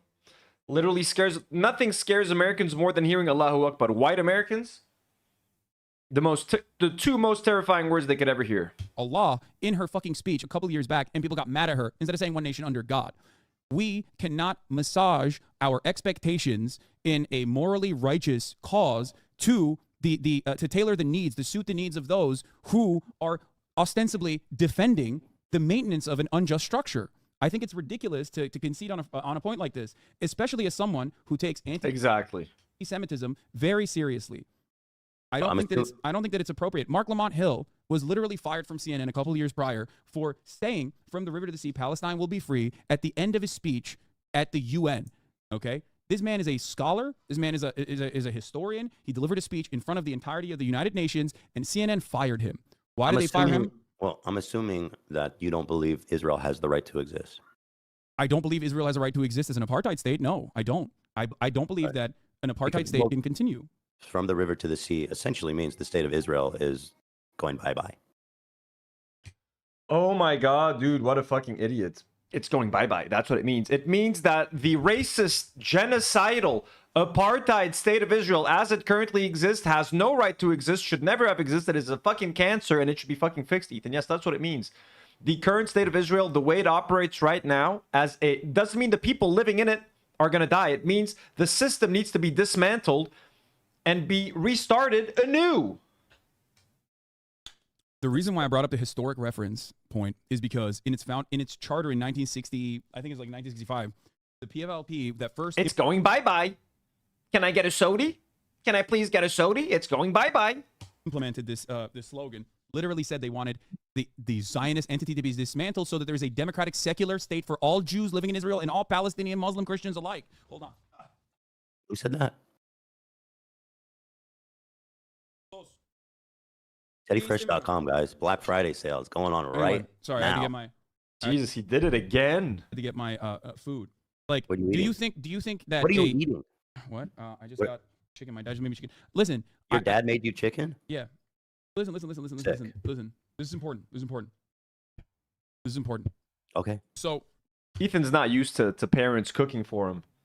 In the Middle East, in the Arab world, I'm sure in Turkey, you know what I mean? You have loving parents that care for us, that make... You know, my dad will make me chicken.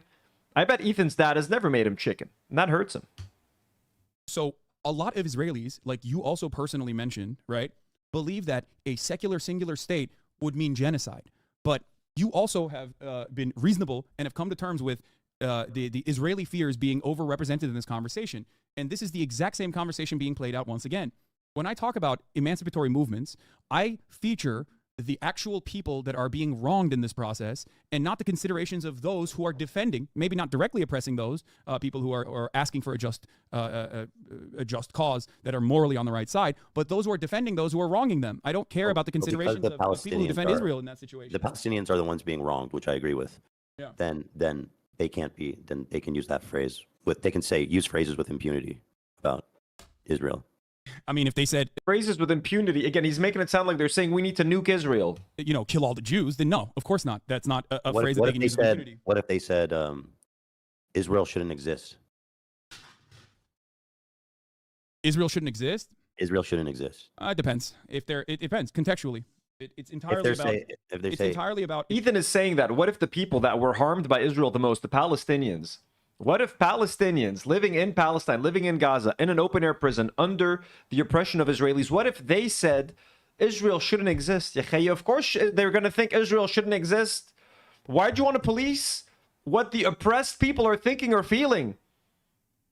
What the fuck kind of argument is this? What if they were saying that? What if Israel shouldn't exist? Well, Israel shouldn't exist, man. Of course it shouldn't exist. It never should have existed, but it exists now, so we have to deal with it. Okay, what do we do now that it does exist? Well, the next best thing, make it exist as a non-apartheid, non-racist, colonial piece of shit country. Okay? It should never have existed. The existence of Israel as a country is a mistake. It's a mistake. It should never have happened. Israel did not have a right to exist. It doesn't have a right to exist, but it exists. So let's move on from there. Okay, it exists. What do? Do we nuke it? No, we're not going to nuke it. We try to fix it. How do you fix it? By not making it an apartheid state. Hamad. Aitor with 100 Argentinian pesos. Thank you, Aitors. Says, from the creators of Genetically, Jews are very cerebral, comes the logic between the river to the sea. It means Israel is going bye-bye. Yeah, right? Pure poetry. Jim D. Dukers, who? Move to the side, Jim.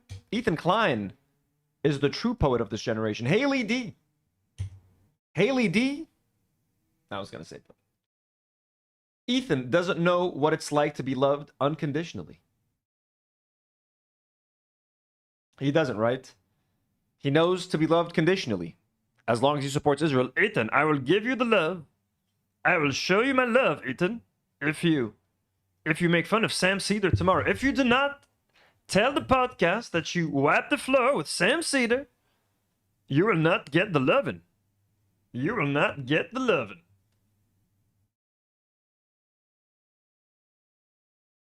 It's entirely about. Thank you, Haley. Haley D. Just reminds me of what would Jim D. What would Jim D. Dukers do? Whether or not it is contextually appropriate. It's like the fucking OK sign. Nazis use it. You know what I mean? But contextually speaking, if you hit the fucking OK sign, it doesn't mean you're a Nazi. If someone is talking about Israel cannot exist within the framework that it currently exists, then yes. How many people are talking about it like that though? Like I know you are, and in like your political circles and stuff, people do talk about that. But when someone out, you know, just in the world says Israel shouldn't exist, I don't think, you know, I wouldn't assume their intentions are always pure. That yeah, they're precisely why I say context is appropriate. Context is right, but in most contexts, is important. No, I don't think in most context. I don't agree with that. It's like saying America doesn't. If you say America shouldn't exist in the way that it does, is like when I say it, it's different. I'm an American citizen. When you we've got about an hour left, folks. An hour left of this, which should be about. I mean, we're watching it at 1.35 speed, so probably about another hour, maybe an hour and a half of streaming. Ooh. F.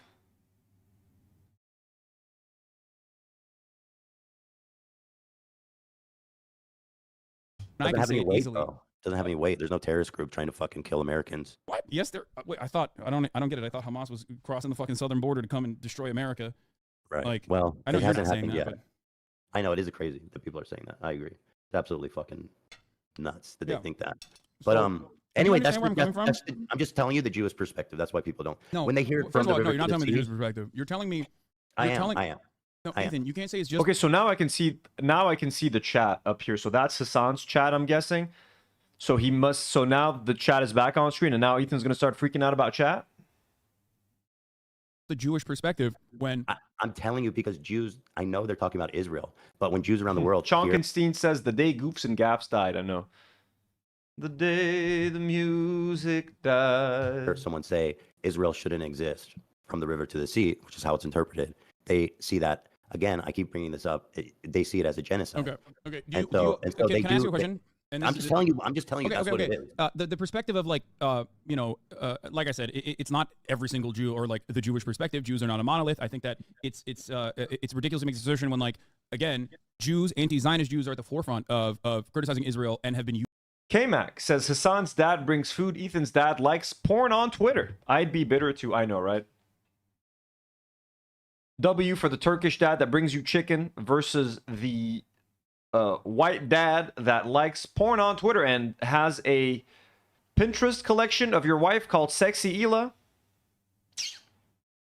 Politics, thanks for being here.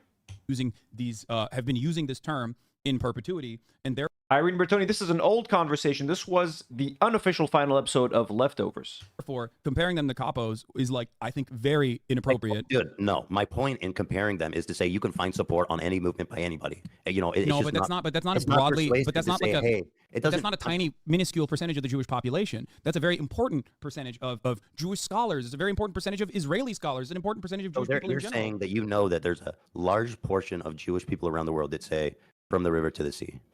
Not a large portion of Jewish people around the world, but I don't So how many concern are we myself. talking? I don't concern 100? myself with what Jewish people think about a particular slogan when I'm talking about a particular slogan that is supposed to be. When I'm giving you the historical context of where the slogan comes from, not necessarily like how Jewish people perceive it, especially when Jewish people on either side of this equation are a tiny sliver of the conversation. Anti-Zionist Jews do not make up the broader movement, just like Zionist Jews do not make up the broader movement of defending Israel. Folks, if you're watching live, just remember, consider subscribing to this channel, or if you like video games, if you like Lego, if you like nerdy things, movie conversations, whatever that stuff is, consider subscribing to my second channel, Tino's Playroom. The link is pinned on top or at the bottom of your live chat. You can check it out over here.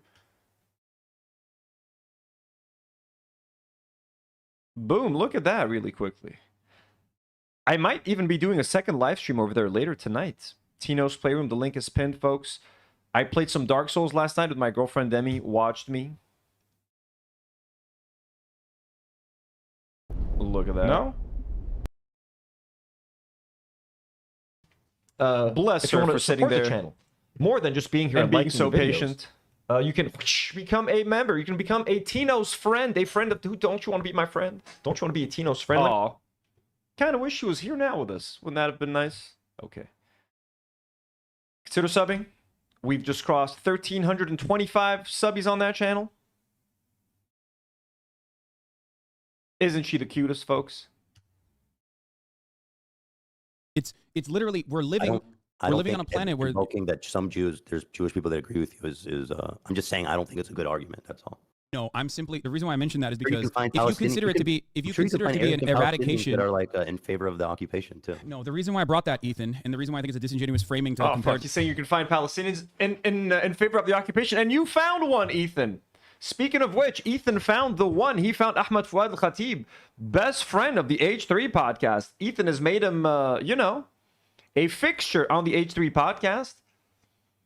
What do you mean, Ethan? Let's go back there. We're invoking that there's Jewish people that agree with you is I'm just saying I don't think it's a good argument. That's all. No, I'm simply the reason why I mentioned that is Sure, you because can find if you consider it to be an eradication that are like in favor of the occupation too. No, the reason why I brought that, Ethan, and the reason why I think it's a disingenuous framing to compare it to the Confederate flag or to say that Jewish people agreed with like Hitler or whatever is because you know a lot of these Jews who are anti-Zionist. You probably respect a lot of these Jews who are anti-Zionist. Do you think that they would actually fucking defend a phrase that unironically is pushing for their ethnic cleansing? Do you think that that is the case? I ask you in all talking sincerity. about a real measurable group of people. You're just using Jewish people as a token.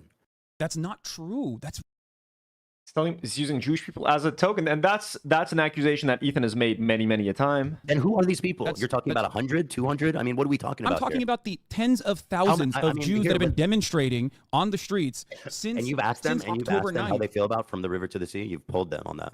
There are literally They're pretty they're pretty open about how they feel, Ethan. God, I love Jewish Voice for Peace too. Excuse me, such badasses. Like, how many of them got arrested at a train station? written. There's so much written articles on this exact same thing, this sloganeering and what it actually means. Yes, they're the ones who are screaming it. They are the ones who are screaming it. Yes. Really? Show me all the Jews screaming from the river to the sea. I'd like to see a fucking video of that. Even one would actually be quite surprising. Find me one video of a Jewish person screaming from the river to the sea. Okay. Go ahead. That was really a stipulation. He was like, find me a video of one Jewish person screaming from the river to the sea. Like, that was really something he was looking for. I mean, I can definitely find you a group of Palestinians or Arabs that are like, no, we should definitely occupy Gaza, and we think that Israel's totally right. What difference does that because make? I can use them as a token too. It doesn't mean that Wait, what? That doesn't even make sense. That doesn't even what you just said doesn't even make sense. Why? Right here. Find me a video of it. You know what I mean? Let's see. I want to see all these. Here. This is from Jewish Voice for Peace Action. Here, I'll send this to you as well. The full phrase is from the river to the sea, Palestine will be free. If you believe that freedom for Palestinians means eradicating Jews, it says more about you than... Let me see it before you... Yo, Weird Laboratory just became a member. Thank you so much, Weird Laboratory. Welcome to the channel. Thank you for supporting us and becoming a member. We'll hopefully see you on some of our members exclusive live streams. Let's go. W's in the chat for Weird Laboratory goes. Let's go. Let me see what this is. Do you think these guys are capos? It's really okay. Do you think these guys are capos? They're criticizing Representative Debbie Wasserman Schultz. So let's see. This group, Jewish Voices for Peace Action. What do you know about this group? What do you mean? What do I know about this group? This is one of the forefront. This is one of the leading advocacy movements of anti-Zionist Jews in this country. Alongside Jewish Voice for Peace, you also have Jews for Economic and Racial Freedom. But don't you see how fucked up it is to be like, this group of people say it's not offensive, therefore the rest of you shouldn't care about it? No, you asked. You said, show me a Jew. And I didn't just... No, show me a Jew screaming from the river to the sea. You showed me a tweet. I mean, on Twitter, people brigade any fucking thing. Like, this has 36,000 likes. These guys are... Like, dude, on the spot, he wants to find a video right now of a Jew, specifically of a Jewish person screaming from the river to the sea, Palestine will be free. Like, what a fucking insane request to ask of someone live. Just fucking do that for me now. And every second you don't find a video, it counts as a points towards me. These guys are at the forefront. These guys are at the forefront of anti-Zionist protest. Of course there's groups, dude. Ethan, you asked me and I gave you an answer, and now you don't like the answer, and now you're saying majority of people retweeting that are Jewish. That doesn't change anything. You asked me to... doesn't it change anything? You asked me for a particular... You asked me to literally... First of all, there's Jews in my chat right now. Chat is not fucking with him at all, dude. Like, I'm just trying to pause and reading some of you. Like, this person says he asked for proof and rejects it. I said, show me a video. Oh, he's moving the pole. The goal line moves again, moving the goalpost. There are Jews in my chat right now that say it all the time. You asked for it. He asked for a video. I can't hear you. La, la, la, la. Everyone's fucking with Ethan right now in the chat. It's up in the right corner if you guys want to see. Show me proof. No, not that proof. When I show you not just a... Oh, man, this guy stinks. Hasan, pull up his personal contact and call him and add him to the call and make... a baby with them. Single Jew, like you asked. But literally... Ethan, my brother in Christ, you gotta chills. Yeah, people were not fucking with Ethan. Like, you could tell he's just exhausting, you know? And he's losing them. The more stubborn he gets, the more he's losing the audience. You rely on that argument. It's literally an entire movement. I don't understand why you rely on that argument. It's silly. You asked me. The reason why I'm mentioning is because do you think these are bad people? Do you think these are... You brought it up. Do you think these are anti-Semitic? Do you think that these are anti-Semitic Jews? Like the people that are protesting. You said there's tons of Jews that are saying this. Yes, of course. Show me one video of a Jewish person saying it. You sent me a tweet. Here to protest. Yo, we got my Assyrian cousin Brittany Simon in chat. Hello, Brittany. Brittany, I was yesterday actually. I was listening to you and very much enjoying your video on FD Signifier, Cavernacle, and Bad Empanada. That was a nice, I didn't get to finish it, but that was a lovely video. And I encourage everyone to watch it. Anyone who's interested in the FD Signifier, Cavernacle, Bad Empanada conversation that's happening. If you want a measured take coming from a place of good faith, look no further than my Assyrian cousin, Brittany Simon. Brittany, thank you for being here. You said you'd find me a video. I'm going to literally call up Noah Colwyn to have him say it. I don't care what one person says about it. I'm talking, you know what I mean? Here. But you said, show me a Jew. I'm showing you. Dusty's asking, is she Assyrian? I thought she's Chaldean. Chaldean Assyrian. I'm also Chaldean is more of like a wing of the Catholic Church. Like I'm technically Chaldean Chaldean Christian. My dad is, at least. My mom is Greek Orthodox Christian. My dad is Chaldean Catholic. So Chaldean is not like a race, I think, right? A video of a Jew screaming from the river to the sea. Okay, I'm gonna call up Noah right now. I don't want to talk to Noah. I don't give a fuck about who that is. I don't know anything about him. What do you mean? I'm gonna call him so he can fucking scream it. He can scream it at you. Okay, no, so not the Orthodox one guy who was... Man with long last name asks, is this going to be the last installment of the series? Well, I mean, this is the end of their conversations. What we could do after this is maybe rewatch their debate.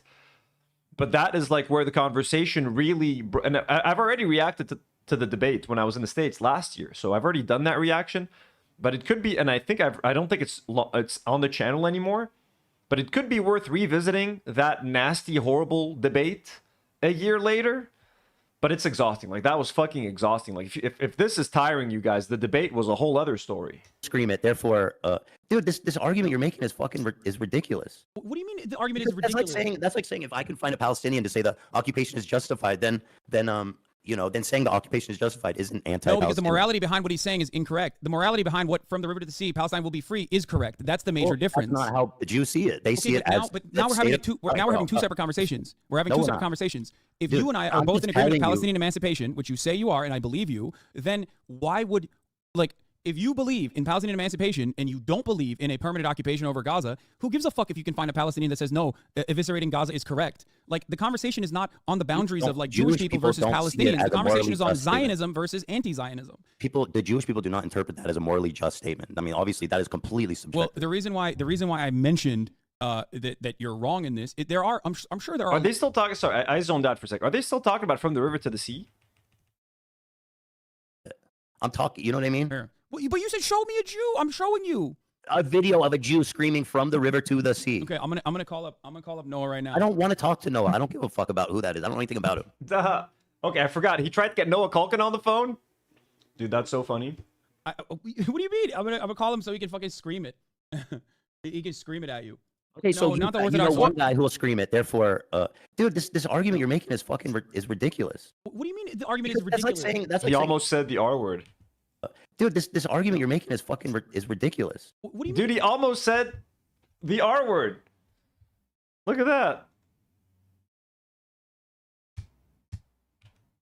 that. Dude, this argument you're making. Not the Orthodox. You know one guy who will scream it. Therefore, dude, this argument you're making is fucking is ridiculous. He was gonna say T.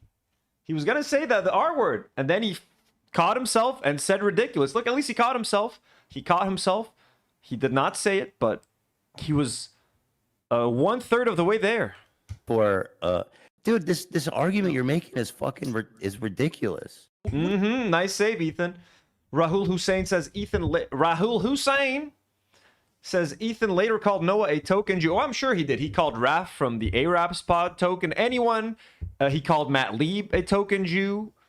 Any Jewish person that disagrees with Israel, Ethan Klein calls them a token. What do you mean the argument is ridiculous? That's like saying if I can find a Palestinian to say the occupation is justified, then saying the occupation is justified isn't anti-Palestinian. No, because the morality behind what he said. You did find a Palestinian to say that the occupation is justified. Ahmad Fuad al-Khatib, your best friend, that little fucker. Saying is incorrect. The morality behind what from the river to the sea, Palestine will be free is correct. That's the major difference. That's not how the Jews see it. They see it as. But now we're having two separate conversations. We're having two separate conversations. If you and I are both in agreement with Palestinian emancipation, which you say you are, and I believe you, then why would if you believe in Palestinian emancipation and you don't believe in a permanent occupation over Gaza, who gives a fuck if you can find a Palestinian that says no, eviscerating Gaza is correct? Like, the conversation is not on the. Dusty48 says Matt Lieb is like 2 token Jews. That's true. Matt Lieb is very tall. Matt Lieb is a giant. I don't know if you guys have ever seen like pictures of Matt Lieb. Matt Lieb counts as at least 2 or 3 token Jews. You're right. He's very tall. And Ethan always ignores Daniel Mate. I remember once Daniel Mate was like, what am I, chopped liver? Why is Ethan always going for Matt Lieb and ignoring me? So with Daniel Mate and Matt Lieb, you got a good like four tokens right there.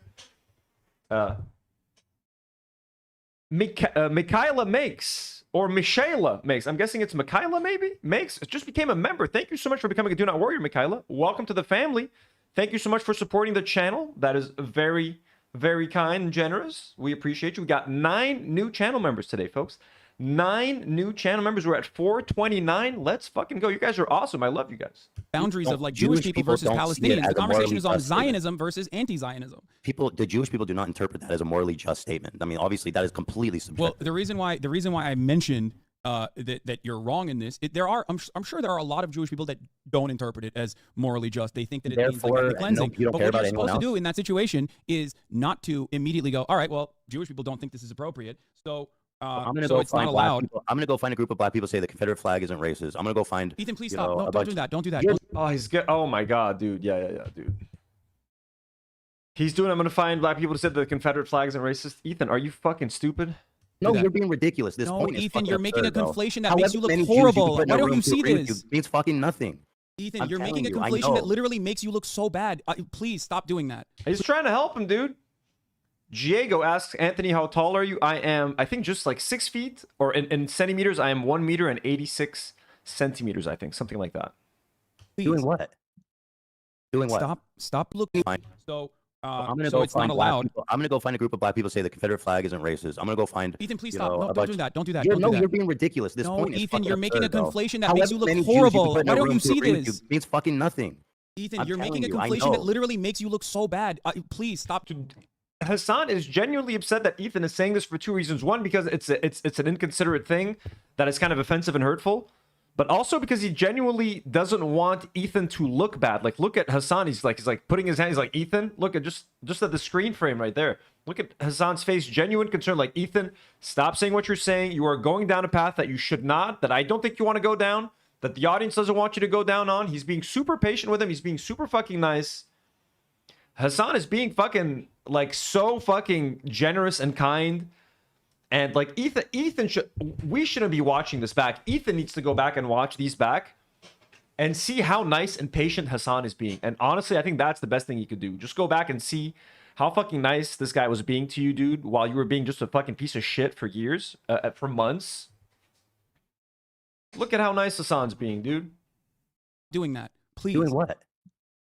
Doing what? Stop bringing up slogans of an oppressive party in comparison to slogans that come from the oppressed side. It is a false conflation. All I'm telling you is why people find it offensive. You don't want to hear it, and that's fine. Or you disagree. I'm telling you why people find it offensive. They see it as a call for the destruction of Israel. That's how they do it. And again, he's been on this for an hour and a half, by the way. From the river to the sea, he's been on this for an hour and a half, and he burnt his fucking friendship and his fucking channel to defend this fucking the idea that this slogan is genocidal. Because like Israelis is basically they see things through the lens of everybody wants to kill. Do you think so a black white supremacist that defends the Confederacy is akin to a Jewish person that is defending Palestinian emancipation and saying the slogan? You can find anybody to agree with any fucking point. Oh my god, dude. Yeah, he's literally saying that a black person that defends racism is like a Jewish person that defends Palestinians. A self-hating black man is like a self-hating Jewish person, he thinks. To support Palestinians, you must hate yourself as a Jewish person. You do not find any value in your religion or yourself if you support Palestinians for some reason. If you're Jewish, that's crazy. The existence of somebody agreeing with a point is not proof of any fucking thing. And there the are suggestion that it there is are a stupid. ton of white people who think Black Lives Matter means fuck all whites and only Black Lives Matter. That doesn't change the reality behind the slogan, and that doesn't change the morality behind the activism. And the same goes for Palestinian emancipation. Just because people who are in defense of Israel, okay, people who are defending Israel and its continuation of an apartheid regime because the opposite makes them feel like it's going to be genocidal, doesn't change the reality of the slogan behind it and doesn't change the morality behind the actions. I am in support of Palestinians. I'm in support of all people living freely. I'm in support of I am security. too. Stop putting these fucking words in my mouth like I don't. The way you set that up is fucked up, and that's why people get so angry. No, I'm not putting words in your mouth, but you're putting. Yo, this is when it's all starting to fall apart right there. I'm in support of Palestinians. I'm in support of all people living freely. I'm in support of I am too. Okay, people who are defending Israel and its continuation of an apartheid regime because the opposite makes them feel like it's going to be genocidal, doesn't change the reality of the slogan behind it and doesn't change the morality behind the actions. I am in support of Palestinians. I'm in support of all people living freely. I'm in support of I am security. too. Stop putting these fucking words in my mouth like I don't. The way you set Shut the yeah. The dude who was defending checkpoints just an hour and a half ago be like, what about the checkpoints? We can't remove the checkpoints and the barriers and the walls. Do you want to get rid of those, Hasan? The checkpoints? So the dude who's like, there should be checkpoints for Palestinians to get anywhere thinks, I also believe in freedom. Well, why would you put these words in my mouth, Hasan? Motherfucker, you've been defending checkpoints and apartheid for an hour while saying that, like, I don't like apartheid. And yeah, maybe it might be an apartheid, but why don't we have checkpoints and walls and barriers and gates? And if we dissolve the borders, they're gonna murder all of us. But I'm pro-Palestinian. These don't. Khalas doesn't work again. I'm not saying anything new here. Just getting outraged again. that up is fucked up, and that's why people get so angry. No, I'm not putting words in your mouth. But you're putting words in your mouth. I'm explaining to you why people find it offensive. That's it. I'm not. You know what I mean? I'm telling you how people interpret that, and like. Yo, Fandango John, nice to see you here. Remember when I asked if you worked at Fandango? That was fun. When people double down on it and they use it and people, it's offensive to the vast majority of Jews. I'm telling you, despite how many you know that you could fit into a room that agree with you. Hey, it's offensive to Jews. They hate it, bro. Who gives a fuck at this point right now? What, like the middle of a fucking genocide. Most Jews are scared of when they hear from the river to the sea. They feel like they're gonna get genocided. That's what we want to talk about right now. How about you fucking talk about the genocide and you condemn your government and you do something to stop it? This is going to literally, like, I'm telling you, I don't know why you won't listen to me. I'm trying to, as your friend, I'm seriously urging you to reconsider your position, because if you are, I'm literally just explaining why people find it offensive. What is my position exactly that is a problem? What's my position? That's your position a problem? comes along with the false conflation that this slogan is harmful to Jewish people. A slogan that is otherwise not harmful to Jewish people can be used in an anti-Semitic fashion. A slogan Jewish people believe, even if they believe it is harmful to them, even if some of them believe it is harmful to them, is it actually harmful? Is it actually harming them? Is it actually cutting their skin? Is it hurting their feelings? Is someone walking up to them and yelling at that in their face? Is it hurting them psychologically? How are they actually being hurt? Because you know who's being hurt on the ground right now? it is harmful to them. But that doesn't change the reality of the slogan or the fact that there are plenty of Jewish people who are in support of Palestinian emancipation who use it. It's a slogan at the end of the day for a morally righteous cause. Just because But there's also fucking terrorists that want to kill a bunch of Jews also amongst that cause, despite it not being a lot. That's how fucking Jewish people and Israelis interpret it. I'm just telling you, dude. Okay, whether you Ethan, agree or not, I'm just explaining it. Ethan, I know you're just explaining it, except the okay. You're not gonna convince Jewish people that It doesn't matter. I don't care about convincing Jewish people. But first of all, I care about convincing whoever will actually listen and try to understand from a charitable perspective what I'm trying to say. But ultimately, yes, I am not going to move on this position. Let me try to find... Mohsen, is the link on Discord? 1 second, guys. Mohsen is in Gaza right now. And if anyone can spare a couple of bucks to send to Mohsen...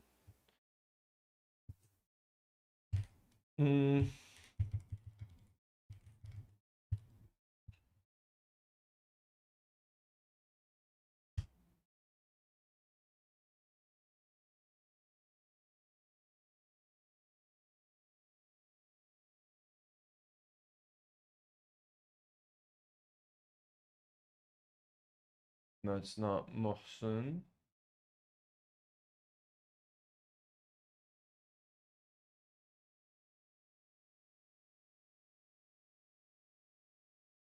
Okay. Mohsen. Oh, fuck. What did I do?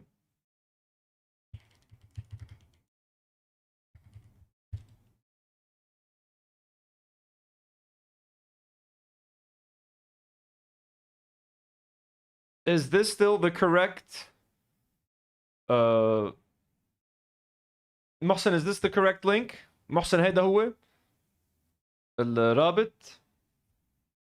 إذا هيدا هو قل لي إيه تحطه بالشات.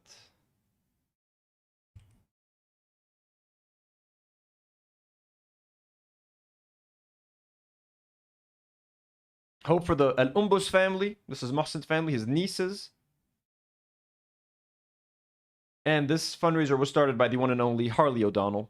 One of us, one of the Do Not Warriors. There it is. That's the link. Bam, bam. Link is in the live chat. Pinned in the live chat. Replace pinned message. Okay, forget about Tino's Playroom, folks. It's time for Mohsen.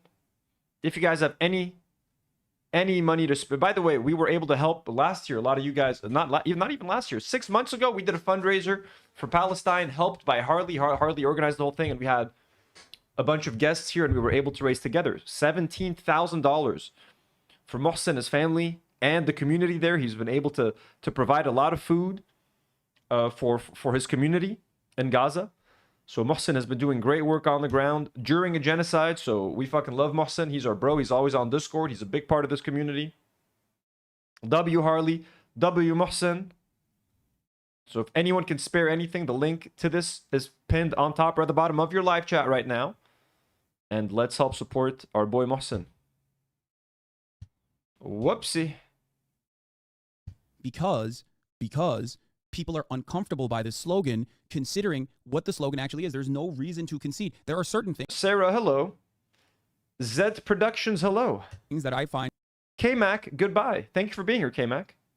That's not true. There are reasons. I mean, like you said, if you wrote From the River to the Sea, terrorist groups use it, and so like there are reasons. Whether you agree with them or not, is it you're justified Hamas to says disagree. Free Palestine as well. Does that mean Free Palestine means eradication of Jews? It's in their charter too.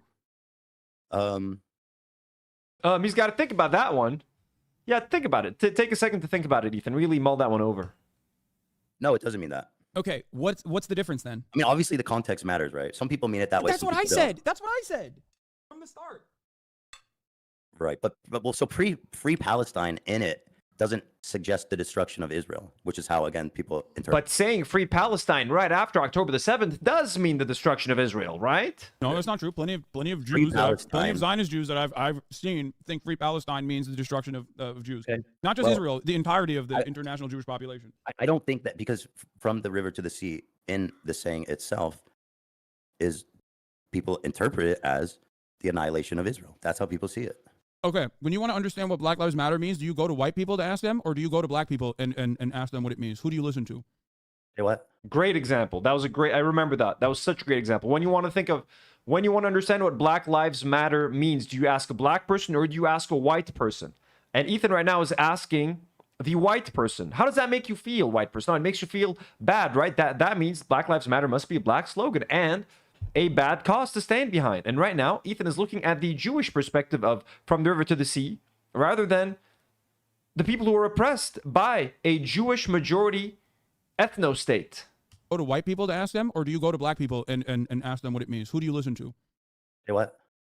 When you want to understand the purpose behind a slogan, do you go and ask what white people think about Black Lives Matter, or do you ask black people what they mean when they say Black Lives Matter?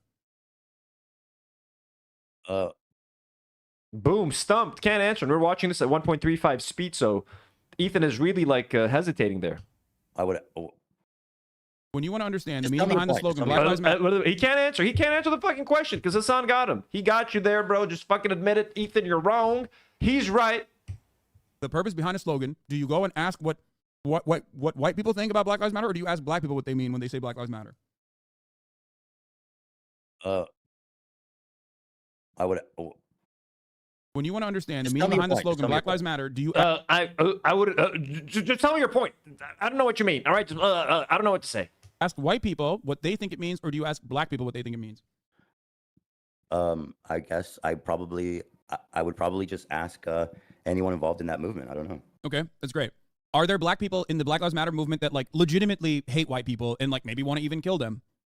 I'm sure there are. There's one. You can find one of everything. Okay, like I'm sure. Does what you're doing essentially with your does that using change? Jews as tokens? Does that change? No. Oh my God, he can't help himself, dude, by talking about token Jews. Listen to my words. Does that change the broader movement and the morality behind Black Lives Matter, or does that change what people mean when they say Black Lives Matter? Black Lives Matter doesn't.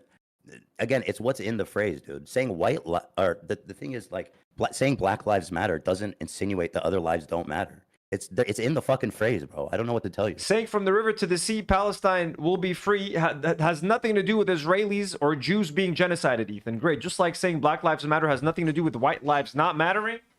Same with the other phrase. Whoever interprets it that way is just fucking dumb. From the river to the sea, Palestine will be free. Also, Irene Bertoni, Jason makes a great point. Channel member Jason252. Thank you so much, Jason, for being a channel member. Says, let's be fair, Ethan doesn't know a black person he could ask, and that's very true.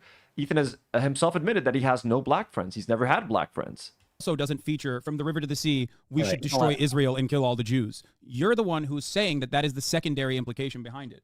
I'm just telling you how people see it, bro. I know. I'm just telling you how people feel, Hasan. I'm just telling you how people feel. I'm just being pragmatic. If you were to tell me this is how white people feel about Black Lives Matter, I would say I don't care how white people feel in this regard, because my business is not about explaining what this. There's no inherent, bro. There's nothing in Black Lives Matter that's saying that white lives don't matter in the fucking There's nothing slogan. From the river to the sea, Palestine will be free that implies Jewish people must be eradicated or Israel must be destroyed and Jewish people in it must be killed. A lot of people disagree because you're talking about from the river to the sea. Yes, a lot of people who are not Palestinian and a lot of people who are not anti-Zionists disagree. Anti-Zionists, on the other hand, don't agree, and they're the ones who are using the slogan. So why would I'm asking you, if I'm not going to ask a white person who is against Black Lives Matter, why would what they feel about this slogan? Why would I go to in the broadest majority, Zionists, both Jewish and Christian? Why would I ask them what they think about a anti-Zionist slogan?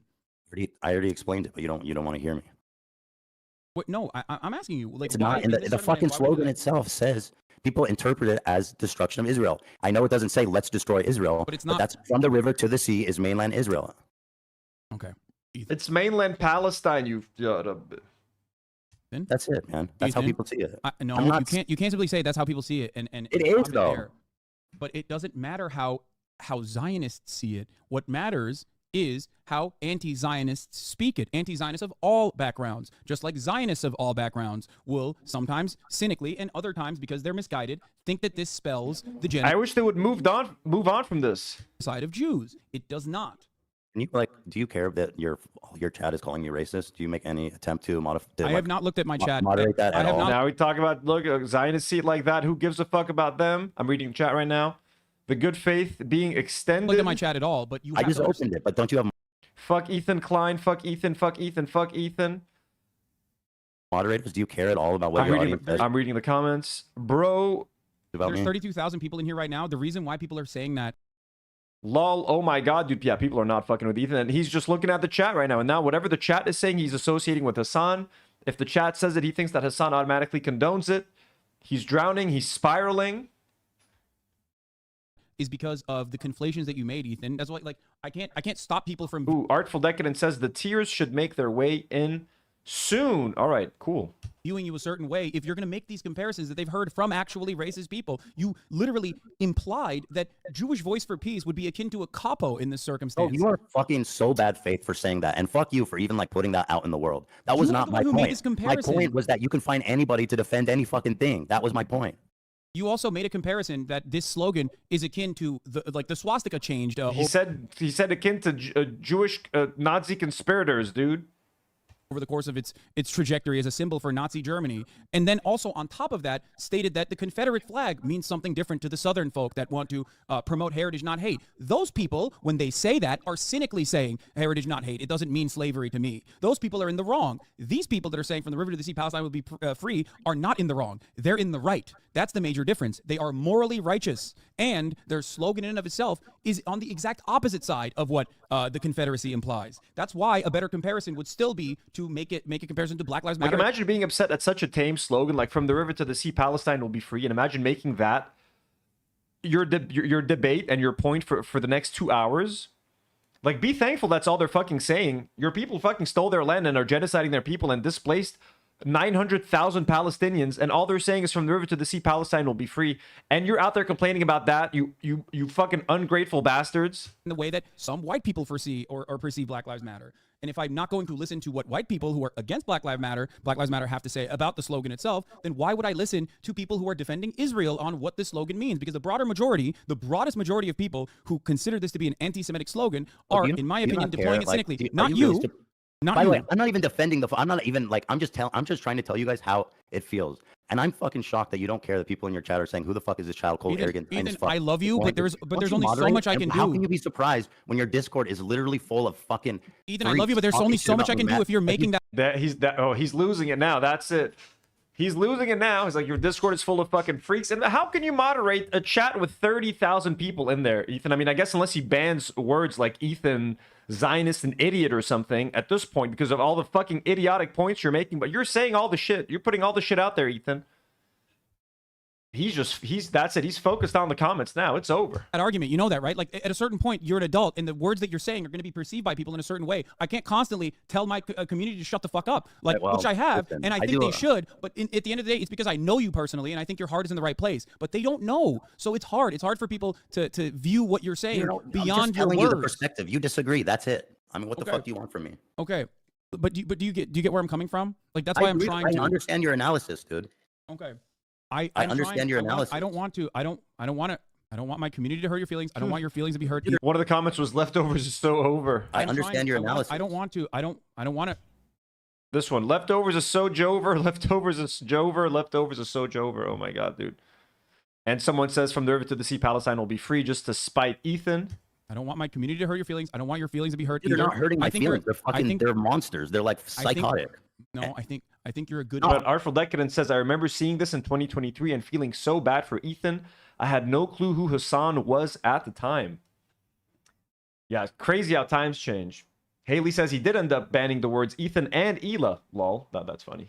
All of them, but there are a lot of them, and you don't seem to care about moderating it at all. That's not true. Whereas when you're on my show, we really do care about what people say about you on Discord and chat, and we moderate it to keep like a good environment. But you don't seem to fucking care about it. There's no way I can shut off my chat. I mean, I can put it in emote mode, but that's it. Just like you shut off your chat.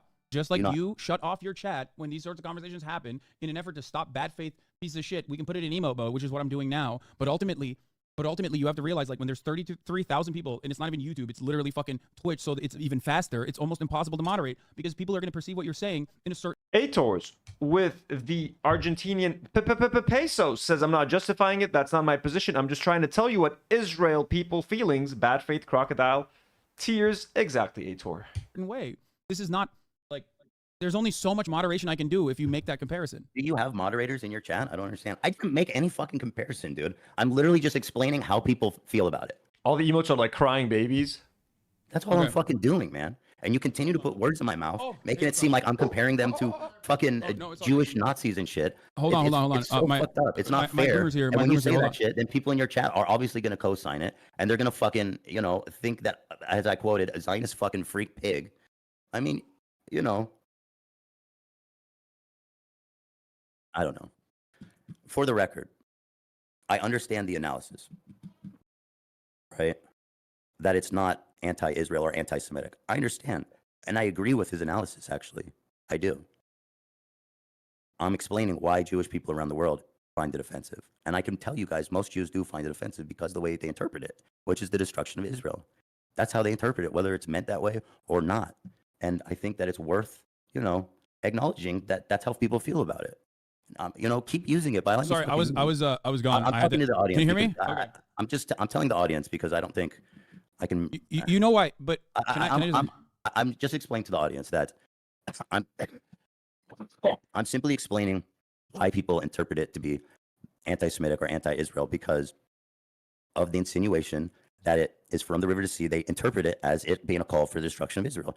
You can use that phrase, and I agree with your analysis, Hasan, that you know what I mean, that people can use that phrase. It's okay. You know what I mean? I'm just explaining the perspective. If you care to respond to it or not, no, I get the perspective. If you want to keep using the phrase, that's fine. You know what I mean? I'm just explaining that I don't like that people act like it's so fucking shocking that when Jewish people see that and interpret it one way.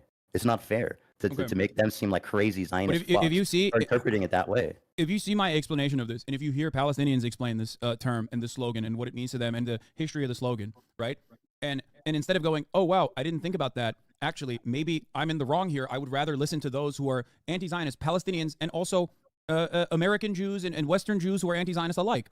If they all are if they all have this kind of perspective overall, then if you are also on the side of the emancipation of Palestinians, don't you think that the better thing to do here would be to educate people to ensure that there's not any further misunderstandings on the front? Because that's the reason why I make this statement. That's the reason why I try to educate people when there's a sea of counterfactuals and counter narratives that simply claim unconditionally that this is like anti-Semitic. Anti-Semitic people can use this. I do agree. I disagree that it's unconditionally anti-Semitic. But do you understand why some people might find that like a scary phrase to hear around the world? I can't believe we're still fucking talking about this phrase. Like I'm losing my patience with this. I'm losing my patience with Ethan, and I'm not even the one fucking debating him. How did Hasan maintain his composure for so fucking long while Ethan complained about this? A saint. Hasan is a saint. But people also think. I know, but people also think Free Palestine is a scary phrase. Bro, so you acknowledge that Jews around the world, you can understand why they would see that and can think of it as a scary phrase to them. It would make them uncomfortable. Yes, just like Black Lives Matter can be an uncomfortable phrase for people, but it doesn't change my mentality around the phrase. And if someone asks me, okay, whatever, bro. I don't know. What do you mean, whatever? That's not whatever. That's very important. We're just talking in circles. We've already talked about this shit.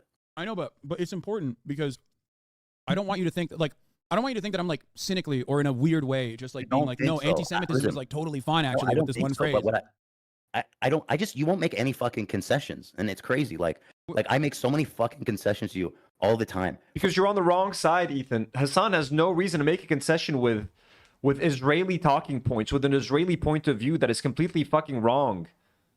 Like, why the fuck is it? That's always his thing. I'm making concessions. Why don't you make concessions? Because you're the idiot here who's learning stuff and who has a worldview to expand. Hasan already knows this shit. He knows Zionism bad, Israel government bad, Israeli society pretty bad. You're the one who's like, oh, from there to the sea is racist. Like, you're the one who has to concede because you're the fucking idiot in this case. You're the one with the bad fucking takes who's having his bad takes fucking corrected. So no, Hasan is not gonna. What do you want him to capitulate on? What do you want him to make a concession on? That what? From my heart, and I listen, and I fucking try to move towards your side every time we talk, and I do. But when I fucking try to explain to you, and you even sit here and you understand that, why Jewish people around the world might find that phrase scary to them, you won't fucking even admit. Well, now you did that I asked you, but you think it's fucking silly. You don't want to hear anything I have to say, and you don't want to concede a single fucking point. I think that, and it's not that fun to talk to you about it when it's like that. Okay. It's not that fun to talk. Yeah, I mean, it's not supposed to be fun talking about Israel and Palestine and genocide, Ethan. It's not supposed to be fun, especially when you're coming at it from the perspective that, like, but Zionist feelings are getting hurt. My feelings are hurt during the genocide. Like, yeah, it's not fun talking to you about it either, man, but it's not supposed to be fun. It's supposed to be heartbreaking and eye-opening. I think the reason why it comes across as one-sided, even though it's not one-sided either, is because we're broadly in agreement. But I agree. But the potential fears that this might invoke in people who are otherwise misguided and propagandized against this phrase by those who have a cynical reason to tie this to Judaism in general is the reason why I try to educate people on the matter, is the reason why when you and I are in disagreement, I want to explain it to you in all sincerity. I do not discount the fact that Jewish people might hear this. Otherwise, good faith and even, I guess, anti-Zionist or maybe critical, Jewish people who are critical of Israel, let's say, might hear this and think, oh, this seems anti-Semitic to me because I've been told it's anti-Semitic. But I think making a concession on this and saying, you know what, you're right. Some people are afraid of the slogan, so that must mean it's anti-Semitic is incorrect when it's not reflective of its history. Understand why a large amount of Jews think that slogan is offensive to them. I know, but just like with the one-state solution conversation, like I'm just trying to like connect a fucking bridge at all between I do understand it. You can use that phrase. I'm not even disagreeing, but like if we're trying to actually like make bridges and fucking understand each other, you not being able to even concede why Jews around the world could interpret that way seems, like it's not productive at all. Like you don't want to fucking see it from anyone's perspective. But I do understand it, which is why I try to work against this. Aitor says, keep using the word. I agree with you. 3 minutes later, after talking to Ela, Olivia doesn't know what that phrase means. Yeah, I remember that infamous clip of them reacting to Olivia. No one should use that racist phrase. Evidence that H3 are grifters. Kate from Canada, cry soon. Counter narrative, this counterfactual. That's what I'm saying. I try to use the privilege that I have, the platform that I have, to deliver a voice for a group of people that are never really heard at all. I think peace and progress happens when we connect and have empathy for each other. That's it. I'm explaining to you why Jews around the world might find that offensive, and and that's it. I think that it would be good to try to understand that. But the question I have is this: I don't care to keep talking about it because we just keep talking in circles. Okay, well, here I'll tackle it from a different angle. All right, I gotta go soon anyway. My throat is fucking killing me. Okay, well, I'm sorry that we couldn't make peace on this one issue. And I hope that it's just I just find it really fucked up how people are going to interpret this now, and I think based on some of your analysis as me like comparing fucking Palestinian activists to Jewish Nazis or something. You literally said that, bro. You literally said that. You said he fucking said it. He said you compared me. You fucking said the line. You said there were Jewish Nazi collaborators. You fucking said it, Ethan. Interpret this now, and I think based on some of your analysis as me like comparing fucking Palestinian activists to Jewish Nazis or something. And like I'm not even fucking saying don't use the phrase. I'm simply trying to explain the perspective. And like if you don't want to hear the perspective, if you don't want to empathize at all with people that find it offensive, then conversing is kind of pointless. I don't like I feel like I'm just explaining it, man. And I'm not a fucking radical Jew. I'm not even a religious Jew. No, I have no stake in the game. And this is I just fucking love my lifestyle in Tel Aviv, and I want to maintain it no matter what. I want to maintain the Jewish majority, because if there's no longer a Jewish majority, the Palestinians will stab us all to death. And we can't have that over in Tel Aviv. Coming from I know. The waterworks are here. Let's slow this down. No stake in the game. Jew. I'm not even a religious Jew. No, I have no stake in the game. And this is coming from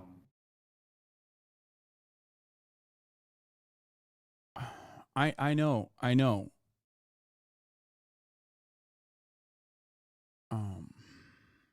had to go off screen to cry. God damn. Sam B. Awesome just gifted 1 Do Not Worry membership. Let's go. Thank you so much, Sam B. Awesome. We got 10 new whole members today. 10 new Do Not Warriors. I salute you guys. Sam, be awesome. We very much appreciate you. Thank you so much. And congratulations to Baroness Unicorn for getting that gifted membership. Thank you for the gifted.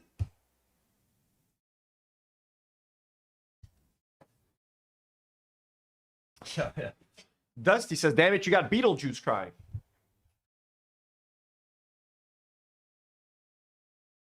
I'm not even religious.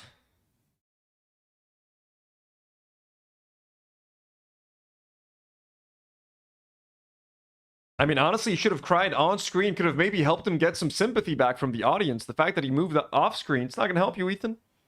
If you're going to shed them tears, try to take advantage and get some goodwill back. All right.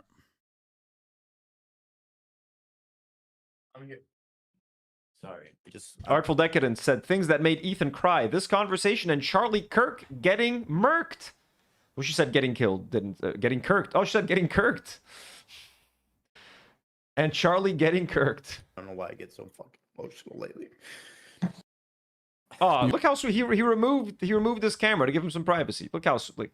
Dude, Hasan is a sweetheart. Okay, I don't care what any New York Post article says. I don't care what Ethan Klein says. My chat keeps reloading. Hasan Piker can be a sweetheart when he needs to be. Okay. All right. We don't have to continue if you don't want to and you don't feel like it. He's saying we don't have to continue if you don't feel like it.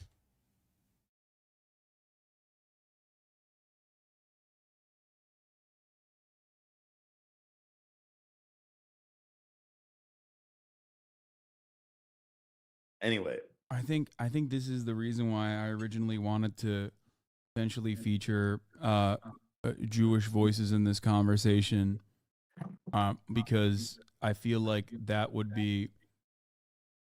I feel as though that would be more productive. Even Israeli voices, as a matter of fact, and we can still do that at a later date if you'd like.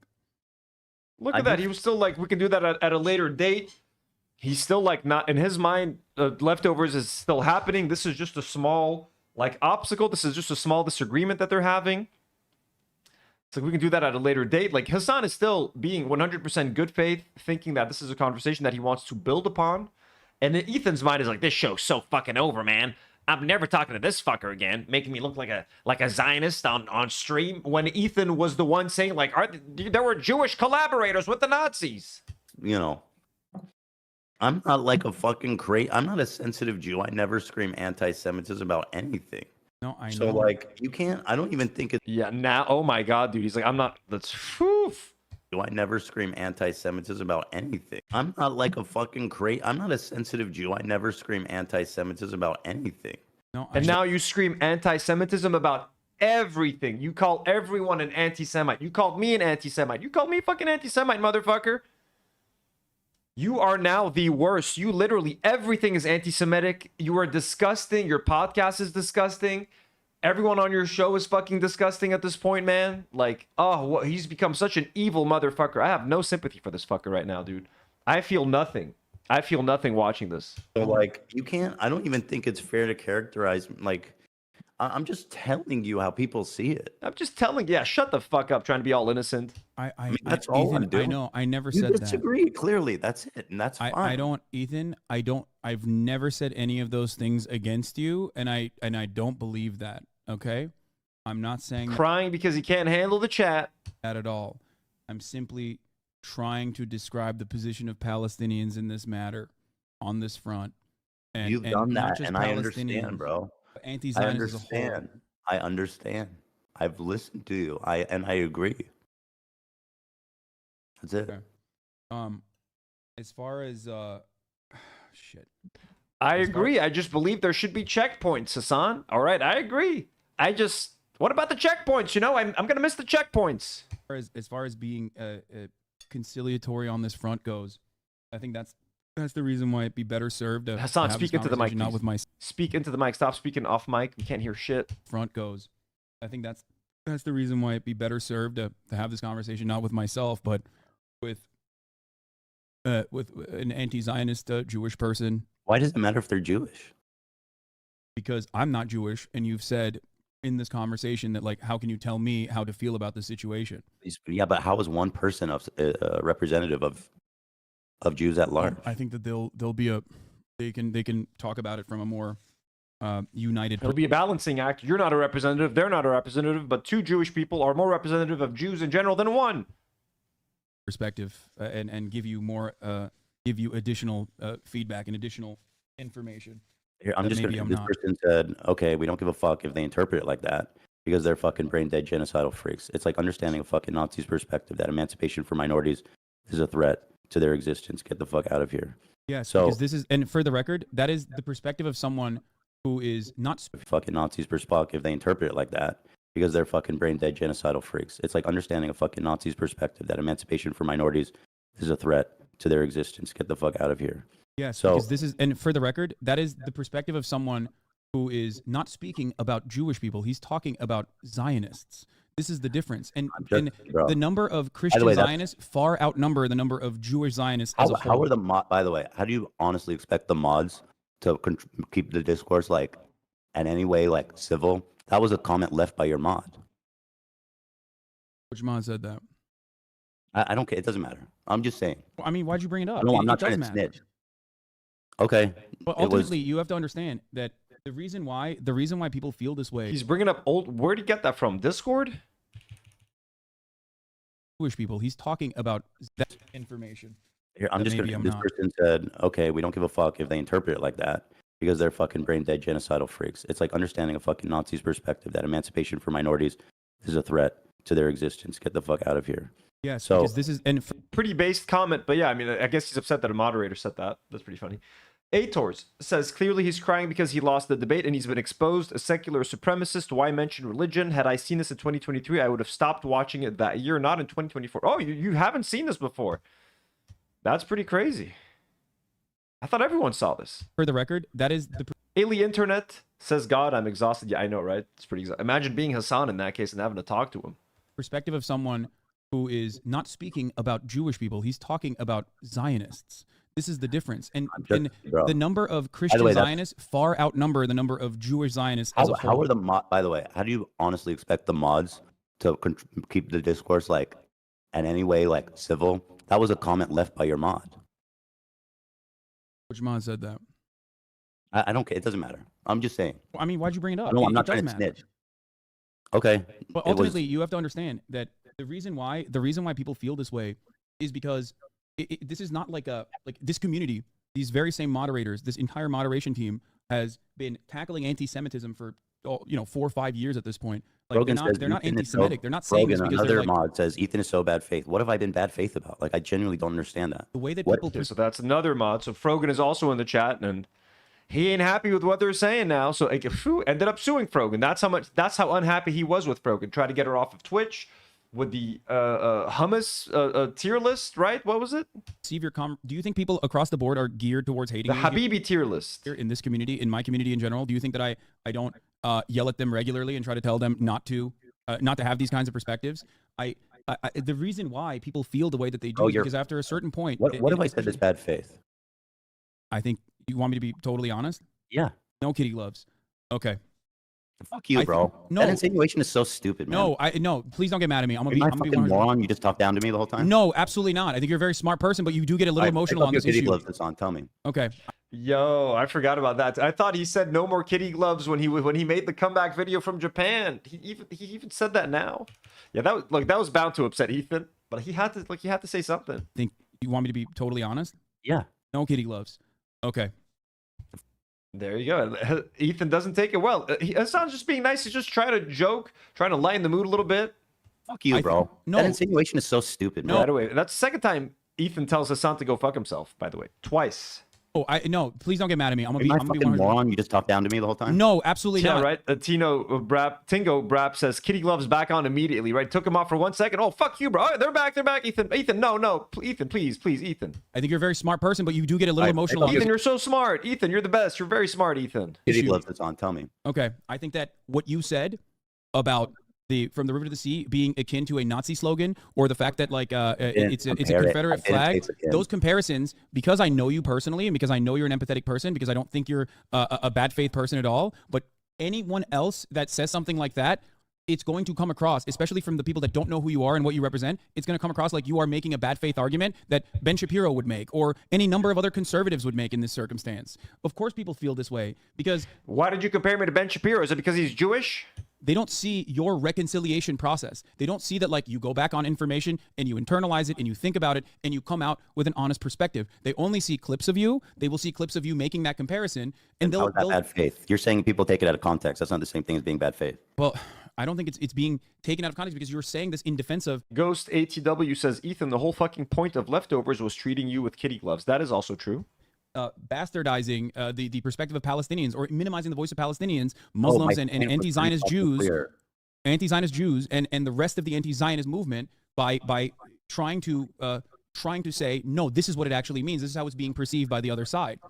What it actually is perceived by the other side, the broader Zionist movement as a whole, does not change the reality of what this message means. It simply is used as another reason to silence any kind of emancipatory slogan and any kind of opposition. People feel like they can't say anything. People feel like they can't. People can't push for a ceasefire. The government's not listening to them. People can't even say free Palestine from the river to the sea because like then this is technically considered anti-Semitic. Like what should happen? Is there a boundary and a guideline that maybe like the ADL could put forward? That yeah, that's true. Like they're not allowed to say anything. Here's my shorts. They're not allowed to say anything. They're not allowed to do anything. They can't resist peacefully. They can't resist violently. They can't chant from the river to the sea. Well, how are they supposed to resist, Ethan? What pre-approved list of resistance activities do you have? This is how it's being perceived by the other side. What it actually is perceived by the other side, the broader Zionist movement as a whole, does not change the reality of what this message means. It simply is used as another reason to silence any kind of emancipatory slogan and any kind of opposition. People feel like they can't say anything. People feel like they can't. People can't push for a ceasefire. The government's not listening to them. People can't even say free Palestine from the river to the sea because like then this is technically considered anti-Semitic. Like what should happen? Is there a boundary and a guideline that maybe like the ADL could put forward that people can write? I am not advocating for any speech from. So I'm just giving you my perspective. I'm not saying don't say any of that shit. I'm just telling you how Jewish people around the world interpret that phrase. That's it. I think if you were to ask anti-Zionist Jews how they interpret the slogan versus Zionist Jews, the difference would be stark. You're saying because of this group doesn't find it offensive that the other... I'm not saying they're right. You're saying this group of people finds it offensive, therefore they're wrong? I mean, I'm just telling you how they feel. I mean... Artful, good night. And yes, guys, Artful Decadence says like the stream if you haven't already. Click that like button, folks. Support the channel. Clicking like helps the live stream in the algorithm and all that. Show us some support. Show us some love. It's just feelings, because it is an anti-Zionist slogan. That's why I think like listening to anti-Zionists in this front is more important. And again, this is the way people hear it. At a certain point, also what you're saying, genociding all the Jews there does become anti-Semitic. And I'm not saying that's what anybody there wants to do. Of course, genociding all the Jews is anti-Semitic. That's how people perceive it, especially people in Israel. No, but people also perceive free Palestine to be the same. You yourself admitted that people. Okay, you don't. But I don't think it's the same. People don't perceive it. You literally said a one-state solution is untenable, regardless of the morality of it, because people in Israel consider that to be akin to a possible genocide. You openly stated that paranoia is not a justifiable one, and yet people still feel it in their hearts. You cannot set the boundaries on an emancipatory movement by the unreasonable fears that people have about that slogan, or any slogan whatsoever, because ultimately it turns into, unless it's like directly violent and it's an incitement of violence, in which case, of course, unacceptable. Because at a certain point, this becomes an optics conversation that is used as a cudgel to like, be right back. Just fucking forcibly squash any kind of opposition. And that's already happening. In America, it's not happening. We still have some semblance of free speech. But in Europe, in different parts of the world, people are literally fucking getting apprehended. They're getting detained for saying from the river to the sea. So in my opinion, having this back and forth in good faith and having a conversation about it is fine. But that doesn't even change the reality or even break through the dam of the sea of people that are demanding a ceasefire, that want to stop the occupation, that want to end the apartheid, that has currently in this iteration, in this last iteration, in the siege, has killed almost 11,000 people with 4,000 children. Bro, don't bring that up as some fucking talking point against me. Because again, I know you don't agree with that. I know you don't agree with that. I know you don't agree with that. I know. I'm not saying you do at all. I know you don't agree with that, and that's precisely why I'm saying just listen to the Palestinians in this front. Okay, I'm listening to the Palestinians and anti-Zionist Jews and anti-Zionist Jews. Anyway, I'm sorry. I don't want to fight. I think this is like, I mean, it sucks, and I'm sorry that I made you feel a certain way. I'm sorry that my community I'm sorry, I don't want to fight. I'm sorry I made you feel a certain way. He's being sweet. He's being nice. made you feel a certain way. No, it's fucked up. I don't want you to. I think you're a good person. Just understand that people don't know the empathy that you have, and they simply see, similar talking points that they've heard from others that don't demonstrate that same empathy that you do when you're delivering their perspective here. Does that make sense? Yeah, I mean, I'm just trying to have a conversation about it. I'm just trying to be honest and open and I agree. I respect it, which is why I wanted to have this conversation. And you being honest kind of exposed you to having some Zionist opinions. And once the chat and Hasan reacted a certain way, you got defensive instead of being open and willing to learn. You got defensive and you started to dig your heels in the sand and to remove yourself from the situation by ending leftovers and not wanting to engage with Hasan and then deciding to attack Hasan separately. With. I hope you don't think that I'm like, harboring resentment or trying to get my fucking community to hate you. I'm working in the exact opposite direction. Well, I don't think your mods have a very vested interest in aligning their goals with yours. I'll talk to them about it as well. But ultimately, there's a reason, and that is because they've heard this sentiment expressed by others, and they don't know you. Here's another mod. C-Max says, you're just showing you're a Zionist, Ethan. There's another one saying, shrug dog, I don't care about your feelings. Which is fair.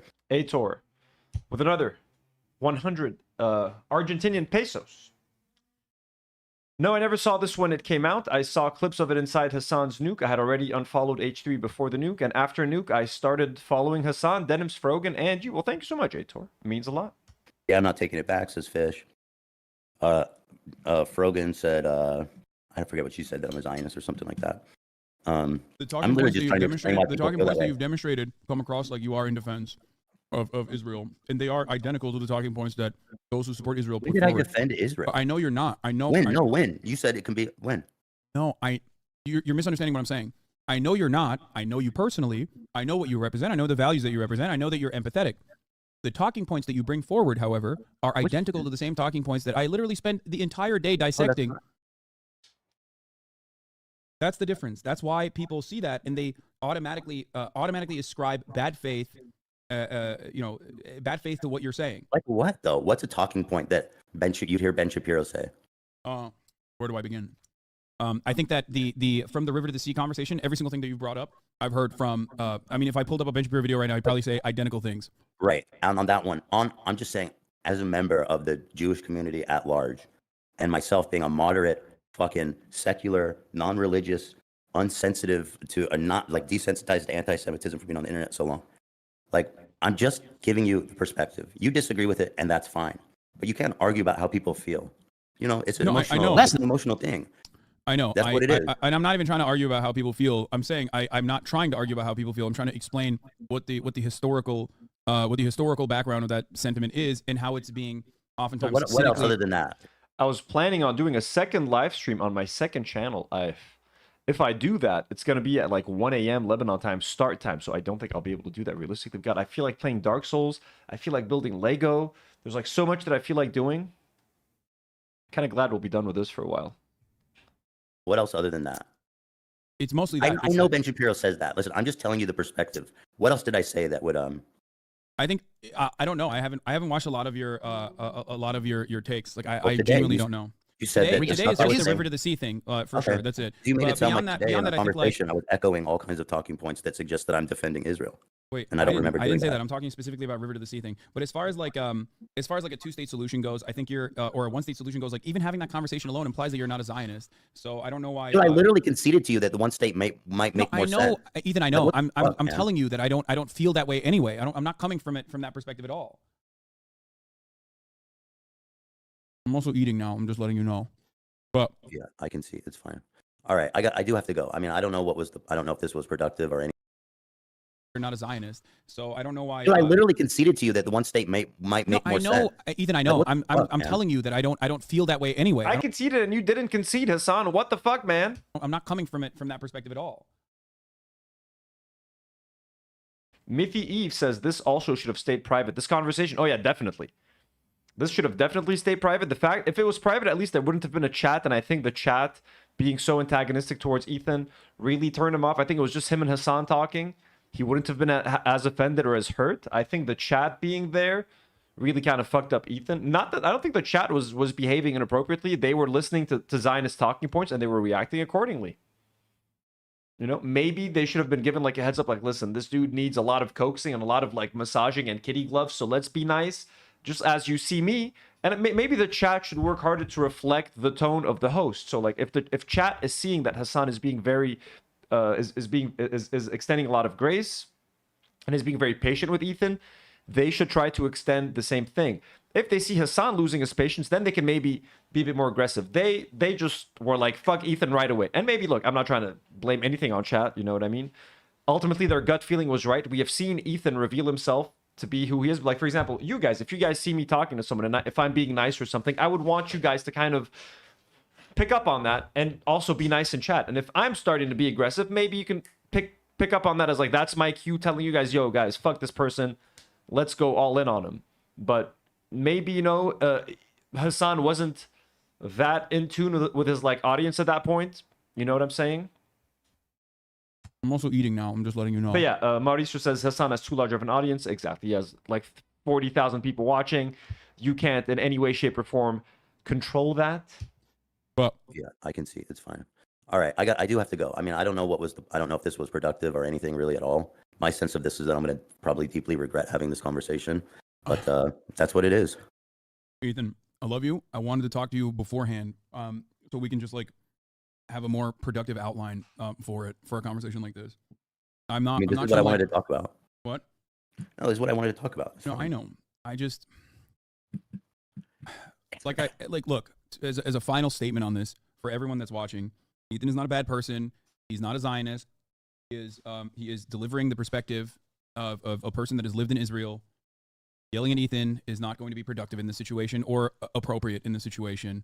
Don't you think it's like if you're trying to reconcile between two different groups of people, don't you, even if one group is wrong, let's say, do you think it's at least even a little important to try to understand their perspective? 100%. No, okay. I do. I So talk about the importance of building a broad. I talk about the importance of building a broad movement all the time. And in order to engage in coalition building, you have to be conciliatory, you have to be understanding, you have to be empathetic, lead by empathy. Like if you want to call me Israel defending, I'm like the most milquetoast fucking pro-Israel defender you can possibly find. So like you got to learn. People need to learn to build a fucking bridge somewhere. I'm not saying that. I hope you understand. I know. Yeah, you're not saying it, but I do think that a large part of your community thinks that. It's clearly reflected by all the shit that the mods continue to say. And so I think it stems from. I just got a fucking Air Force ad. Yeah, I just ran an ad. Right. I forgot to run it at the top of the hour. All right, listen. Let me just clarify. Israel's wrong. The settlements should be removed.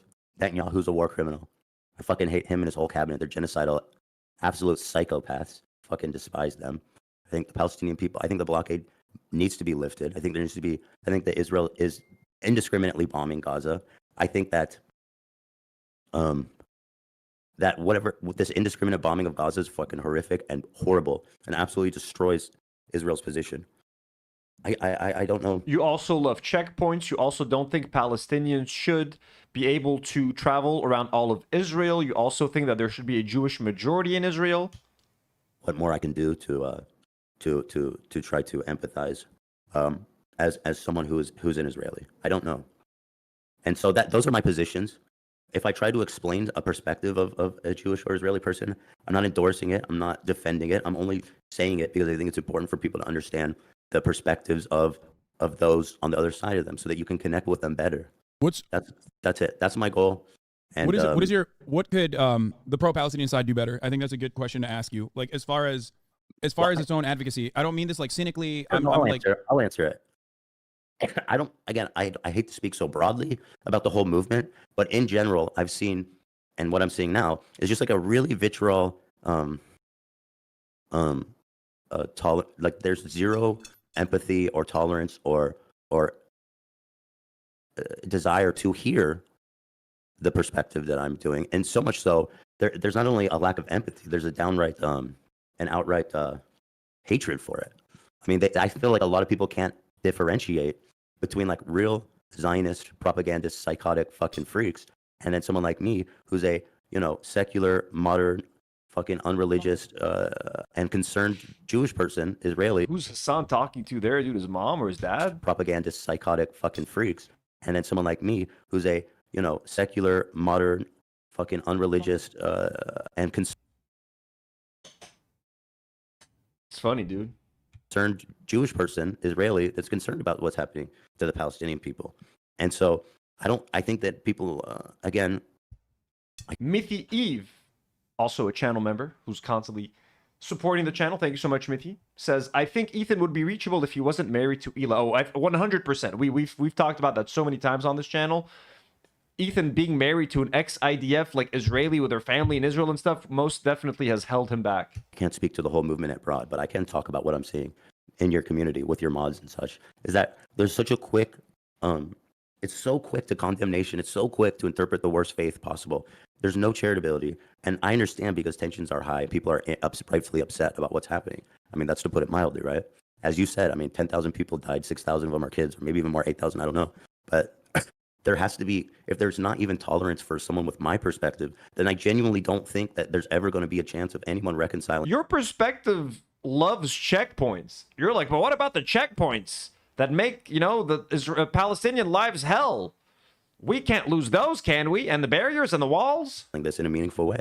I just think it's counterproductive to look at me like the fucking villain and to call me a Zionist and to interpret what I'm saying as someone who's no different than, your run-of-the-mill militant fucking fundamentalist settler or fanatic in Israel. I agree. I think that I think that people are too quick to jump to conclusions, especially because of the prevalence of certain talking points that they hear that they immediately go, oh, it seems like he's defending Israel. In the same way that people look at me and say, oh, you don't care, you love Hamas. Like, you must love Hamas. It's very obvious that you love Hamas over and over again, despite the endless condemnations that I deliver. I feel that. And talk about the brutality of it. It's just people are. Ethan definitely thinks you love Hamas now. Very black and white on the internet, and they want to put you in a neatly defined box that says you believe this, and I think that you believe this, and you're sneakily and cynically and talking against this other position. I will not listen to what you have to say. I simply am going to perceive you a certain way and go along with it. I obviously disagree with that. That's why I try to break through that on a regular basis. I try to instill charitability in my audience as well when talking to people. And that's... I do think, though, in general, like, I agree with what you're saying about yourself. I know all that about you. But I do think, like, on the whole, that your community is extremely hostile towards me. Or maybe not. I don't know. I don't know what's the percentage. I mean, how could I tell? There's plenty of. But I feel like they're overly. There are plenty of fans of yours in this community. I think that no, I don't know what's the percentage, but like, it's very. I don't know. I feel like very unwelcomed, and maybe it's going back to the fucking Discord that I know you don't log in there, but like, it's just. No, not only do I don't regularly go in there, I've literally moderated it, but also on top of that, I've told the mods to like, I've told the mods to.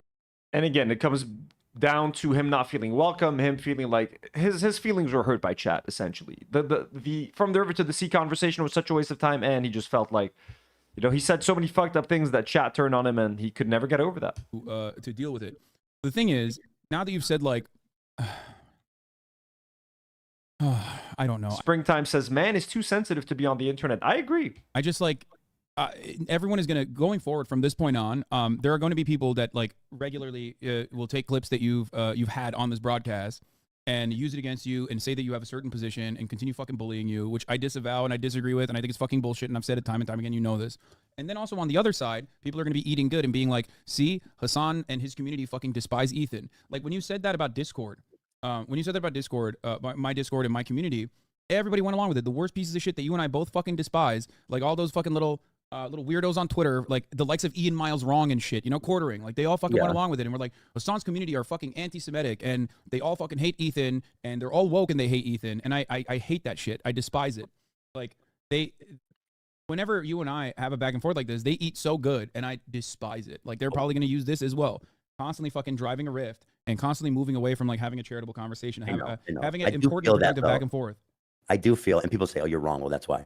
I do feel like if I was to take a snippet from our Discord, it would be so positive and so nice and so supportive of you. Oh, yeah. Like, come on, Ethan, shut the fuck up, man. Ethan has the worst fucking community on Discord, on Reddit, etc. Like, don't even pretend anymore. When they disagree. Whereas if I look at your community's responses, some of the stuff I'm saying, they're super fucking, and maybe they're justified because of what's happening in Gaza right now, but it's just so negative and so hateful and so nasty and so uncharitable and so mean-spirited that that it just makes me feel unwelcome, and it makes me feel like sometimes that what we're doing here is kind of pointless. But I admire everything that you do, and I support everything that you do, and it's also I don't necessarily. It definitely did backfire for you, Ethan, 100%. It's also because it's a political community, which is fucking cancerous and awful in general.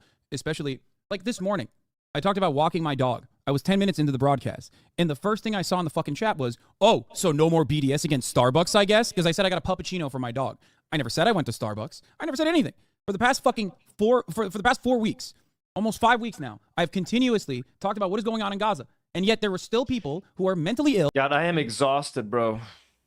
And fucking bad faith who were like, oh, I guess you went to Starbucks and purchased all the Starbucks you possibly could. And that must mean you hate the BDS movement. That must mean you hate Palestinians in general. So this shit happens to me all the fucking time too. It's part and parcel of like being, unfortunately, in the political realm, especially when it's like an environment that is ultimately very emotional, that people, people do the two awful worst things you could do. We're marrying parasocial attitudes that are already unhealthy with political perspectives that people get like incredibly polarized on and incredibly impassionate about. So obviously, no matter what happens, like if you look at this kind of stuff and it let the kind of stuff sway your opinion, it's going to destroy you mentally. It's going to drive you crazy, man. It's just something that listen, sucks. I've been on the internet so fucking long, dude. I'm impervious for the most part. I would thought into this shit, But this impervious. 9 lawsuits later, stuff that's happening here really, I know what it is.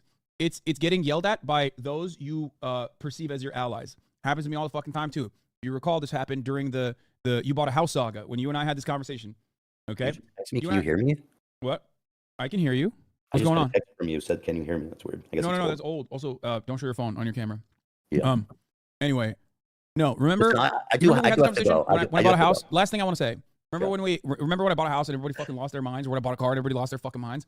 The people that were yelling at me in that situation were not right-wingers. I mean, sure, there were right-wingers that were yelling at me and taking advantage of the situation too. It was mostly fucking people with hammer and sickles in their fucking bios on Twitter. That didn't change my perspective, and it didn't change my opinion on the world, and it didn't change my analysis one bit. Because ultimately, you have to remember, like, a lot of that comes from a place of anger, resentment, frustration in their own personal lives. You just have to keep learning and keep going on this journey, be as charitable as you possibly can to others, and lead by empathy. There are going to be people who you perceive as allies who will yell at you, and it's going to hurt your fucking soul. And it has happened to me more than anyone on this planet, okay? It's coming from a place of powerlessness. It's also coming from a place of, like, access, where they...